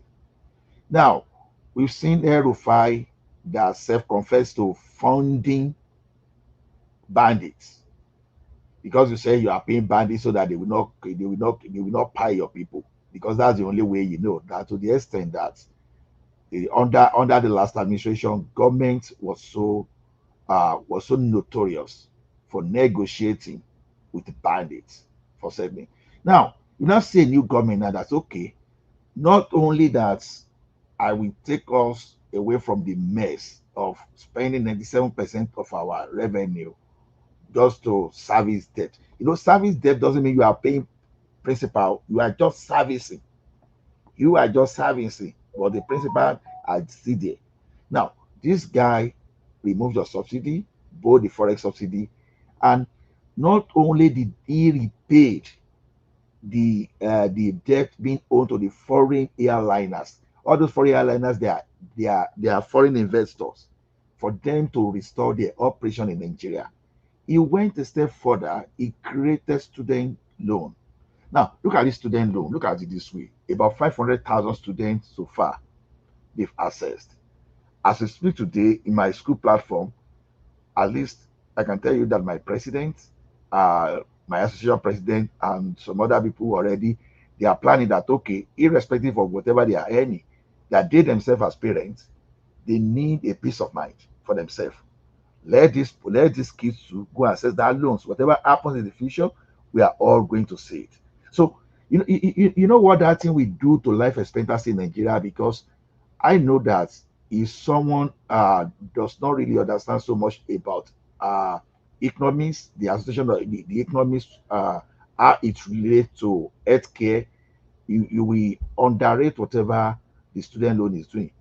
Look at the situation whereby a student wants to go to university. The father is a teacher, and you don't even have money that you can pay. But suddenly, school fees is coming, student loan is coming, and you can easily apply and get that. Your blood pressure you are supposed to develop, that is supposed to shorten your lifespan. That thing is taking that in away. See, when they say this government we are saying is creating prosperity, many people here, they don't really understand what that was prosperity means, and people think it's all about rice and beans. No, it goes beyond rice and beans. Look at someone now that is no longer having blood pressure. Your blood pressure is not going to the extent that it can create kidney failure or nerve shutdown overnight. That's a great milestone, milestone that this government has achieved. And as I speak today, there are many obedience that are accessing the same loan, even though they carry OB and they are shouting everything. You understand? What is happening now is what we can know. So that about 500,000 students that have accessed this loan we are talking about, you know what it means? They may be coming from home of 4 family members or 6 family members, or some are even 7. Let's even say average of 5. That means indirectly the student loan to this point has given some kind of cushion effect, has relieved about 2.5 million family members. That is the way, and this thing will be continuous. So no, let me ask you a question. Let me ask a question. Besides this number that you're throwing out, brandishing, that I don't know, maybe it's on their website. Who do you know? Because I just came back from Nigeria. I have a niece who goes to one of the school in Ogun State there, a government-owned institution, university. And she came to me, and I was even asking her that, what about this? Something that they said they are doing. Said, well, say he doesn't know anybody that is collecting it. That he has tried it, but he is not able to get through around it. So who do you know? Because on this page here, you Nigeria man, I know say you go Nigeria often. Who do you know that as a friend or whatever that has collected this money? Ola after you, I will come after you. That's the same way they talk about this their money that they dish out. They give out money that they give people. Ministry of Better Edu and those their money. Sadia Farouk did. That they said they will give, and they will tell you we've given 5 million Nigerians. We send money into their account. My dad, his wife, all of them. I asked them, did you collect any money? Did they give you palliative or whatever money? No, none of them. Not even my other, because I have a very large family. So some of the people I spoke Ola, None of them. No, Remy, let me just respond in so, yeah. So after you, I say after you, Ola. Yeah, After you come after. Let me tell you something, rational mind. If I told you that A, B, C, D, E, F, G have collected, you don't have a way of verifying. Right? It's my word. But let's say this. Go to social media, go and look at those people with credible profile there, both on LinkedIn and on Facebook and on X. Because I don't know where a student that is currently schooling, I don't know what is going to benefit when you can trace the E or at school. I don't know why they will come online and lie against themselves. And not only that, I don't know why schools, including both private and public, will come out and lie against themselves that NEFLON student loan is working. So that's what I can just tell you. So the best way to know is to cross-check with some schools, some profiles, some verifiable profile on LinkedIn, on Facebook, on X. Because if I told you now that, okay, I know about 10 people, it's going to be my word against the topic. So I want you just to go and do that justice yourself. That's all I will say. Okay, Ola. Okay. First and foremost, I knew 2 people that took this loan for their son and daughter in the university. They are paying them, including the stipend, 20,000 in a month. That's one. 2, somebody that is close to me have received 100,000 naira, 50,000 naira each month as part of the government to support youth.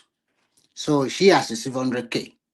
So, and apart from that, there's so countless video, both audio and visual, where students of various universities in Nigeria were rejoicing when NEFON paid their school fees or give them their 20,000 stipend. So you are right, Ola. Anybody that want to know about this, just Google everything, or you go to ChatGPT or whatever. You can see audio and video. Seeing is believing. Thank you. Ola, you can see, continue. one lady came out openly and said, I could have withdrawn. But thankfully, this student loan came at the right time. And people started talking, you are not going to pay back. He said, I shall collect them. Let's wait till the time I won't be able to pay back, first of all. Now, someone now came and now went ahead and say, do you know the problem we have in this country? That despite all this criticism against this government, that people that have collected this money, they are not even coming out to talk. That's the problem. So she doesn't know why people are not coming out to talk. So the thing is going on. At least I have brothers and sisters. I have cousins. So when people are saying these loans are not working, I just laugh. Let's just leave it at that, because no, if I told you a name, people can people cannot say it's not working, because one thing you ask them, are you a student? If you say no, so how will you not be worried about it's working or it's not working? If you're not a student, so how do you want to know? Why are you so concerned? It is students that are supposed to be concerned, and they are concerned. Abroad, the people take loan, student loan. Are we going to announce it first? I don't know why Nigerian people just want to delegate everything that is happening in that country. If you're not a student, you ask people. You ask people in Nigeria, ask 1 or 2 who are students. Not that you go and be asking old mama in village or papa. How will he know? How will he know all those kind of things, information to give to you? As students, if you have 2 or 3 children, we have nieces, we have nephews. I have nephews that are in universities. Yeah, and I asked them. Yeah. They said it's not. They said it's not working. When people talk about this, where is this all rational mind? Rational mind. I told them, why don't you go to your school? I even gave them the website that you people say. Maybe they want to collect money from you now. You know Nigeria factor now. Maybe that's what it is, but I don't believe it, because if they are getting that money, they should. Let's talk in private, and let me know all those people. Okay, no problem. Let me guide them to how to receive that loan. And when they get that loan, we are going to do me a favor. We are going to come here and we are going to make the public know. Is that a deal? Sure. Are you going to be showing their face? No, we don't need to show their face. At least between you and So myself, if you that's know the those privacy. people. I don't want the privacy going out like that. So it's okay. No. That's what I'm saying. We are not going to We'll touch talk the about it privacy. later. At Don't least, worry. Yeah. So, wait. No, between you and myself, let me know those people. Let me walk no, you no through the problem. No process. problem. Let them get the loan. We are not going to mention their name, but at least between you and myself, we know the truth. Then we come here and inform the public. Is that a deal? Okay. Let's do No that. problem. Yeah. Yeah. Thank you. So, but my point is this: is just the point I'm trying to make here is that all this for me, I just believe all these things that you people are coming here just championing and saying that Tinubu's policies are working. I don't know the crap you people are talking about something is working. What is working? I mean, I was in Nigeria. I mean, I have loads of videos and pictures that I took right from Butalade, and I entered. I drove all the way to what's it called, Maryland there, to Sulere, to Ekpe, and all of those places that I went when I was in Nigeria. I went, I saw these things. I don't even know what you people are talking about. When people say the roads is good, well, maybe some part of Lagos the roads are good, but not all of them. I mean, I drove through. I drove through Admiralty there. That toll gate, no bird is there. The two toll gates. People Which are just other state? driving. Which other state do you go? Hold on, I know if you go other state. That's the thing. Why do you want me to go other states? Why How do you not see the road? Only road in Lagos. There's no road. It's only Lagos. There is Lagos. This thing now. I'm based in Lagos, my friend. I don't have a right So to. you only be seeing what Lagos state government is doing, and not what federal is doing. I don't want to go into all this petty discussion. I appreciate you asking me. Say, well, other state do I go? I know at this time when I go, I don't have any. I don't have any business doing other places apart from Lagos. Rational mind. You are into construction. You are into construction. You and I know that you have a subscription. You can have a subscription service that if they told you that, okay, let's say Lagos Calabar Road, and someone is lying to you, you have an app that have real life connection with data as satellite that will take you directly to that location and see whether those things exist or not. You see one thing is this. What satellite? What satellite are you talking about? What satellite are you talking about? No, what I'm saying, we have some app that have connection, that have API that will let you have live view of anywhere you want to see in any part of the country. You just need to pay your subscription service. Now, if you are in the construction company, if you are in the construction industry, you and I know that this exists. Now, see, the best way to know if someone is lying, because we are in the age where knowledge is very cheap. Unlike those days, you may be spending like $30,000 to be searching knowledge.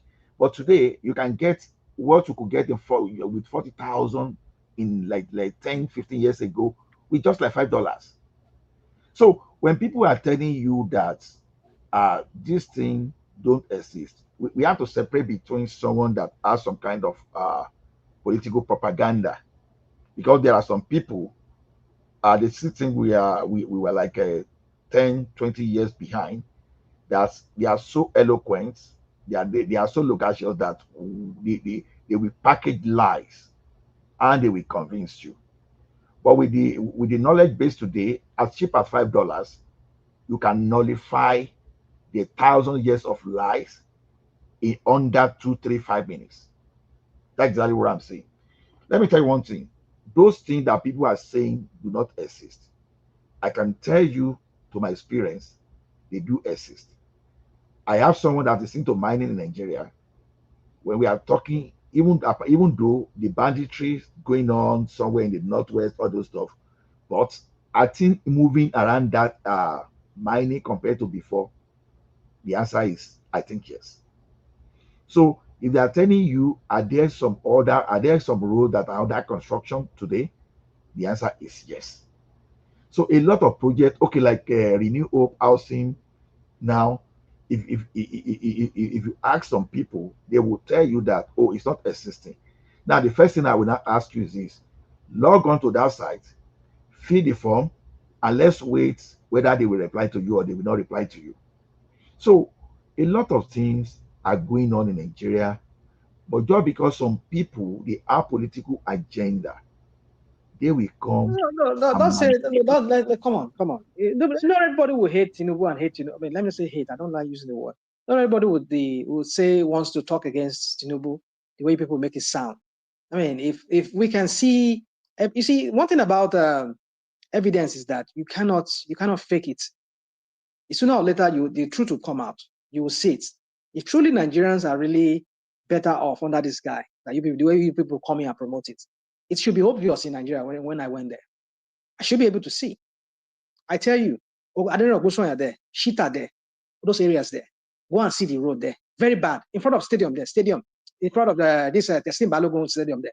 I think it's Teslim Balogun there. Go and see in front of that place. To stadium there. That road is bad. Go to Western Avenue, all the way from Pangrove. The road, most of the major roads, they are bad. So that far they there. I was like, oh my goodness. People will say Lagos is this, Lagos is that. And you're telling me go and look for one app and look the app and go on. We are telling you what we see. So you see, it should be obvious. Nigeria, you should be able to see it in Nigeria and the faces of Nigerians. Nigerians are in a dire situation, especially at least in Lagos. For what I mean, Lagos should be that standard, because if people in Lagos can be complaining of life itself, that life is difficult, that they are finding it difficult to live, to survive. I wonder what people that are outside Lagos will be, because Lagos being inside now of its commercial center where everybody fits easily get job or small job and be able to live. No, cost of living is high in Nigeria. Honestly, that is true. I say you are right. Cost of living is very, very, very high in Nigeria. People are really feeling it bad. Yeah. I want to go enjoy. My brother, little thing just bad like this, money just come out. Don't come out. You change $100 like this. You change that within before you say Jack Robinson like that money don't $100. That's why I just you wake up and give you an example. Just change $100. Maybe they give you 155. I don't want 150,000 naira. 100. Before you buy one thing like this, just you can't even take three people to eat yourself with that money. You don't finish. Are you going to wonder? And this me, I tell you, $100 for America here. I feel use and chop for like one week or two. If I go buy something, buy. But my brother, I tell you, within 1 hour, you don't finish $100. Not finish. I changed 500 pounds, and I tell you, I'm not lying. You not take me 2 days. Some people come here, they tell us they did for the one country. They tell us say Nigeria is good. But you know, you cannot compare you that come from abroad with who are living in Nigeria now. Because you now you will drink ever water. The person in Nigeria will drink pure water. You understand? You will you now you will drink your bottled water. Like I keep saying, you know, it is unfair. It is unfair for the generations to come to reduce the problem of Nigeria to rice and beans. And this is the challenge we'll be having now. Look at what I just told you about how student loan is impacting life. Hey, brother, you call it student loan. How does that put food on the table of the common Nigerians? That's what we're talking about. You're telling me student loan.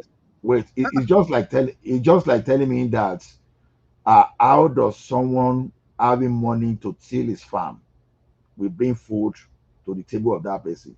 Now we are talking of student loan. That is human capital development. You are helping people, you are training people, you are training future leaders how to sustain themselves, how to build themselves and sustain themselves. And they are now reducing. See, we are not bird. We are not animal that we just go to farm, to the bush and just eat whatever we see there without thinking of how we are going to put, we are going to replenish whatever we are consuming. Now, the thing is this. We can't solve the Nigerian problem overnight, not when that country has been destroyed since 1967, 66 up to date. But you're making it sound that all the policies of Tinubu they are working. That's what you make it sound like. Mind that you cannot even think, say, wait, that's why you said don't go fit say everything will just be good now. Now, one small now. Everything will be good now. You have to see put it that way. No. Hold on. You see, hold on. I mean, you continue. Just what that thing you said now.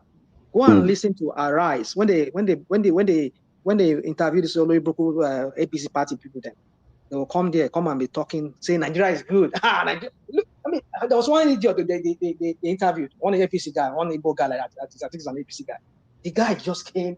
He was with straight face. He was lying to Nigerians, lying to we. Most of us are in diaspora.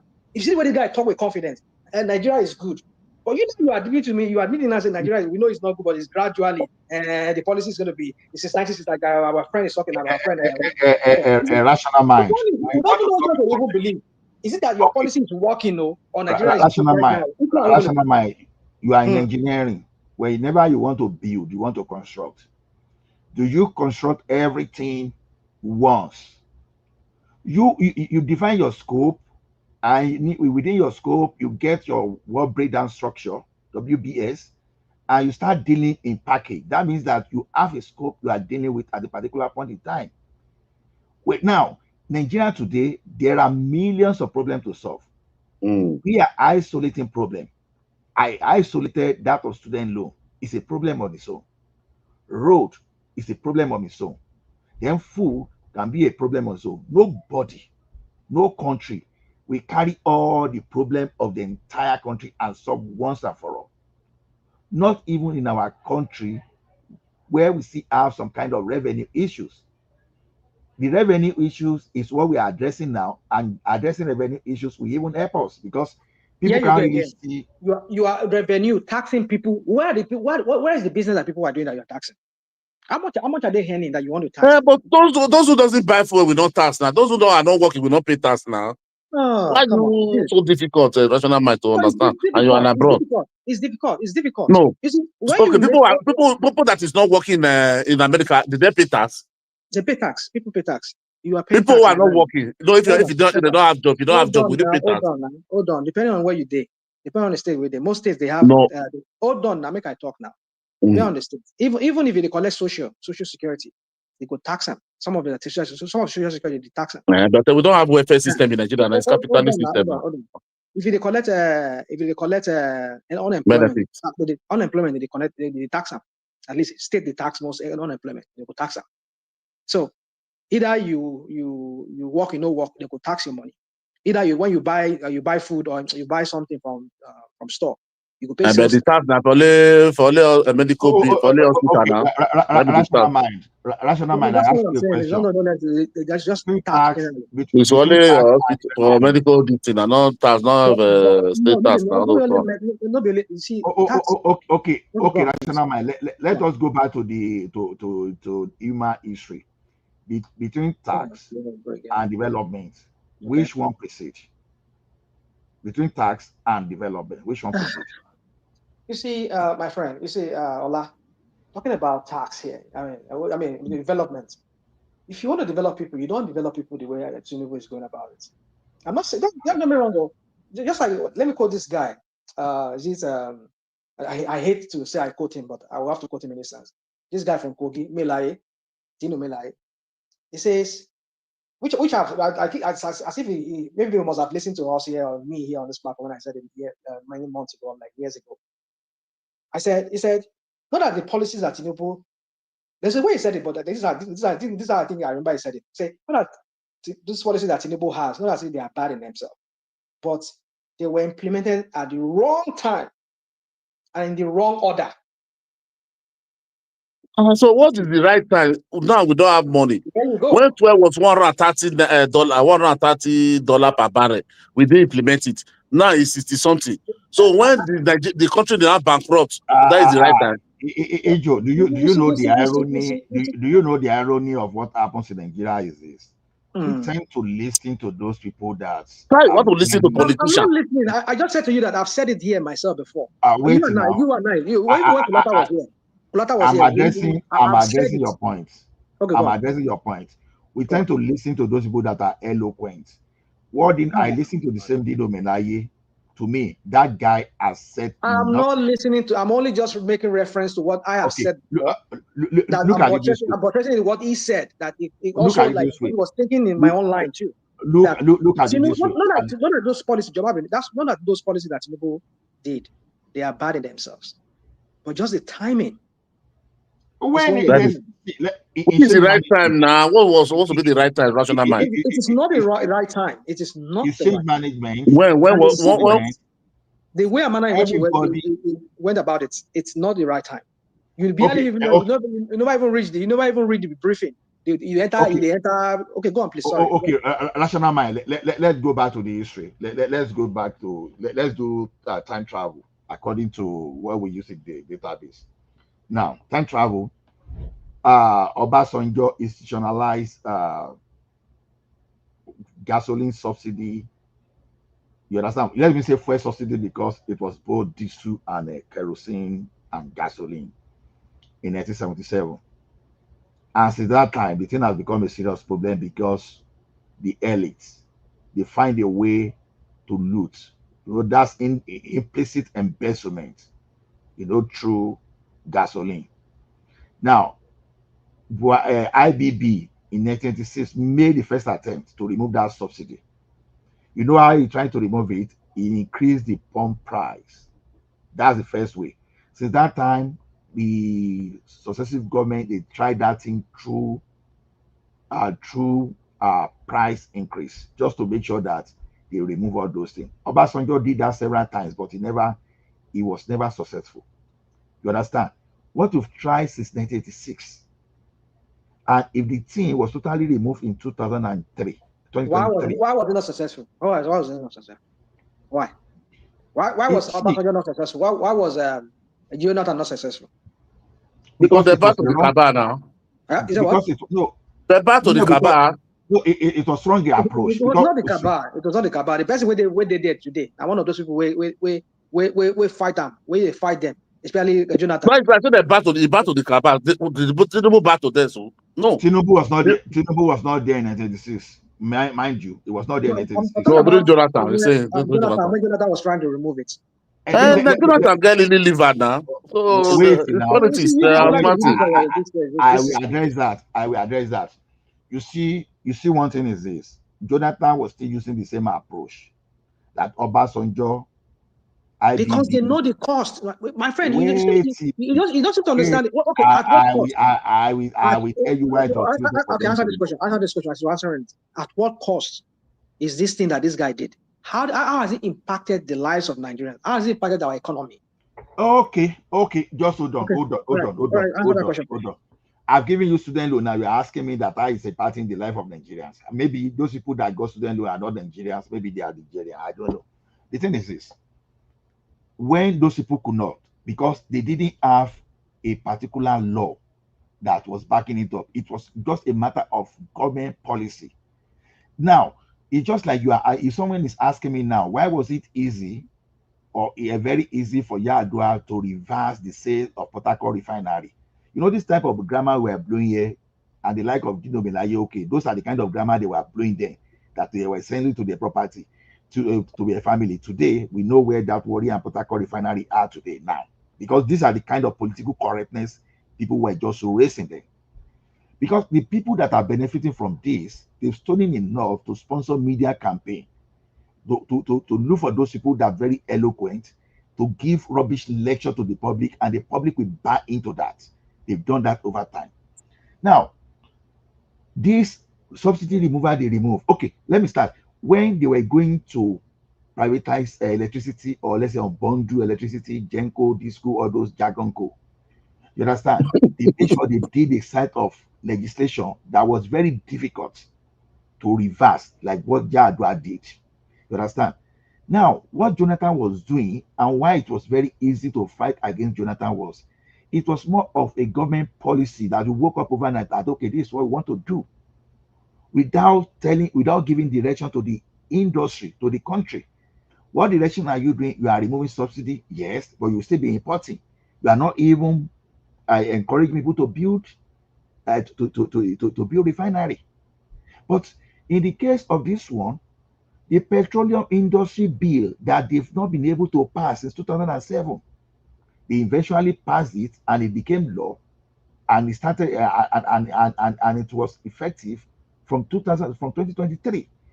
That law was worrying. Yeah, it's not PIA, it's no more PIA. That is why Nopeng, Pegasan, and Gagaga, whatever they call their union, that is why they cannot fight that thing successfully, because if they go to court, there is a law to back whatever they are bringing up. So what Jonathan was doing in 2012 was just by pronunciation. No legal framework was backing that thing up. It was very easy to set aside. But now, if you want to set aside a subsidy today, we just first of all need to go and set aside Petroleum Industry Act 2023. That's the difference. So this is why I'm saying that when we are in a forum like this, our duty is to go and gather our research and be neutral and look away from whatever rubbish that the like of Dino Melaye is saying. Because Dino Melaye, you cannot match his lifestyle to the kind of good governance that is representing. Now, the money that Dino Melaye used to buy his car, if that money had gone to student loan, like several years back, I believe that Nigerian youth, the human capital development level will be beyond what we are today. So you don't listen to the like of Dino Melaye. They are serious people. They are rogue. No, you keep talking about listening to Dino Melaye. Nobody's listening to him. I didn't listen to him. When I even said what I said, hold on. You don't have to tell me you listen to him because before I know the structure of the statement. No. You keep hammering on listening. He's listening to Dino Melaye like as if Dino Melaye is just the only person that has been talking about this whole thing about the crap that I said the likes of Dino Melaye. The likes of Dino Melaye means that they don't lie, the mobile lie, all those ADC they lie. It's okay. You people can say it's lying. The lie, all of them lie to come out. So you told me that you cannot see the impact of that subsidy, and I told you student loan. Let me say something. You see, people like yourself, Ola, you come here, you say what you say. I know Kulata was here, one of those champions. Our friend from East, what's his name, Emeka? A lot of the people, they got tired of this Tinubu crap. That's why a lot of them, they don't come here. They don't come. And I'm not saying that's the reason. And I think that's the reason some of them just don't want to talk because they know that Tinubu is a failure. Tinubu, hold on now. Tinubu is a failure. All the. I'm not saying those policies are not good in themselves, but the timing and manner in which he went about it is what really made because what is the cost of this whole thing to the Nigerian economy? Our GDP shrunk. Well, recently they were trying to cook up figures for themselves, trying to somebody with prostitution, probably somebody that is doing prostitution, they count them as work. Somebody where they sell pure water for road. Ah, my goodness! I was in okay. Hold on. I just remember one little girl. What I see for Aja. I was driving and I saw this little girl on pure water Tigala. Small picking. It was like around 4 or 5 years. I mean, so I'm not going to say 5 million. I don't know, but I think it's around that age of like 6, 7, 8 years old girl. This girl is supposed to be for school. I don't know, maybe that time when I went, they were on holiday. But my point is this: for you to, I wish I could take that picture of that girl, bring her to one man, can't show one man, and they cry. Say this kind of small picking. What do you know? All of us kidding now. We're kidding within 2 years. So you know that one. But let's forget that. Let's forget that. But my point is this: the point I'm trying to make here is this: you people come here, you make it sound like Nigeria is good, that Tinubu's policies are working. How is it working? No, don't let us go wide. Let us take it. No, we go wide. That is it. This is what you people do.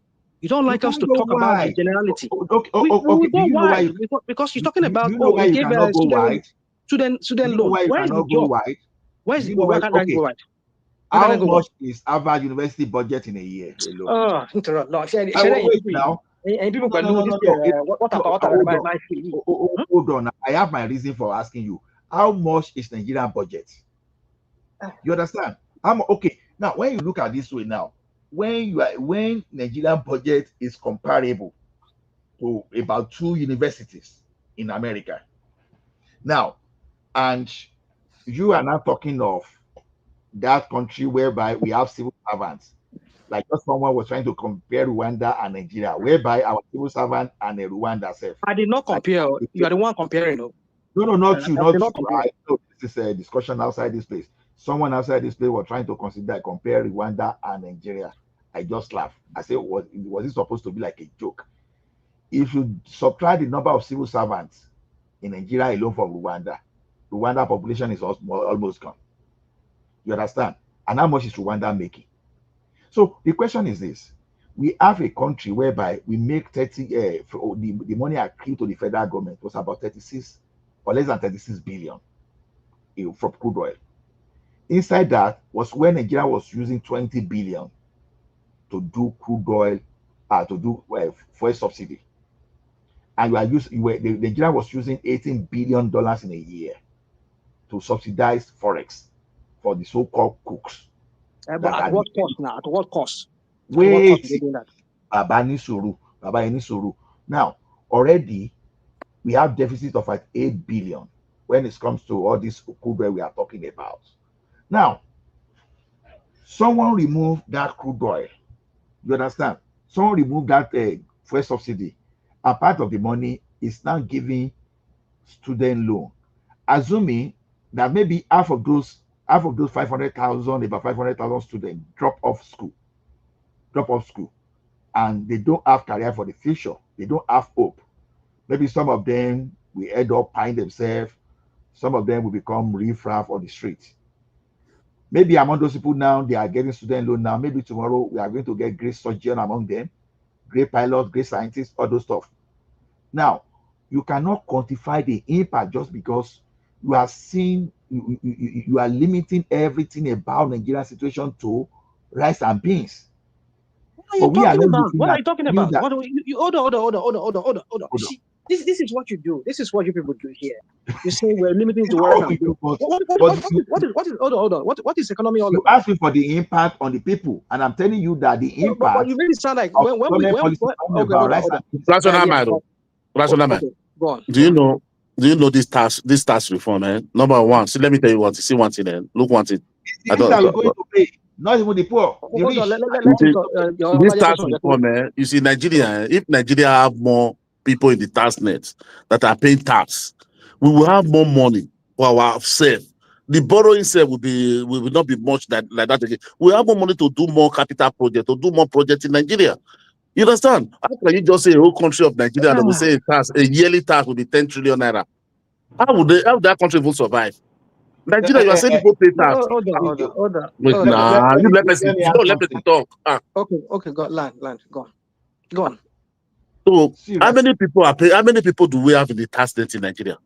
The country, everybody, your country there, you have. You know how many people in the tax net? Okay, now the government is trying to make us independent on our own, to have more money in the tax net, so we're going to finance more projects. And people will even have say where their money is. That is why Europe is more better, because people who pay tax, they have right to many things. But Nigeria, why people are not having that right? Many people don't even want to pay tax in Nigeria. Of course, if there is small business in abroad here that you cannot pay tax. Even if you work 1 hour here, you pay the tax on it. But Nigeria, all those the person you said is selling gala and pure water. That is what he made for himself. Is that all that money go to him alone? He doesn't pay tax to anybody. People are not even thinking that say, you don't understand. You all want the government to bring out. Where will the government get to bring out and spend it to go and be doing welfare? Let me even say something, Gary. Let me say something. Look, if your turnover in your business is 100 million naira, you are not going to pay tax. If your company asset is less than 250 million from January, you are not going to pay tax. Because people are saying they are taxing the poor. Someone that is running business of 100 million turnover is not a poor person. Someone that has a business that his asset is worth of 250 million is not a poor person. You understand? So they are saying if your company asset is not up to 250 million, you are not, from January, you are not going to pay tax. If your turnover is not up to 100 million, you are not going to pay corporate tax. Know that. Then what does that tell you? Now look at Dino Melaye. How about income tax? Wait now. Wait. What are we even saying about taxing the poor? No. I know somebody who have beer parlor in Nigeria. You have a six room that he built. Is that poor person? I don't know why we say all these things. My relative in Nigeria have house in Nigeria. Everybody abuse rational mind. No, wait now. Tell me, Nigeria, how many people don't they build us? Okay, wait. I which village they rent us? I don't know where you stand on this matter. Just a dance. No. Okay, let Remy speak. Yeah, I've been listening to you guys for a long time. And when he asks questions that what are the gain from all these reforms, I will talk about the state governors. Most of them, apart from having more money into their allocation, a state like Jigawa is already debt free. The guy said he does not have any money to pay anymore. So that means it free a lot of money for them to do a lot of projects. And then when we also talk about in terms of what do you call it? In terms of the effect of the student loan, you have already hit the nail on the head. A lot of people who does not have a well-washer, the friend I'm talking about, have about 4 children in the university. Now the federal government through the NEFON loan, 3 of them got the loan. The 4th one get only the stipend, ask for the stipend alone because it's in 400 level or 500 level, something like that. So parents that cannot even cushion the fate of 3 children in the university, they now have help. And these are interest-free loan when they pay back, when they start working. This is not Nigeria of yesterday. And when you guys talk, you do not factor in where was Nigeria before 2023 May. That country was in a total mess because of maybe Buhari government and other predecessors. What have they done? It is not this, for the first time in the history of that country, we have clarity, a little bit, or maybe transparency. I cannot say 100% transparency. At least you can see your external reserve. You can see the growth. Maybe you might be right that, okay, to the micro level, it's still not up to that. But we also seen the consistent crash of foodstuff in Nigeria. So, and fingers are not equal. If we are seeing 7 or 8-year-old boys hawking in the street, even when I was growing up, we see them. We saw them. They are all over the country. And when we talk about education, secondary education and part of primary education is in the hand of the state governors. Why are students that are supposed to go to school? Why are they roaming about the road in the northern part of Nigeria? Is it the same thing in the south, in the southeast, and the southwest? No, not only the north, Remio, if you all over the south, children are roaming around. Yeah. So the reason why all of this thing is that when we are growing up, I don't think we are up to 120 million. Just in a space of 25 years, we are more than 200 million people. So when we blame our leaders, we also blame the followers because the leadership comes from the followers. Let me just add to what you just said. Now, for those people that are saying tax report, let me tell you something. I know that kind of statement is kind of emotional blackmail that is being used as political weapon, and people should be very careful. When government is telling you you get tax identification and it's going to be tied to your bank account. Now, if government want to audit you here, it means that they've got something on you that they just want clarity from you. Your tax identification will be linked to your bank account. They know the tax person will not get money. That's why I'm making an example that if you don't have 100 million turnover in a year as a small scale business or medium scale, the government said they are not going to tax. And they say if you don't have up to 250 million worth of assets, it's clearly written in the law, in the Gazette that nobody is going to tax you. But not because it's unfortunate because politician knows that those things may be complex for people to digest. That is where we, co-patriots here, we have that duty to educate our people appropriately. You understand? Now, tax poor. Are you saying someone that is battling with just 10,000, someone will go and jump on him and collect tax? How? Yeah. How? Because now all those people that are putting stick on the road, that they will stay on maybe by Lagos, Ijebu or a road that will be all those things. My expectation is this new tax era, we take them off the road. We don't have any business to be collecting some kind of local government fee or those stuff. Those are the things that this kind of a new tax situation is supposed to address. Hopefully, and you believe that Agbero will not stay on the road anymore to collect money. I said, you hear me? I said, hopefully, right? Because you don't have any business. It's hope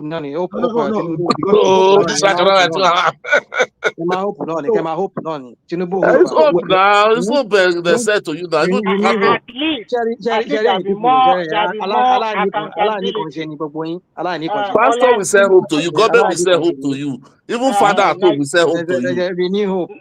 So rational mind. Rational mind. sorry, Ola, quickly. Even with that is kind of that emotional blackmail. Remy, that's the kind of emotional You see, blackmail. don't do this grammar. They must emotional blackmail. I'm like what sound like okay, rational mind. Don't blackmailing. We're not telling you how we feel. You're telling us we're doing emotional blackmail. Look at how it's emotional blackmail. When you say people are hungry and people are dying of hunger. Now, a person like me now respond to you that no, it is not like that. This is what the government is doing. It will make me look as if I'm insensitive. But over time, that's what it is. Beyond, because you're being insensitive. Wait. Because I've gone beyond your emotional blackmailing. You see. Other pé àwọn LAPC àti gbogbo yẹn ẹ máa lọ kọ́ àwọn English come on, don't give me this emotional black. We're telling you how we see. You know, federal government is paying one right 5,000 to family. Household family. What? They go say what? You know, the federal government is paying one right 5,000 to household family. What family are they paying it to? Where's national register? Social register they have that they're using to pay. You have to no. There's a website. You have to log in and put everything. They will come and verify them, everything okay, and they will give you. You want me to give you the website? Come on. Rational mind don't get support. Enough of this one. Let me just say because I have to be. No, now I give you the site. Now make you try. Give someone make you try. Put them in the general chat. Everybody goes here. I don't put on there. I don't sabi put on there. Okay. Well, I don't know. I want to. Is there one man number? Give one man. Give one man. Go pass. I'll give one man. I'm going to give you. Okay. So you see, let me say this before I bail. You see, why is it 5K? I beg give poor people because people don't put it, then they collect. Don't they collect that? Okay, I'll give my people. Go collect too. You're right. Yeah, right. Not be people with the billionaire like your family. Poor people with the area. I don't hear because now Tinubu. I beg. It's not just good. So you see, the point I'm trying to make here is that you people make it sound like when we say certain things here, you and I know. Okay, look at it. Yeah, okay. I hate doing this thing, but I have to do this one this time around. You know, when I say what about now, you say I'm doing what about? Yes, because that is what politics is all about. Politics is all about rice and beans in every country. Yeah. Hold on. If you, in your when this one here that was here was campaigning, one of the things when campaign we use defeat the Democratic Party was how much are people buying your groceries now? How much are you buying your eggs? How much are now he entered there now? How is that egg now? The egg will say ain't go bring down. Ain't go make sure say everybody the groceries plus America here. If you do anything to every Americans, if you do anything to any America, but you see anything that has to do with their source of livelihood, their belly, then they play. That is the major thing where they do on ballots for many people here in America. Their money where they go use go buy groceries. Share the money go there enough for them to buy their groceries, buy milk, buy vegetable, buy eggs and whatever. That is what it's all about. So don't come here and telling me say they do what do they call them? Free lunch. I mean free education. What are you talking about? No, but there's welfare too. There's welfare package. You know, what else do you want? Rational mind, hold on. I'm telling you one now. Welfare package. Rational mind. Let me tell you something. You people just make this in sound like as if it just sound ridiculous. Telling me about you have to test it if it's not. You are not proving us wrong. Somebody was saying to us here now, say, oh, they have increased I mean, this guy always come here and use that thing. Even they make me the best. That's say they don't increase the allowance that they give governor. Go and fight your governor. When Tinubu when they were doing that was doing when they did that you should go and fight their governor that time. Now Tinubu is there now. But that's reality now. So of what benefit is this? If you cannot talk to your governor, so where are they collecting money? Yeah, right. So we should No, national man. You now you are in America. Did you hold Trump accountable for everything in your area or your mayor or your local government chairman? My mayor is my major ADK, not even the president of my region. The economy we hold the president. The same thing that's what we're doing in Nigeria. If you like me and give them money, they go do road. When they don't do road, him and them. But we are talking about people should be able to eat 3 square meal a day. But if people will say no, people don't hungry. Today people don't carry pure water for a small age. Even when we were small, with the Aman we always call all the crap. Are you people live in a civilized society? And then you wish something different for our people. And you say, hey, that's how it has always been. No, but I understand national mind. To be sincere, since Nigeria is created, the citizens have never enjoyed one thing in that country. Only I suffer. do not understand. No, okay. Okay, let me 1983. give you an example. Wait, let me tell you. Let me give you. Wait, 1983. Go and look. Tribune newspaper. He said, Nigeria is not able to do Christmas. They write it boldly. Nigerians are hungry. Okay, I 1983. just want to quickly chip this in. Huh? When we are growing up, I know free education and free health. And I thought yes. So I don't know why you are saying that. Not the best way not chop. Not the best way not chop food. They get I'm a talking for about Nigeria. that. No be belleful. No, let me finish. You will come in. Because of that free education alone, or your state alone, they are able to establish more than 200 secondary schools. And that schools, they are still abroad here have free education. Now why are people hungry? No, What are you saying? don't. No, I'm just relating. Nigeria have never enjoyed anything. Let's fact check it now. Let's stay somewhere, please. You said Nigerian people never enjoy anything from the government, and I'm giving you an example of free education and free health during the Awolowo era, Bolange era. No, as you said, they never enjoyed. At least I am a product that I enjoyed that one. I don't know. Maybe you are son of elite now. That is why now you enjoy. No, it's not elite now. This is okay. Allah knows about it. Okay, so don't fall for rational mind trick, because the thing is this. That thing is difficult to explain. You know that it just is already falling for. That's why. No. Not what rational mind is saying. No, honestly, no. I'm just going to. I'm not a politician. I'm just looking at for the citizen side. Look, 1983. If a paper can carry Nigeria are hungry, and we are seeing Nigeria are hungry today, and that 1983, the fuel was 20 kobo, dollar was 71 kobo. Nigerians were hungry in the 70s. They were hungry in the 60s. So the thing is, so what are we saying? Even when we go to the history, you will always find famine, everything. So the thing is this. That's why I'm saying that when you say the Bible says it, beware of spinners, it managed to spin the thing away from the real issue. That's the point there now. Now, when they say Nigeria did not enjoy anything, you spin it to the point that even our camp are even joining you. So see, let me tell you something, rational mind. We have different branches of economy. You understand? See, when you are talking of food economy, it's totally different. We all know there's a problem with food economy in Nigeria. You all know. And the government, at least, is making some kind of grandstanding that they are to solve the problem. That's what I can say for now, until you start seeing all those stuff. But when you talk of development economics, or let's say development economy, that one, if you want to deny that one in Nigeria today, a lie, it's visible.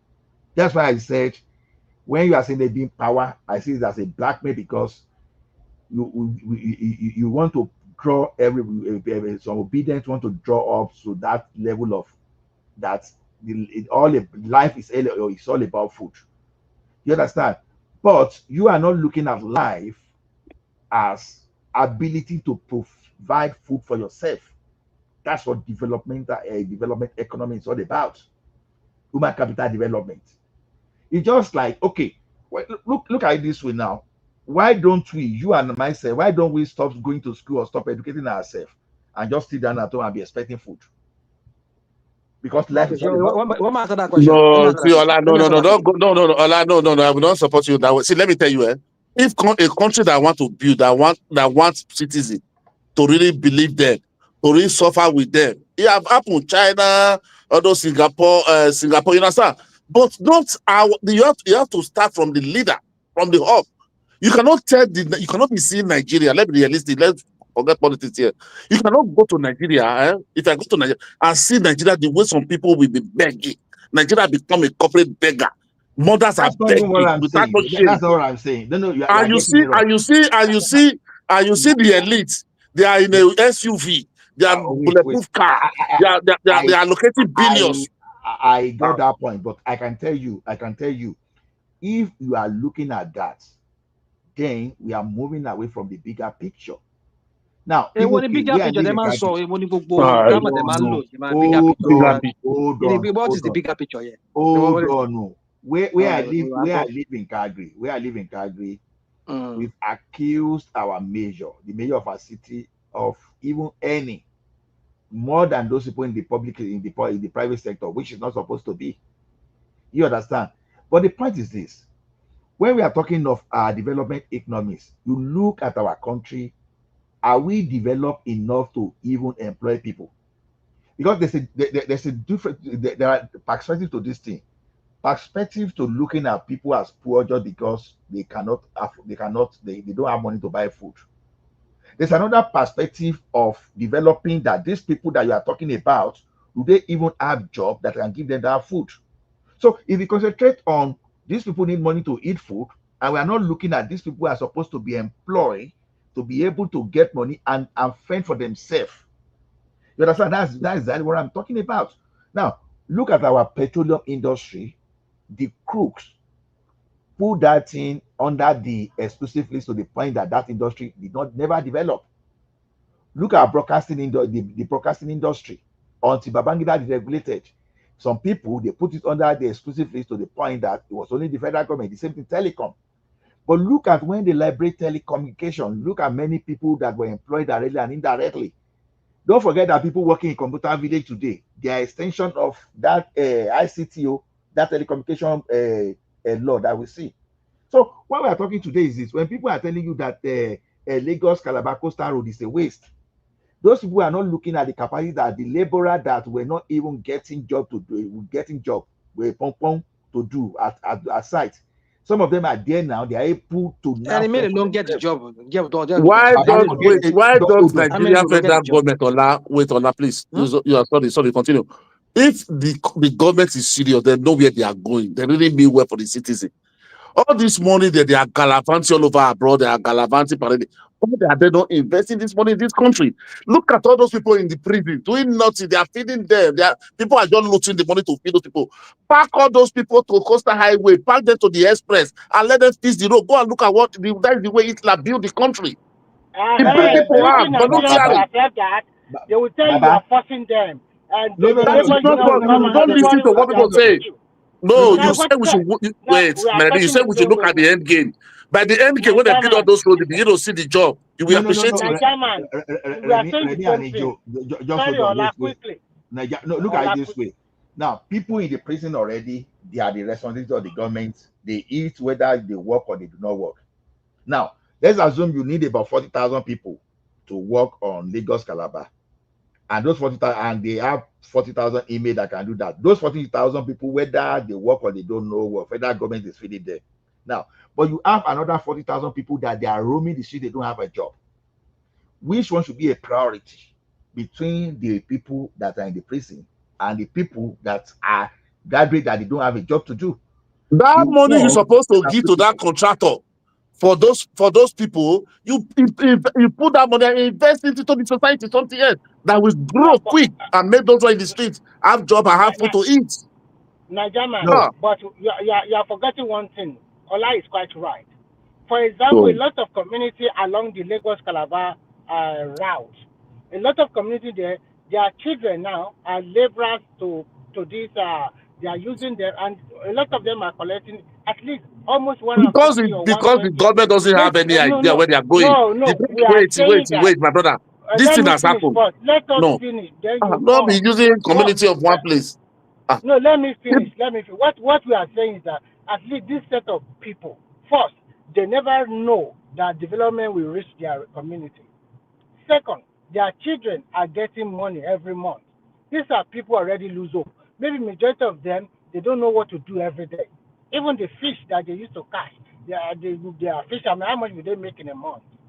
So when you now open up that access, for the first time, go and look at the video today. A petrol station started setting up, an hotel started building. That is what we call development. Little by little, Huh? get there. Other people will The be doing first, those. Those and people, finally, those villagers will be doing those one.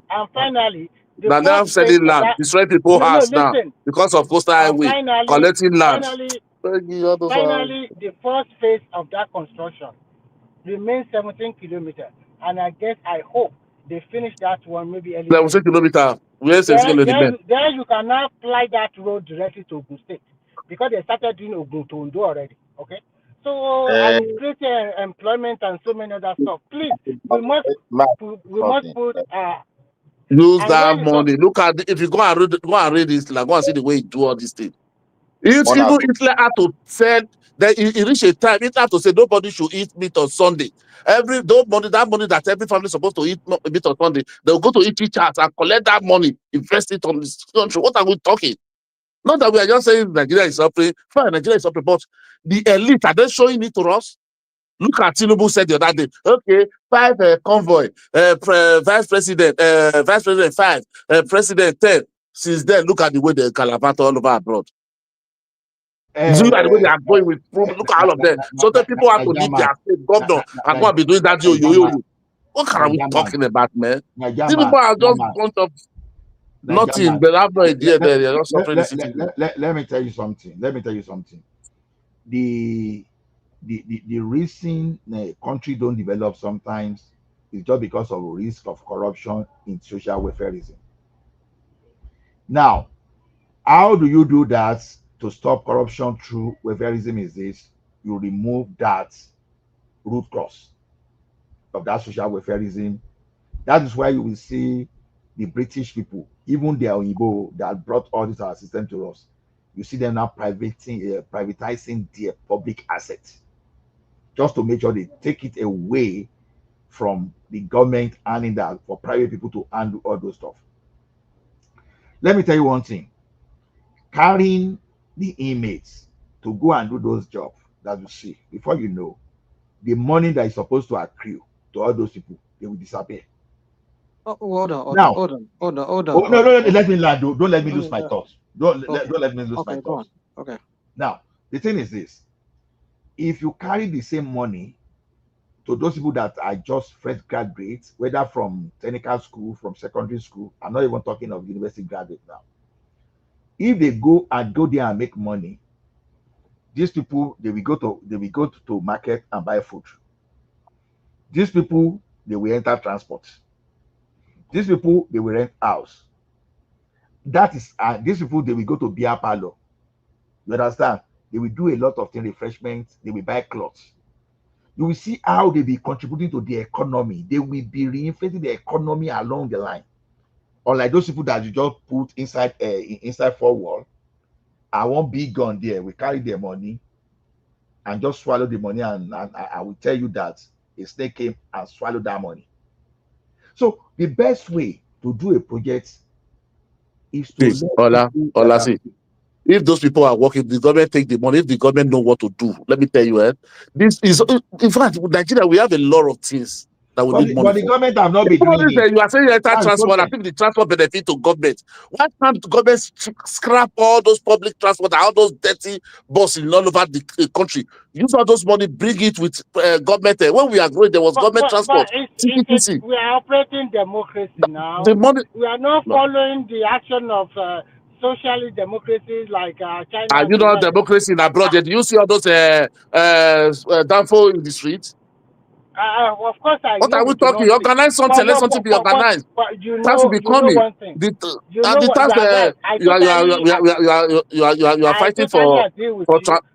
are fighting for transport in Nigeria. That Agbero will collect the money from there and take it to go and be being a one big one in his own house. That the money doesn't go to the federal government or the state government. Why are you worrying about them? Let me say something. Scrap all those rubbish out. Najama, let me say something to what Kini Fufu was saying. You see, again, I will say again, we come here, we do all these things, we talk all this good stuff. These countries you're talking about, that they are now going privatizing or going capitalist now. But you forgot that what they do is not totally. They started with the welfareism kind of economy.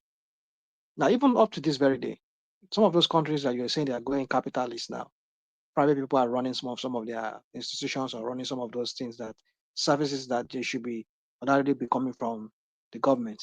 But one thing for you to understand is, in some ways, in a lot of ways, they are still offering those their welfareist services. Like in the UK, where some people live, like one man live, and also like in Finland and also in Sweden and other Scandinavian countries that I visited recently.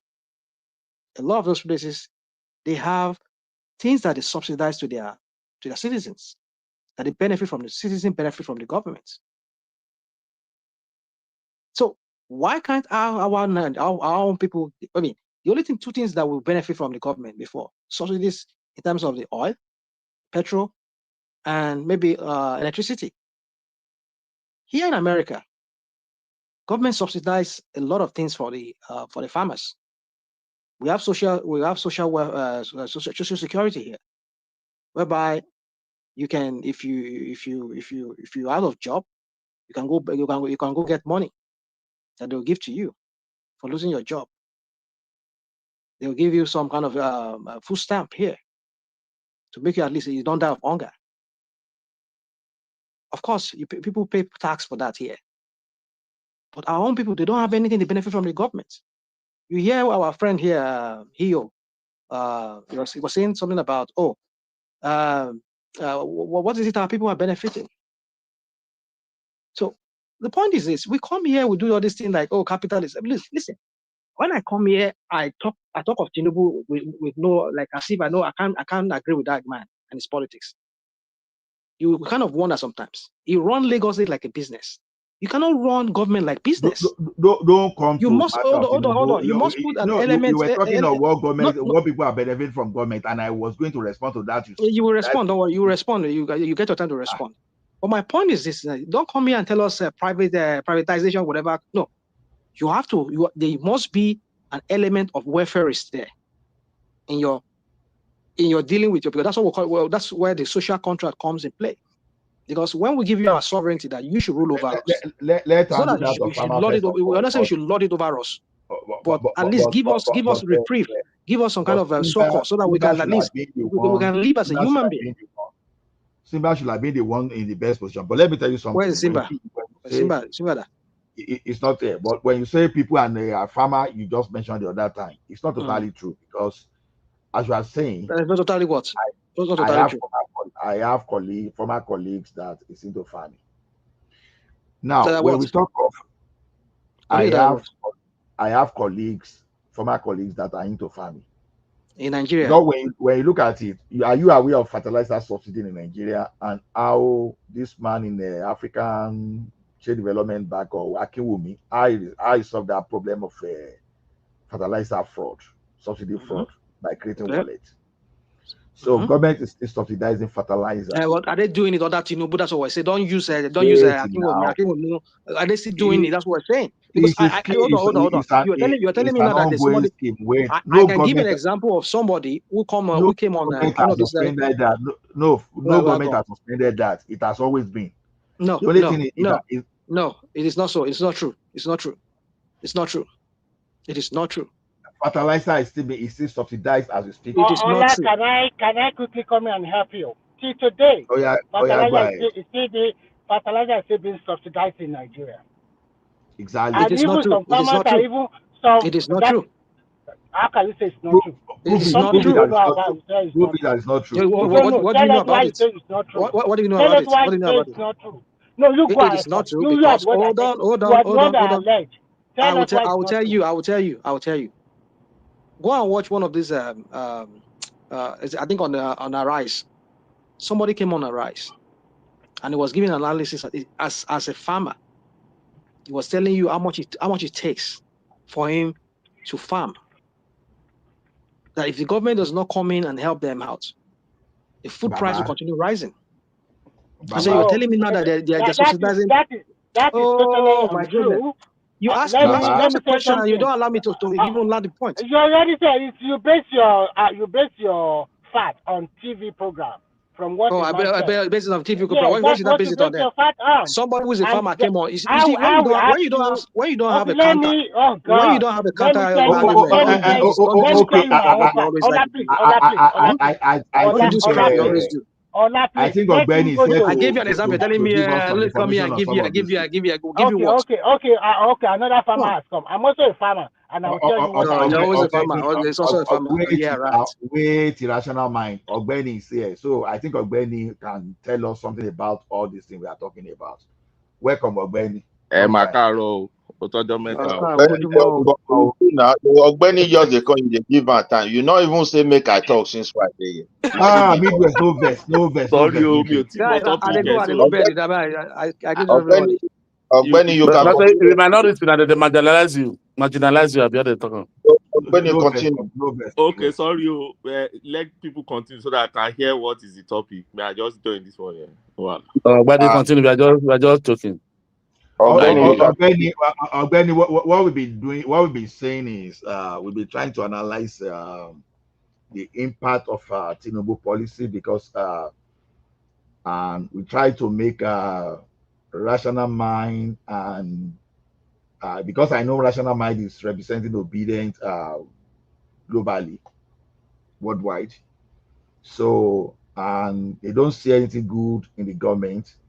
To the point I told them that okay, I trust obedient. They won't go for that student loan. I know that their family, they won't even let them near that because they don't like Tinubu. So that student loan, even the papa that was under hypertension, a student loan now suddenly give him some kind of relief. That such thing to obedient, Nigerians are not feeling it. And it's telling us that the Nigerians don't benefit anything from the government, including the farmers, even though people like us, we are aware of agricultural credit and finance, we are aware of a subsidy, fertilizer subsidy, and we are aware of some kind of disbursement to farmer, even as back as 2021, when they devoted 12.3 billion to farmers to help them out. So those are the things we are just talking about. So if you can just tell us what the government, what Nigeria are benefiting from the current government, then we'll be happy. That's a very broad, a broad topic to touch. But for me, the little I would like to touch is just this Nelfon thing. It's a misconception to think that the obedience don't get it. They're just being hypocritical about it. Many of I'm the one being sarcastic about that. I'm the one being sarcastic because they don't like Tinubu, so they are not getting it. I'm the one being sarcastic. Yeah. You see, many of obedience that I know. I told you my dad's in obedience, and he has some of his friends too who are obedient. Although so many of them have changed their mind now and they are neutral. Many of my dad's friends, my dad still remains in obedience. He will tell you he believes obedience can do it, not because he hates Tinubu and things like that. I say, okay, I hear you. But some of his friends have changed their mind. They believe they've understood more now. And back then, they believe Mobi was probably the best candidate out of all the candidates. But because of what they have seen so far and how he has handled some situations, they realize that he's not somebody who can handle the complex situation of Nigeria. So some of them believe that he's still a very good and kind man, but they will tell you, just like Jonathan also was a good and kind man, but Nigerian is just too complex for people like that to handle. So, but where I'm going on this NEL fund is that many of them, because when this NEL fund started, I remember I came in, many people were skeptical, yeah, and rightly so, because you will be skeptical because what we have experienced in Nigeria, what we have in Nigeria, we experienced so many. How many do we even need to be mentioned? Shopee, Napep, this and that. We've experienced, and they will still collapse. Look at Shopee and others; they all collapsed. So we're all skeptical. But I remember two of my nephews back in Ado, and the other one that I relocated back to Fayoshe's town. That's a foul. Because they lost their dad and all that. So I told them, and they applied. Although they didn't give all of them, they gave two, and they didn't give one because the other one they didn't give the parent civil servant and the mom is assistant director.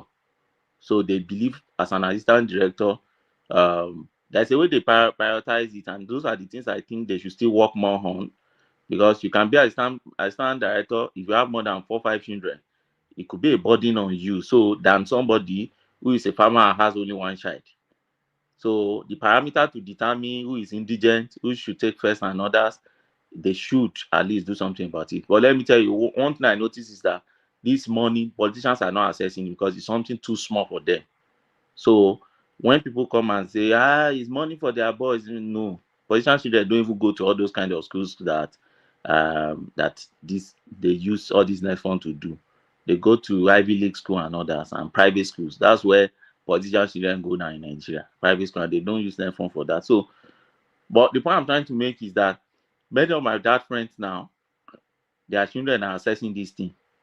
Some of them will still remain obedient. Their children are assessing it. So they are gaining. One thing I know, and I call it Godmanism.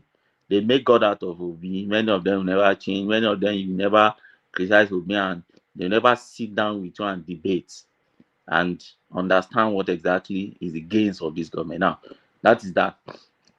For me, let me just touch one or two things I think is the gain of this government. Yes, like any other government in Nigeria, they failed in some respect, and they made a lot of gains in many respects. So, but when you are blind against those gains, is what makes you like a fascist and you become an absolutist. It's just like you have your dad in the house, and you are living in a mud house, and then particularly for Nigerians and diaspora, this is the way I see them. You are living in a mud house somewhere in the village. Your dad is the lord in the place, and then all of a sudden, you just find yourself in a rich man house in city, and you started comparing that city with your dad and say, your dad is a failure. Why? Because your dad doesn't have house like this. You live in mud house and co. Without going down to go and touch on what exactly happened. How did he live his life? What kind of parent did he have? You're just comparing directly to the Irish man. That's the way I see many of the obedient and many of president opposition in Nigeria. And more unfortunate is that many of them that even the opposition in Nigeria now, they're the same set of people that collapsed Nigeria. And they want Tinubu in less than 2 years to help them to resurrect what they have spent 30 years plus to collapse. It doesn't work that way. Don't work magic in the political space or in governance. Governance is a serious thing. So let me touch on the gains. Net fund is a big gain. They will try to undermine it and tell you it's not true, but that's a lie. We all know. Money and how do you fund it is another magic. I tell people about it. Sometimes when I enlighten people about this net fund and they tell me blah blah blah blah, I said, do you even know the fund net fund? Do you know they're using recovery to fund net fund? And do you know that they take it off from the Accountant General and the Auditor General office? Do you know that it's a private organization that audits the account of net fund? Have you seen things like that before in your governance? It takes somebody who understands you want to give a body its independence and grow it to do such thing like that. But I've used analogy also to tell people that, look, when NYSC started, it was exactly like this. People didn't embrace it because it started immediately after the war. They said many Easterners didn't even embrace it. They thought they wanted to send them to the north and kill them. Many Northerners said, we are not doing it because if you send us to the Biafra and you kill us. Many Westerners, some of them embraced. But with time, the thing grew today. NYSC is a big thing, at least. It has achieved its aim to a certain extent. So net fund is there. For me, another area is FCT. I lived in FCT, and at least I experienced 4 or 5 FCT ministers, right from this man days, Jeremiah Ozeni. So to tell you how long I've touched LCT, Alero, the one in Kebbi, El-Rufai, Bala Mohammed, the one that is making noise now. This my client that died, all of them, and the last one before this. There is no one except El-Rufai. Even El-Rufai now, you start removing El-Rufai from the list, that this present government has not outperformed in terms of providing facilities for FCT. People may want to ask, so what's special about FCT? We are talking about the whole country, Nigeria. You are talking about FCT. Yeah, the only space the federal government really have in Nigeria is Federal Capital Territory. If you don't know, the only space.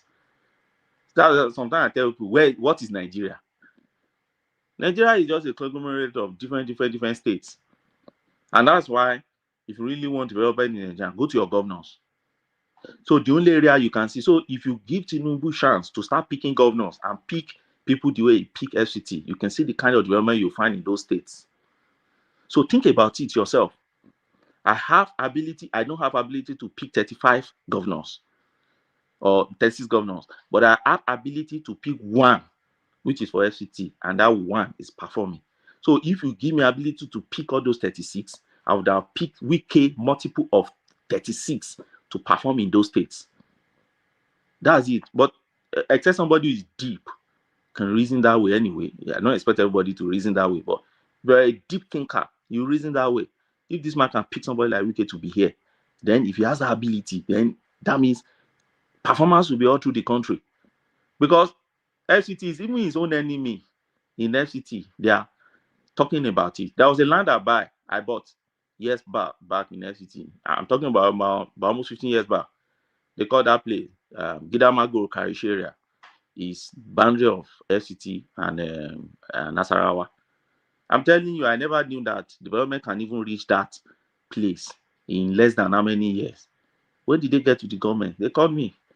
They've already put a very, very long road. They've dualized that road from area 3, Gariki Junction, down via behind Kefi, straight to Akwanga, Kefi, and all those places.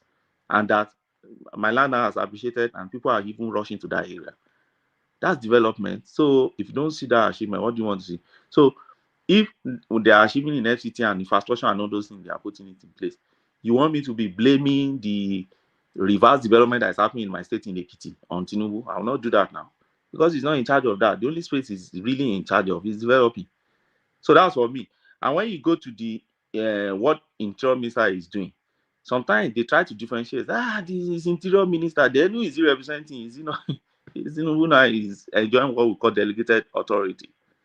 And so whatever you see there, prison service is better than before. Everybody knows that in Nigeria. If you don't know, just get one prison officer and just ask them. It's far better than what we used to have. You have issue with prison, you see the minister rushing there immediately and they're addressing it. Better, yeah, we're not where we should be. But what I'm saying is that compared to yesterday, where we're coming from, it's better. Look at aviation. I traveled home recently. Landed in MM2. You know, this is different. It's not, you don't, although, yes, I'll give it to everybody and say, okay, the revolution that is happening in the aviation industry in terms of, and when I say aviation, I'm not talking about just build a device and the infrastructure alone. I'm talking about the services that are entering. You go to the toilet, you go to the VIP lounge, you see the change is there. It's a very great change.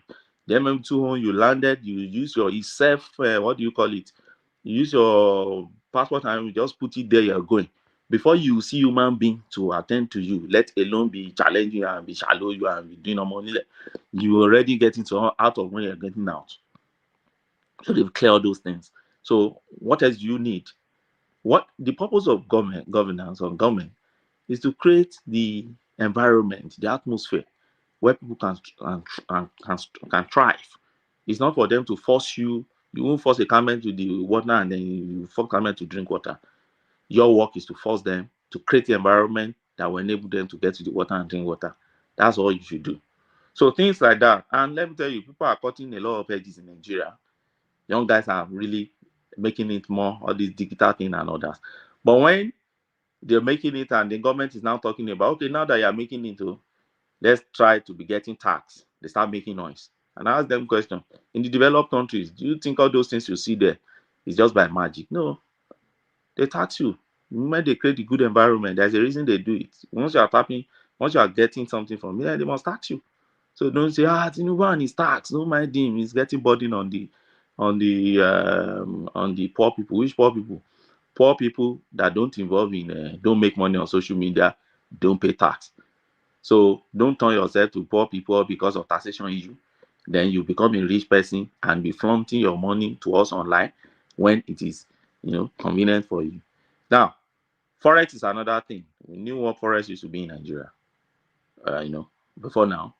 The parity, you want to buy this thing, the round tripping. We all know these things. The problem is that because many people are blinded by the by political side they belong to, and some they are not blinded, they are just ignorant of what exactly. And some, I call them emergency political analysts, they are just new in understanding the political to have political understanding of what their country is. So they don't even have enough knowledge of what they can compare it to. That's what I've seen with some. Some is just the 2023 election, first time they voted in their life, and they're adults. I know so many. That's their first time for whatever reason. So if it's your first time you voted, and then the person is in government, and we are saying it's better. If you don't know what had happened before, how do you want to do comparative analysis? Because you don't even have the indices to do it. So you only look at this one. And sometimes when they enlighten you about that one, you may not want to get enlightened because you don't want to feel like as if you don't know what happened.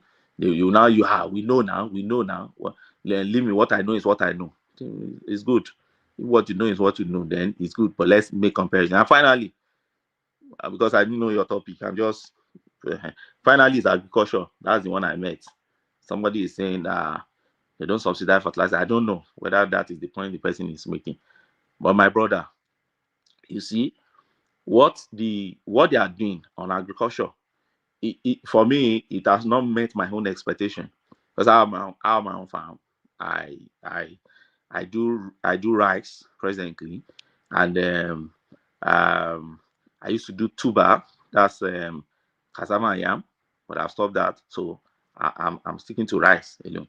Now, fertilizer has always been subsidized in Nigeria. I don't know where whoever is arguing against that. I don't know where the person is getting it.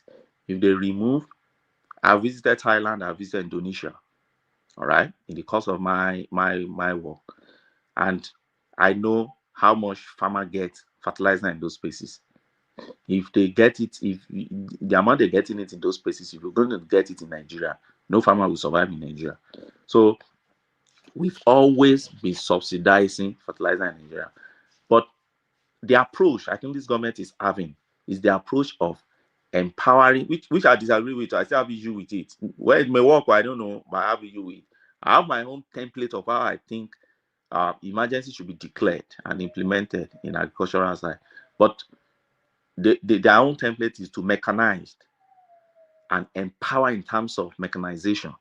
That if they can flood the country with mechanization per local government, per ward, per level, then farmers can embrace that and that can ease the way out. But my own template is different. My own template is address insecurity. Nigerians want to go to farm. They don't have any problem with those.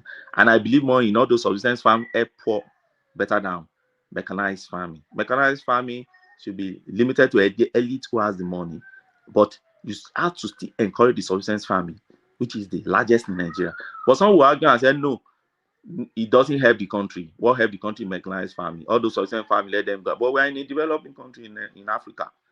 We still need to think about our subsistence farm. So, but to say they don't subsidize fertilizer, to say they don't do something in terms of agriculture, I know. Even improve seedling. If you go to Nasarawa and Kepi there, you see, you go and collect, you pay it to improve seedling, they still distribute. But I just think, for me, I think insecurity, if you don't address it, there's no way your food will come down. Look at Benue. That's the basket of Nigerian food. That is where the free food is coming from, the middle belt that is being troubled today. And what are we doing about it? We need to do something about it. I have my own template. I thought about it. I caution on insecurity, you have to put it together. But I'll stop here. But that's all. Thank you. Okay, thank you, Benny. So, though we still come back to you, Midwest. Thank you for leading. So, you hold the floor now if you want to say something. Good morning, everybody. What I want to say is that I've had many people, talking about Tinubu policies, tax reform, and everything, and so many things. Some of his achievements and what he's doing. The thing is this: me, I strongly believe that every past president of Nigeria they have been doing something.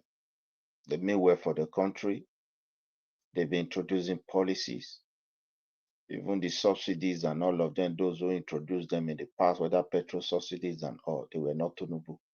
Even if Tinubu is the one that removed them, or maybe Buhari is the one that partially removed them.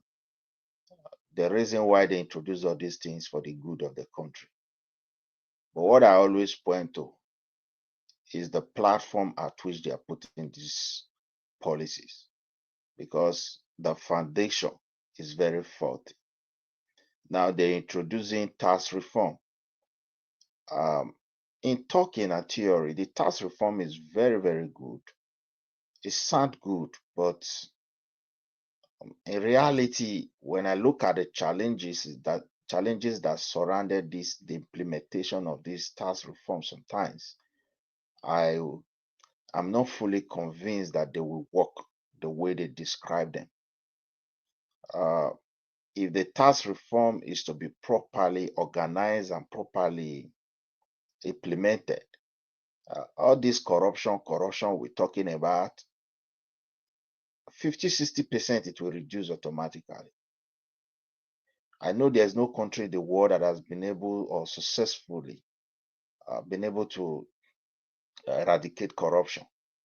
But when you are able to minimize it and still, putting measures in place to make it difficult for people to steal, then the society will be moving forward. Now, if I come back to that tax reform, you're going to talk about general economy of the country where all citizens have to pay. It's not just a matter of all citizens paying. Everyone that will pay, the government have to document it. And at the end of the year, you have to do tax declaration. Both private, business, sole proprietor, limited, big corporate companies. It's a very, very, very big and complex accounting system that we have not been used to. And if you are placing these things on just a Nigeria system without working on the institutions, all those accounting institutions, like Ministry of Finance, business registration, employment registration, you're not going to succeed. It's going to be so complex. It is easy for you to put a cap. If you earn this, you will not pay tax. If you earn above this, you will pay. First of all, how do you even know those that are earning the money in the first case? And largely, we are still using cash. We have not moved from that. Businesses you want to tax are not properly registered. Even when they have documents that are registered, they don't, the way they function or the accounting record, the way they keep all these things, they cannot even help the policy in the first case, because our business and our daily dealings is largely in informal system. And inside that informal, the government will attach document to it and be confusing people. It has been authorized. And that's just all. And that is where I'm a little bit very confused. I think they should address it, because if they feel they want to really help us, I agree with them. The tax reform is the key. It's the only way forward if we really want to help that country. If we really want to distribute the wealth of the country, if we want to minimize corruption, it's a very good policy. But and also it's also very broad, very complex, and very large task for the government. They should try to do their best to lay foundation for it to work. It's not only a matter of only the Ministry of Finance or whatever taxation they will put there. If the rest ministries are not tied to it, it will not work. We want to know those that are employed in Nigeria, irrespective of what they are earning. We want to know those that are running business. How are they doing their business? Invoices should be kept. We want to know those that are importing goods. What are they importing to our country? Custom declaration is just a foundation. But when you start making your wholesales or retail, the record should be kept. The source of where those goods are coming from, every container, for example, imported from China, the government there, through their custom, they can tell you what is the content, what you declare. There are documents that cover all these things. So across the globe, at least if they are to check, they cannot check everything, but having 70% accurate record goes a long way to help their policy making as well. So that is why any country, when you are taking goods out of their country, if you don't declare it and they find it, automatically they will seize it. If they are to declare those goods, they are still coming to give you bill or the cost of destroying those things. They're going to shift it to that person. So tell you how serious they are about these things. These are the reason why they have all these laws there. I'm not saying we don't have such laws in our country, but the way sometimes we use force, authority, we use influence just to push everything, and that is the problem. Currently, I also had to what Ogbeni just said lastly. If we are talking of agriculture and we are not talking about insecurity, we are making a mistake. Because most of this food price act in Nigeria, insecurity contributed hugely to it. I'm not saying it started from Tinubu administration. In fact, since this Boko Haram gradually something, and these Zamfara gold belong to Zamfara, they were importing people into our places, and they did not even check them. Gradually, those people turned to kidnappers. As they were making big money, they introduced the locals to it. From there, it spread across the country today.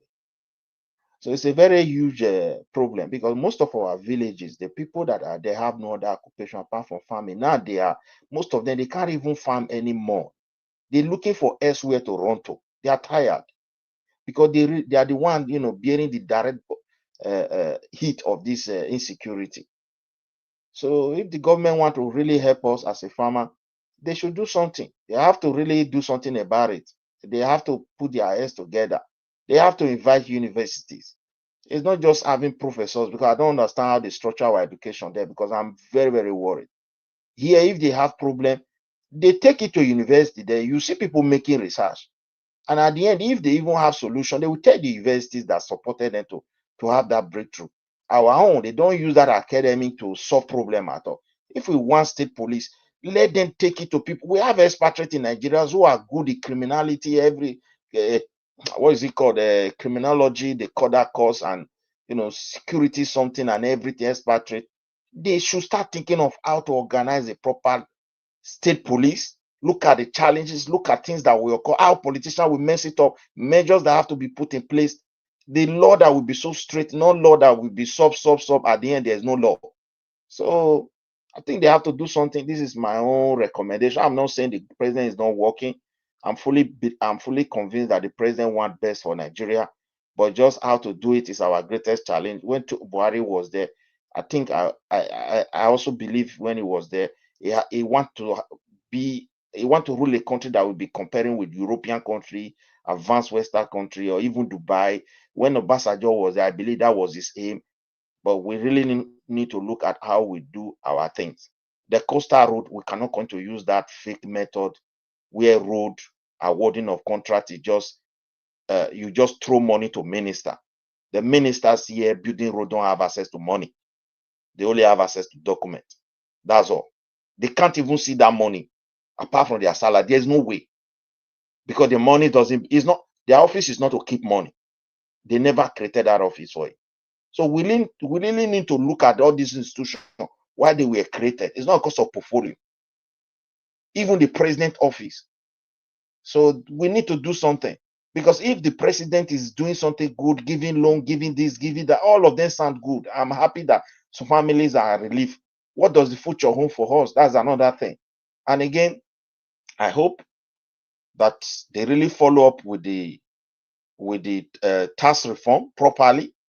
They should look at holistically most of the challenges that will make these things, not to be enjoyable by Nigerians. They have to really look at it, because tax reform will solve Sorry, Midwest. Sorry, yeah. Midwest, to interject you. The tax reform, the laws have been passed already, and I have a template of the from the tax reform website. The calculation of if you hand this particular amount of money, these are the tax you are going to pay. These are the incentive, the benefit, and the rest. So I think they have done a wonderful job with one of the best-known tax experts, the chairman of that. So they've done a good job, and I think this is the beginning of a country. Because me, I don't believe in a lot of looking at the negative aspect of life, Nigerian. I believe in taking the right direction at the right time. You take your direction, you move ahead with it, and you have a room to change to make it more better. Because if we do not have this, we will not be able to know people that are doing like legitimate job. And what you said that about the how would they know? These are tax experts. For example, if you are claiming, oh, my expenses 100 million per year, it's so easy. Give us your invoices and your receipt, and then the tax expert they know how to do their job. So the same thing they do also here. So I think Let we're me, in the right course. Yeah. Thank you. Yeah, the let me tax reform have been the let me tax reform reply. have been okay. Okay. We've been dealing with expatriate for a very long time. There's never a time illiterate have handled those kind of job for us. It's just the mindset. When people aims and objective is how to steal, no matter the level of the education, they will only love to channel things to that direction. Look at Jam. They said they brought in computers and everything. People had to be fingerprinted and this one, that one. You see the way people mess it up. But I don't blame those people. The fault came from the programming itself, the way I they think always. the last one. The There last must one be that error you're from right. beginning now. Anything, the only technology must be error from beginning. I don't Yeah, see of what is course. wrong with that one. There must be error from beginning. Yeah. Yeah, no, see, sometimes this is the problem we have in Nigeria. That one is also just it affect the common man and one institution anyway. But when it comes to tax issue, it's going to connect to nearly the entire institution in Nigeria. Yes, So But but that's one. The tax reform have been gazetted the already tax now, so reform is that's what good for they the have rich done. people now. It's good It's for the good for rich. the They are poor. going to tax the rich. That's why I You are don't not see taxing something. the poor at all. You are even Oh, no. 50 million naira profit, no tax. Are you kidding me? You are making 50 Not that million, one. and as That's a one of small the. business, you are not let taxing me, zero. let me- Yes. you see, don't tax the poor is even a problem. Everybody should be taxed because now there will No, be no, problem. no, no, No, yeah, no. abroad they did tax. Abroad, wait, let me please, sorry, Midwest. See, we have to be realistic sometimes. Abroad, yeah, they did tax everybody. If you work in UK, yeah, if you work 24 hours, you work on 24 hours, 24 hours, they are not nobody tax you. It's when you go from 36 hours. You understand? So I don't I know don't why Nigeria is different. Even in Spain, if you are working less than 40 hours, if you are working less than 40 hours, they didn't tax you. You don't pay tax. You I understand? don't understand. So I don't Wait, know. wait, wait. One moment. It's all Let me get people's let me get states. What they become which with one. taxi a la cara You deal, mean or what? It's called you tax mean 40 hours? allowance. It's called Wait, tax 40 hours allowance. a month The or way what? it works is that there's a benchmark from which you get income from which you start paying tax. So if your income in UK, if your income is less than that benchmark, then you don't pay tax.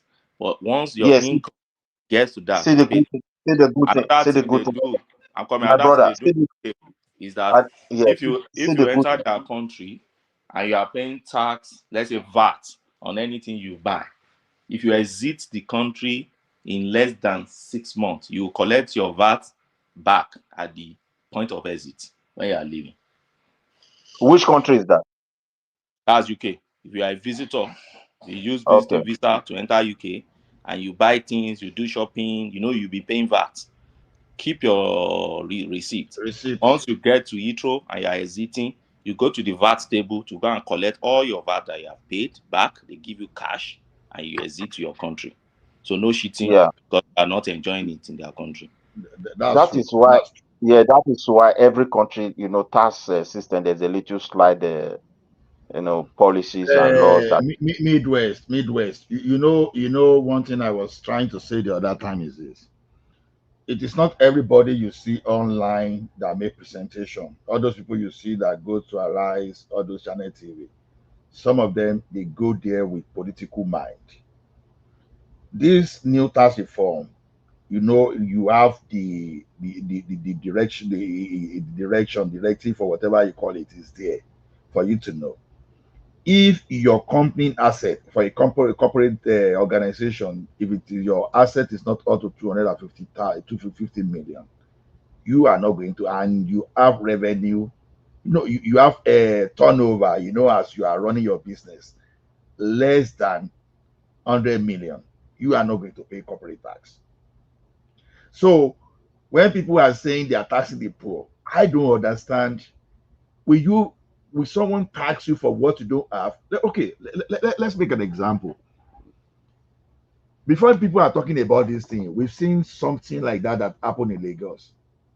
And people believe that the money they were realizing in Lagos suddenly came from the thin air or by taxing the poor people. No. Before Tinubu brought Alpha Beta and all those Oracle, don't be deceived. Those taxes were there. Those money were there. But the problem was either some people got some type of crew consultant, all those stuff. The money that they were gathering together were going to individual pockets. That was why when they implemented that system for them to monitor things, that they could just realize that money as big as it was. If the money was not there, no matter what you try to do, you are not going to get that money. If people are poor, if they cannot afford that tax, the economy will crash. You won't be able to collect any tax. So, looking at that tax, that are from the lens of, okay, maybe they are going to tax Iya Alatarodo, Iya Eleron, Iya Oniru. No, that's not the purpose. If that's the purpose, then the purpose is defeated from the birth. It's not. But like why I like making an example of the like of Dino Melaya is just like, those are the people, okay, let us talk about Pareto's theorem, for example. The people that are supposed to be bringing the type of tax we need in that country, probably they are not even up to 20% of the entire population. You understand? So what does that tell you? It's going to exclude all those Yala Tarudo, all those poor people you are talking about. It's a political blackmailing slogan where people are saying tax and this thing, and that is why you will see the like of Amechi will be coming to national TV mocking the poor people that it being power. You understand? It being power, and the next and as you are stepping out of the studio, probably you are using private jet or you are using charter jet, and they being power. So when you see people are using this slogan, they are going to tag the poor people. Ask yourself a simple question: how, where, the poor that is thinking of what is going to eat the next morning, where will the person bring the money? Let me put this one there for you. You see, information has power, because no matter the policy you are putting in place, if you fail to educate the people, the benefit properly, I will tell you the next leader will come in with ease. He will eradicate everything and return everything to the status quo again. And the people will be No, happy. this one they amended the constitution to reverse it. You have to go and amend the constitution again now. That one will take time. See, my brother. You see, this constitution of a thing, the people that amended it, their mind were also working in one direction. At the moment, if tomorrow another political party is there and the president mind direction is opposite, these same people will say, I have it. Just that is my conviction, and I don't think anybody can take it from me. No, this one is law. This one is not. It's not only National Assembly. You have to go through about 2/3 of the state to approve it. It become law. This is not what president executive order. I don't know whether state government, state House of Assembly also Midwest, be part of.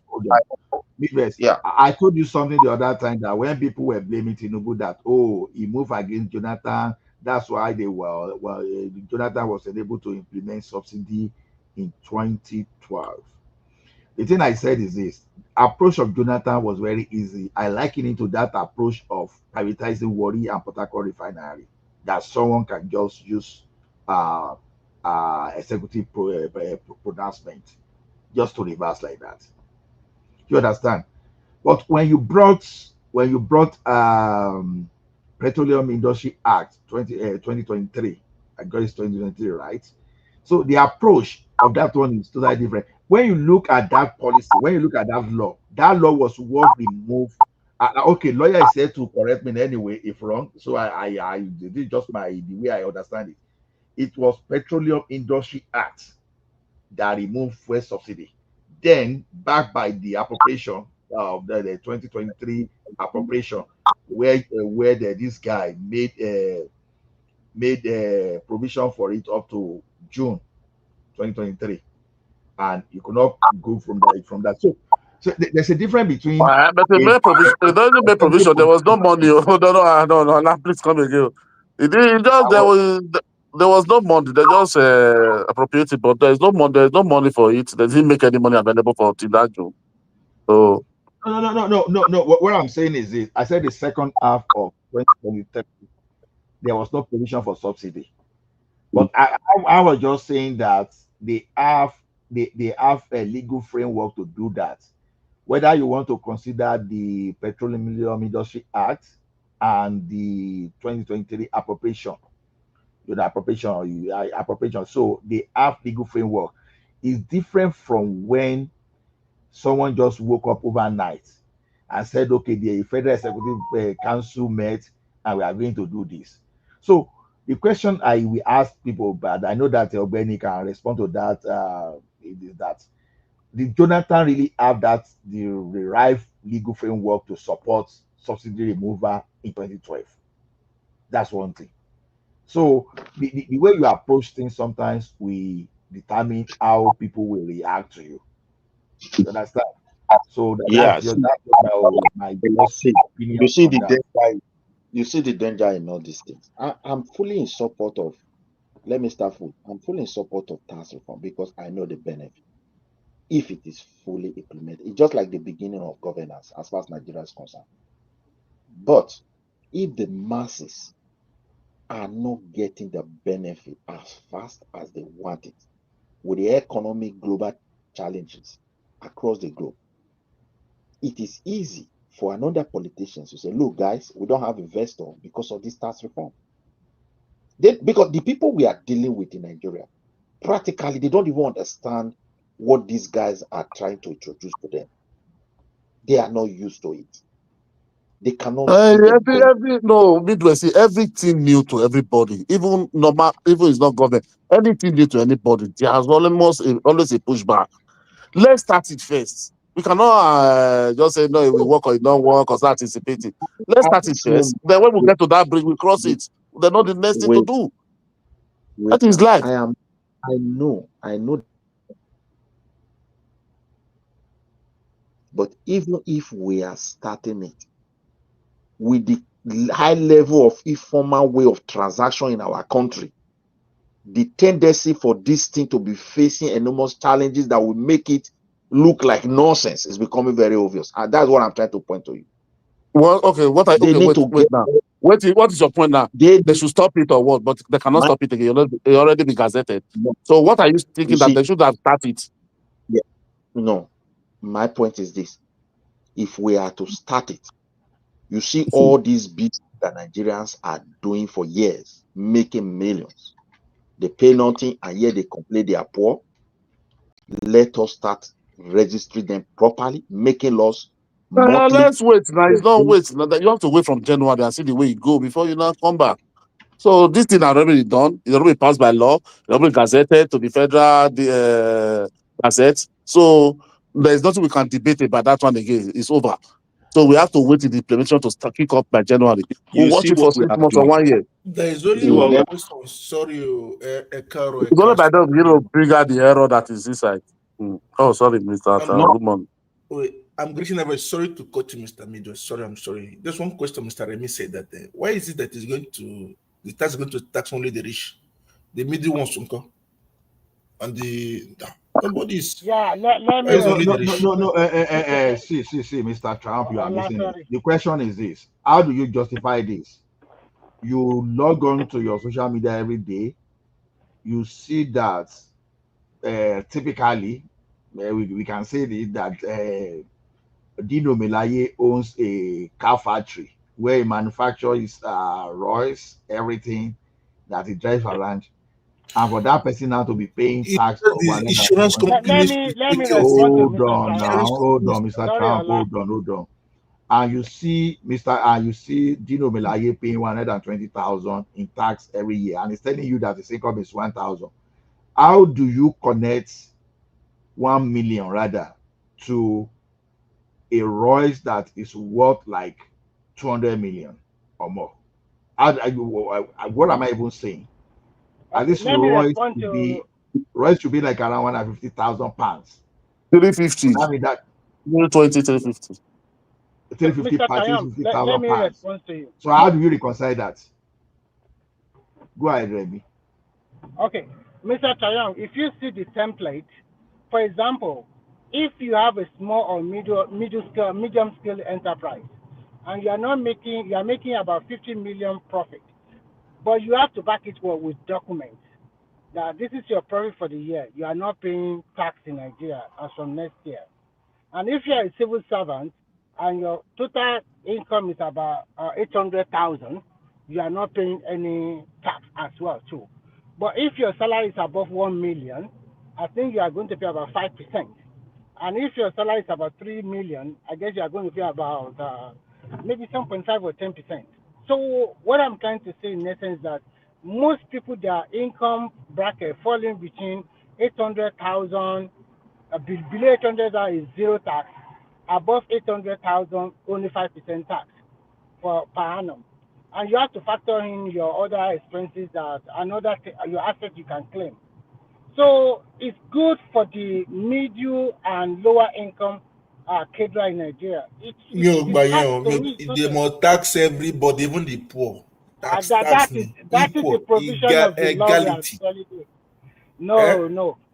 That is what they are doing in Nigeria from next year. So that they will not say they are taxing.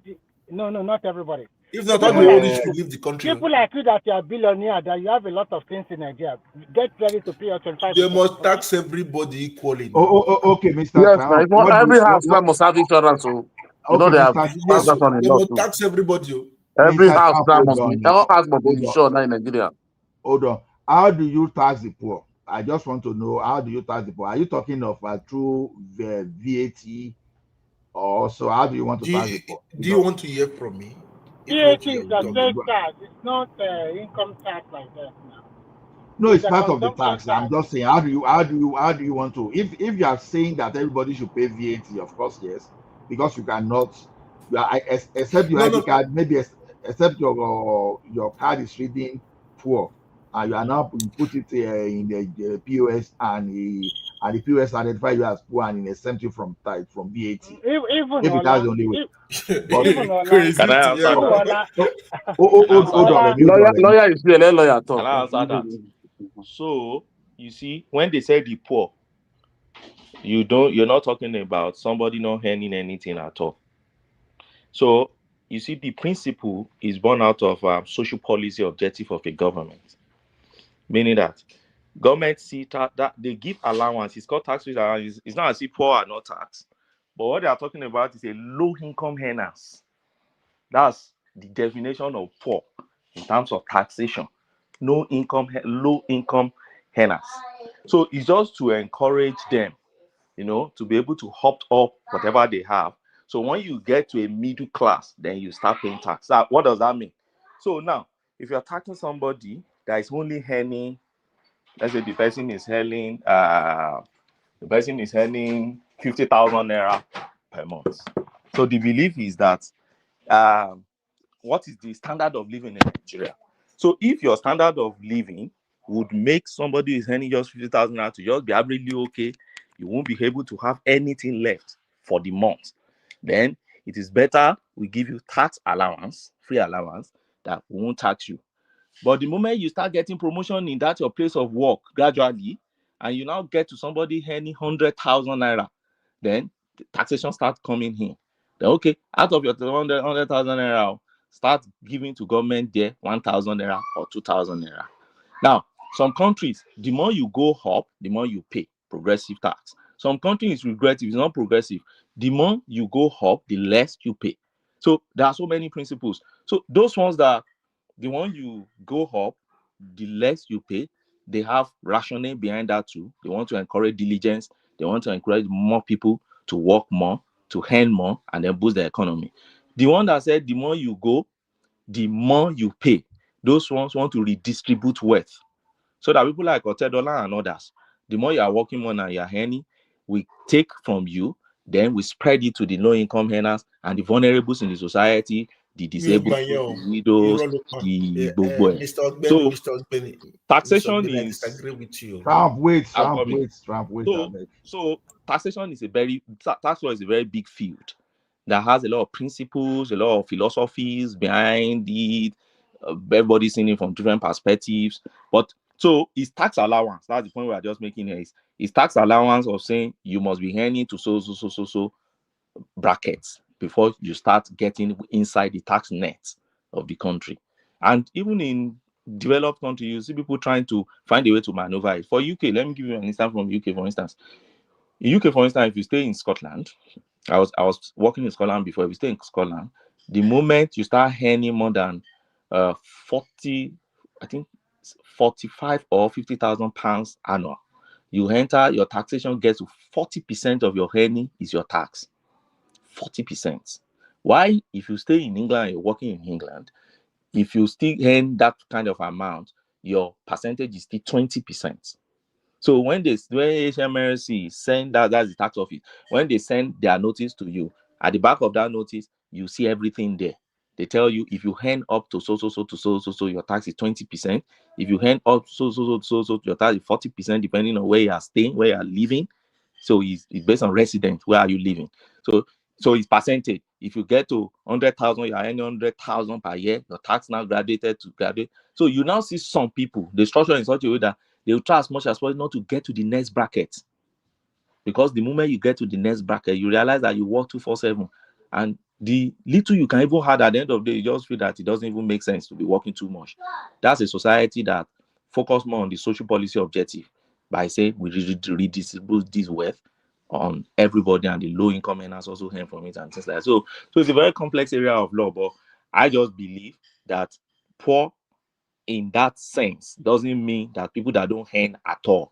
It means low income earners don't pay as much as the high income earners pay. Thanks. Yeah. Okay, You Mr. just Benny, put the, please, please, I don't want to forget my Remy, thing. Mr. Now, Trump, where are you going? Okay. I Go ahead, give Mr. I Trump. give many, at least I have families in Nigeria, many families. Look like they're my payroll. 100, 120, 150, 200 every month I give them, because even and again they are working just for me to make sure that they live well. Understand? But so that means that those people too, they'll start paying tax then. That means I stop then. No, that's Reduce it. income. No, That's not income. that's not the idea. It is income. It is income. It's Mr. whatever you Not Triumph, income. do It's not you income. have documentation to show that, like a letter of employment and so many things like that? Can I So say that means I you're something? give not them even paying even tax in on them now. France here. Can I say In something? France here, you cannot give Can I say anybody money like something? that. They will seize it too. Can I say something? It's not an Okay, you can income talk. under our law. That's a gift. That's a gift. Gift. And if you are giving Because a gift, there is a gift tax. Get me right. If you are giving a gift, that is what we call gift tax. So if what you are giving them every month, you're dashing them money, that's a gift. So what you're supposed to pay, or what they are supposed to pay on it, is gift tax. And that is why what this present government is doing is that they're trying to now link your NIN now. That your bank account. They want to link it now to your TIN, your tax identification number, so that whatever enters your account, you can account for it. That's what they do in developed country. We've not been doing it, but they're introducing it now. So your account of individual. I know Nigerians are making it about, they want to be monitored. Yes, government has to monitor you. I agree with that. So they put your tax identification number, they attach it to your account. So the implication of that is that, so whatever enter, if they query it, then you can ask, it's my uncle from abroad that gave me this. Okay, come and pay, give tax on it. Because it's a gift, you didn't work for it. But what we call income is not something they just gifted you. You work for your income or your investment. Sorry, Benny. How much is the tax on the gift tax? Do you have an idea? I have idea of UK own. I can't remember Nigeria because I know about here. Like now, if you like now, what I'm planning with my wife now, concerning my children, for them to inherit my properties. Here in France. They told me what to do just to beat the system. Because even though you give, like somebody I know, they gave him an inheritance of 250,000. Government collected over 50K from it. That's almost inheritance 100,000. I wasn't happy with it. I wasn't, but in Nigeria, it doesn't happen like that now. No, now in Nigeria we don't have like now. You wait. Even giving somebody money. I don't have the right to give anybody money. They told me I don't have the right anymore. You give, you pay tax on it. Like when I give workers 100 euro, I pay the same 100 euro to my own government. You understand? I think. So what do you want to say? Good morning, everyone. Money. I think gift tax can be a bit over here. I think over 15,000. I think is almost about 25%. Over 15,000. Is that I UK, think right? after 15,000, I think you pay 25% on everything after 20. I'll go and find out. I'll confirm, but it's a bit. It's a bit after 25,000. After 15 to 15,000, I think is yeah, it's a lot. Which country is that? The gift tax is like additional, you know, all those small incentive that you're income in this common. No, it's not income. I'm not sure if there's a gift tax in Nigeria, even in Canada. I'm not sure. It's better they shouldn't do that gift tax. No, we have gift in Nigeria. We have what we call transfer. So instead of if somebody is working, let me say something. So tax consultant is here too. Okay. It's even 33%. Only one BO. It's even 33. For example, if somebody is working, if somebody has salary and there is an incentive attached to it, like as gift of this one, that one, is that not what you call the gift? So yeah, that's gift. Okay, like where I live is 36% they will take from that. It's just direct with your income tax. They even don't, I just checked though, it's 33% in Ireland. You see how now? They go take, they not be free. But you get one way. So if na Nigeria now, they call you maybe come and pay that thing, they'll be making for midnight. Get some hours for midnight where they not go take. If your work go for that hour, they feel leave that one for. If you reach small amount, if you pass like 1,000 something, like they'll come in. Come and take their own tax something. And do you know what we pay in Nigeria? First, we don't have inheritance tax in Nigeria. I know we don't have gift tax, but what we do in Nigeria is, if I can recall, with respect to those who understand tax more, but the little I understand in tax law is we pay something that we pay. For instance, if I do my will now, and then let's say something eventuality happen and my children or my benefactors want to take benefit of the property, it becomes to them. Here in the UK, you pay. They have to pay. Right? You said if they sell the property, even though right? No. If it becomes in order to upon the eventuality, then the executor will take over immediately, and then they have to now transfer it to them. So in order to transfer it to them properly, here in UK, for instance, they have to pay inheritance tax. Now, if they don't have that money, let's say they are still very young, they don't have that inheritance tax, then they take it like a finance. So it becomes like a debt for them, which they will still be paying with time. Now, that's for that. But in Nigeria, that's why I said they spoon feed us a lot, and the system should start changing. But we should also be seeing the benefit, so that people will be encouraged to be paying. So what we do in Nigeria, we don't pay. There's nothing like inheritance tax. What we just pay is stamp duties. So you pay stamp duties by making those things to move to you. And some people will still even reduce the stamp duties by reducing the value. Because now what you should do is they will do the value, they will evaluate it, and say this is the valuation report for this particular property, and then you pay a percentage, which is the stamp duties or capital transfer you pay. But in Trust Nigeria now, at the end of the day, somebody in the ministry will just say, 100,000 naira. Why won't you pay them? They will reduce the value of the property. Maybe property that's supposed to be maybe 80 million, 100 million. It is something like 10 million. And then you now pay one stamp duty that is so ridiculous. Put it in government cost. What percentage is stamp duty in Nigeria? What percentage is stamp duty? So I don't know. It depends, because stamp duty is not for property. It's not federal money, it's state money.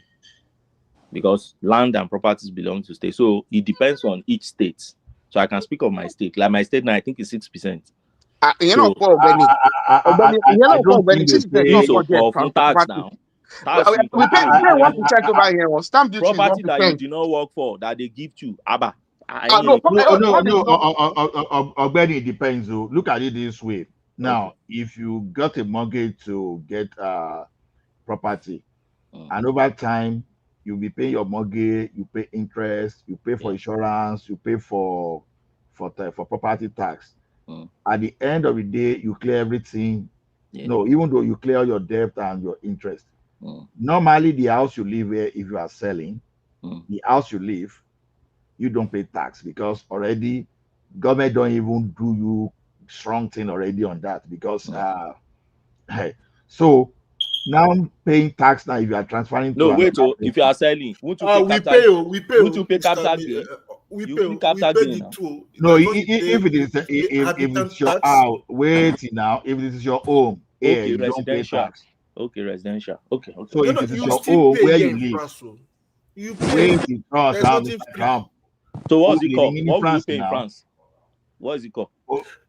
I paid the money one in France yẹn ìgbà kan wà tó ń gba bí almost 70% ní tax ní France. France burú gan mo tiẹ̀ gbọ́ pé tó bá wọ wristwatch tó ní brand wọbẹ̀ tó bá show tax kìíní kan wọ́n máa tax ẹ̀. You pay. Let me ask. Sorry, Jai. Let me ask. Are you saying that in France, if the house you are selling is your primary residence, if the house you are selling is your primary residence where you live with your family, and you want to sell that house where you live, do you be taxed on it? You heavily. If it's your primary residence. Heavily, even though you have a second house, that's even worse. They'll start taxing you again. There's a way to do your primary residence. Forget about second. In the UK, you pay more. I pay $2 every end of the year. For second home, you are going to pay if you have two houses. If it's a second home now, you pay. No, my resident now, I pay two different taxes. Hold even on, the Chairman. president said that they want to. Mr. Trump, now tax person they ask you question. Listen. Hold on, may I ask you? We are saying that you will pay property tax on your primary residence. But if you live for your primary residence, maybe your first house now where you buy, you and your wife, that's the house you are living in, and you want to sell that house. I'm not talking of the property tax you have paid though. If you sell that house, will you pay capital gain tax on that house? Yes, now because it gains value now. Okay, that's gains value. Because even though you bought a house now in what do you call it that they put in what is it, people that they seize their property and they share. I've forgotten the word. They put on foreclosure. Auction. You have to wait 5 years. You have to be a foreclosure. You have to wait. You have to live in that place for 5 years first before thinking of selling it. They have laws here. Even though you have houses now, like this BNB now, they're not closing many of these BNB in France because many residents are complaining that they don't have where to live. Residents here, the workers here, they have power. They did me now. I ran away. So they stopped BNB. Hey, Mr. Trump, I don't carry your law come out. See, for your primary resident in France, is 100% except from both income tax and social charges. Abba. No, you are wrong. I carry your law for my front and you are saying they're wrong. You fit to read that. Everybody said the same thing, what you just said. The books that Baba, it's not French, but English interpretation is there. You go interpret that. Resident in France. Global. You have to, even the French government, why are they fighting him now? Because when you read those national laws, now remember those houses are in region. They are also on. Hold on. I'm coming. No, that thing you are reading in practice sometimes it's not like Midwest. Me, I'm a tech person, and I run like more than 10 LLM model. You understand, language model. When you are saying this kind of thing, you understand. The first thing is that I fire out my LLM model to even search for those things faster than Google. You know this advanced Google. The entirety of those things, because I just have a simple question, it gave me all the conditions, special cases, secondary, primary, everything. It listed everything here. It's saying here that when something is your primary resident in France, it's 100% exempt from both income tax, social charges. Condition for exemption is everything here. I tell you how much I pay every once in a year. No, get this thing right. There are See, two things I pay though. Two things I pay every year, whether I like it or not. Me, Like now, me what they and told me to do. Patoski, we discussed this thing about No, something they we do. Even say me, I know we are even not though saying the property tax now. Triumph. This guy, wait a little bit. Let Ola clarify what he's saying. Let me understand where he's standing. the thing is this: there's a difference between property tax and when you are selling your primary residence, your house you they live. The house you they live, anything you gain there, because number one, government is not expecting you to go and be sleeping in the sky. Maybe you are selling that house to buy another house. So government is not putting any burden on you for you to upgrade. You understand? So when you are selling your primary residence in France, the place you are living in France, not your second house, you understand? If you bought that house 200,000, maybe 10 years ago, and you are selling for 400,000, so that's considered 200,000 capital gain. You are not paying dime on that gain of 200,000. Point of correction, Mr. Ola. Point of correction. Wait, please, let me just 30 seconds, I beg. Just 30 seconds. Make I correct Mr. Ola. My wife inherited. She's from a wedding home, really. She got. They want to sell their family house, just their family house. That's another scenario. No. Wait, now let me tell you. Then all of them, they will everything give their brother. They have only one brother now, the only son. Everything that they don't want to sell everything now. Do you know how much they're asking? You have to pass to a note. What do they call note in English? I don't know this or this name is in English. That's the problem. They will do you know how much they are charging him. That's inheritance tax now. That's inheritance tax. No. Okay. There is another one, another name. Triumph. Let me tell you something. Yeah. Let me read this one to you. It's in French. Il dit, lorsque vous vendez votre résident principal en français, oui. vous êtes généralement, vous êtes généralement exonéré de l'impôt sur la plus-value. La plus-value, oui. Immobilier, oui. Immobilier, c'est ça. Immobilier, continue. C'est ça, c'est fini. Comment? C'est ça. C'est lorsque vous vendez votre résidence principale en français, vous êtes généralement exonéré de l'impôt sur plus-value. The person they read French to now, French territory they live. So non. C'est pas comme ça. Patoski. C'est bien ce que vous venez de dire maintenant. Patoski they live for French territory. So it's French now. Écoute. Je vous écoute. Je vous écoute. Très bien vous parce qu'il y a quelque chose qu'on appelle notaire ici. Notaire ici. Quand il y a Midwest, but everywhere you pay every month now for your house. Now, I want to do something. Mona, let me put this one. See, what this guy is saying, he may be right. I want to give you an example.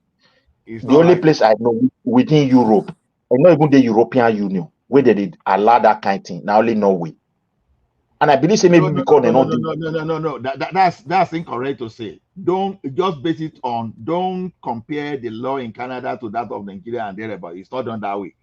The question is this: when you are talking of the law, go to that law that is specific to that country. See where the problem lies in that law, because there are some. Countries are not the same. There are autonomous countries and regions, and most of these things will not be falling into their law, and which you cannot see in the internet. For example, let me give you: if you have a house in Sweden now, and I sold that house, any profit I make there, I will pay tax heavily. In no way.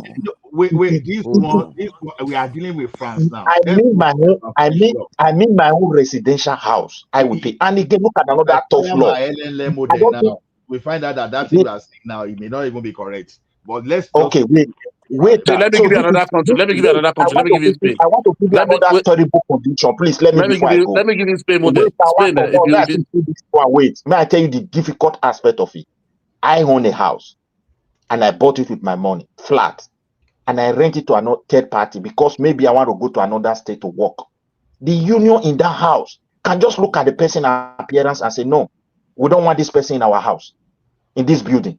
automatically you wherever you are, you'll be paying your house empty. The union Yes, decide, and that is fine. There is no court you can Midwest. even go. No court It in is the country that can tell you this person should live there. It's a very hold there are on. complex laws, my dear. Midwest, Hold hold on, on. Midwest. It is true Sorry, you Ola. pay Let me you pay tax on capital gain even in Sweden. Yes, I can confirm it to you. Ola. But then wait, hold on. You have to understand how they move to that place, because you know the mortgage system in different countries. The mortgage system in Canada is different from that of France. Yeah, it's different. That of See, France is different from that of honestly, Sweden. in Spain, So if you buy a house, in Spain, if you bought a house, if you want to sell the house, there's only two ways that you will pay tax. If that house is not up to 3 years that you buy that house, if not to 3 years, they will tax you.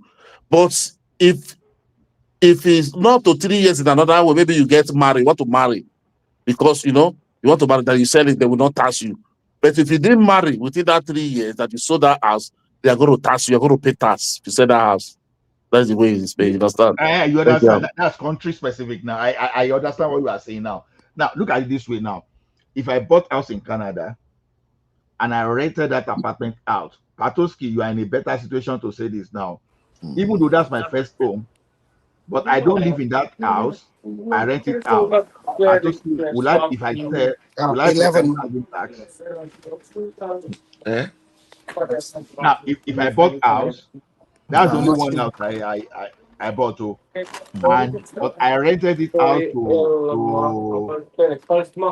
For commercial. For commercial. So if I sold the house, will I pay commercial? Will You I pay pay capital now. gain? You pay capital gain now. It's not your primary Exactly. resident now. So the thing is this: you must be able to prove that it's your primary residence, No, because but it's your Ola, house. yeah, I think Midwest is a bit right in some area. Some No, country, Midwest is right on Sweden. I've in checked Sweden, that's on Sweden. Yeah. they pay. In Spain, they pay. But in the UK, I don't know whether the law has changed, because I did the tax law. I did tax law of UK, English tax law. I did it. They have exemption for primary residence in the UK, but I don't know if it has changed.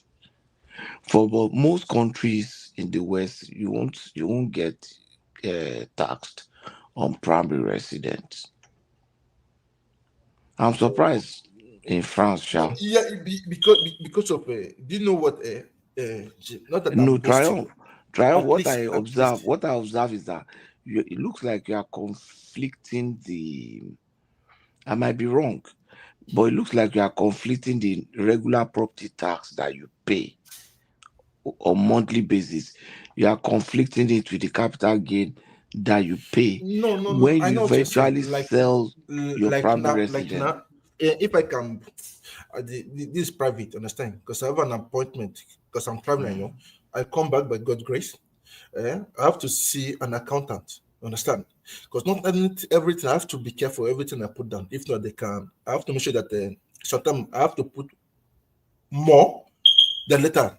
They pay me back. Because I don't want them that they should find fault in me.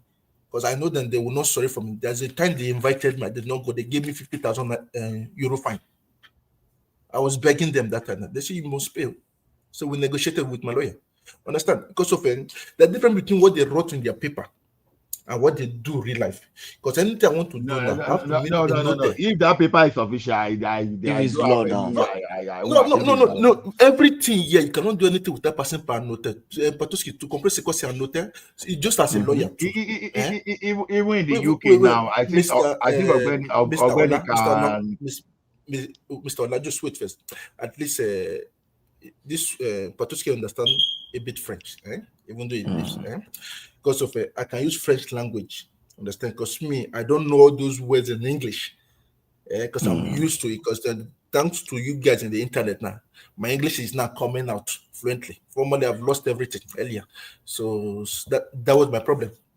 Aujourd'hui, quand les gens ils parlent, quand les gens qu'ils ont aisé, t'as compris, qu'ils ont mieux dans leur vie, et puis je sais que je suis compté dans le 1%. Dis pas ça parce que toi tu comprends. What are removing before that? Hein? How did they move me before them? Just there. No, nobody remove you. Je comprends. No, I just come back now. What's up before? Ok. Et le seule chose, je dis, parce que je sais comment je peux le faire, même je dois passer par l'espace comptable pour me dire comment pour bien sortir. You are too pour fast pas for me. entrer You are dans too la fast merde. for me. You are too fast. What am I fast? Speak slowly. No, it's not fast now. Allah, you I'm are not French fast. is very fast. fast. French For is 30 like years, French you cannot sounds. speak French. French sounds fast normally. Je sais, Even je sais, Patosky je cannot sais. even speak anything too. No. He I'm he listening. understands. He understands. He I understands. He understand. understands. He understands. He understands. Le seul chose que j'ai essayé pour dire tout le monde ici que ici, la France, ils ne pardonnent jamais les gens. Quand il y a quelque chose de pays. Say France session, I will come there now. That's what I thought it happen. What's going on here, man? I don't understand the game. My France session one day now, people carry pen and paper. Je sais où je parle. Parce que maintenant, même maintenant, aujourd'hui, ils vont enlever même le président. Il faut que lui démissionne là. Oui, tu prends les bonbons. Mr. Trump, see, all this one you they talk. All this one you they talk. No, I want to explain to him what is going on. No, he's saying something about what's happening there. Yeah, so one thing is that you guys have to understand that even I don't know how to put it. If you let me just leave it. Anything you say, Mr. Allah. See, you know, if they are doing anything that is not documented in the law, that means that's corruption. That's a crime. So no, telling me that what they write down is different from what they do. So I know they are just saying they are corrupt. That's what you are saying. Let's even speak. What is happening in Nepal? Have you people addressed that? They are taking that day of range now. Why are you not talk about they not go start for Nigeria partos? We are very good. This one be there now. Can you hear me? Yeah, we are hearing you. Patoski says you are around. No, me only person. I'm saying what is happening in Nepal. I won't come out to that. It's day of range. What is happening in Nepal? Quitting the happen. Have you Day of range now they happen now. Day of range. Even in France, they're making riot too. But I don't let them go start for Nigeria. I beg you. Even that side is too far away, Patoski. Europe here, it is boiling up. It's already Europe boiling. is boiling. UK is boiling. See the way they are attacking foreigner here now every day. What's going on? Donald Trump. Donald Trump tariff. See what is going on in UK and France. Near my house. Is it Donald Trump tariff that is causing it now? No. Is it not? It is just the they hang out far right now. Yes, now this is their season. They say is it every 10 to 15 years it rotates every time. Sometimes later it will come back to the left, later it go back to the right, later it rotates. That's what is going on now. Even now the French government, they say they want a far right to come and rule them. They don't want a left anymore. Mr. Trump. Yes. What's happened? Your country, what thing collapse then, and the president have been at the prime minister. No. As the prime minister no fit, the president remains president. The president is to just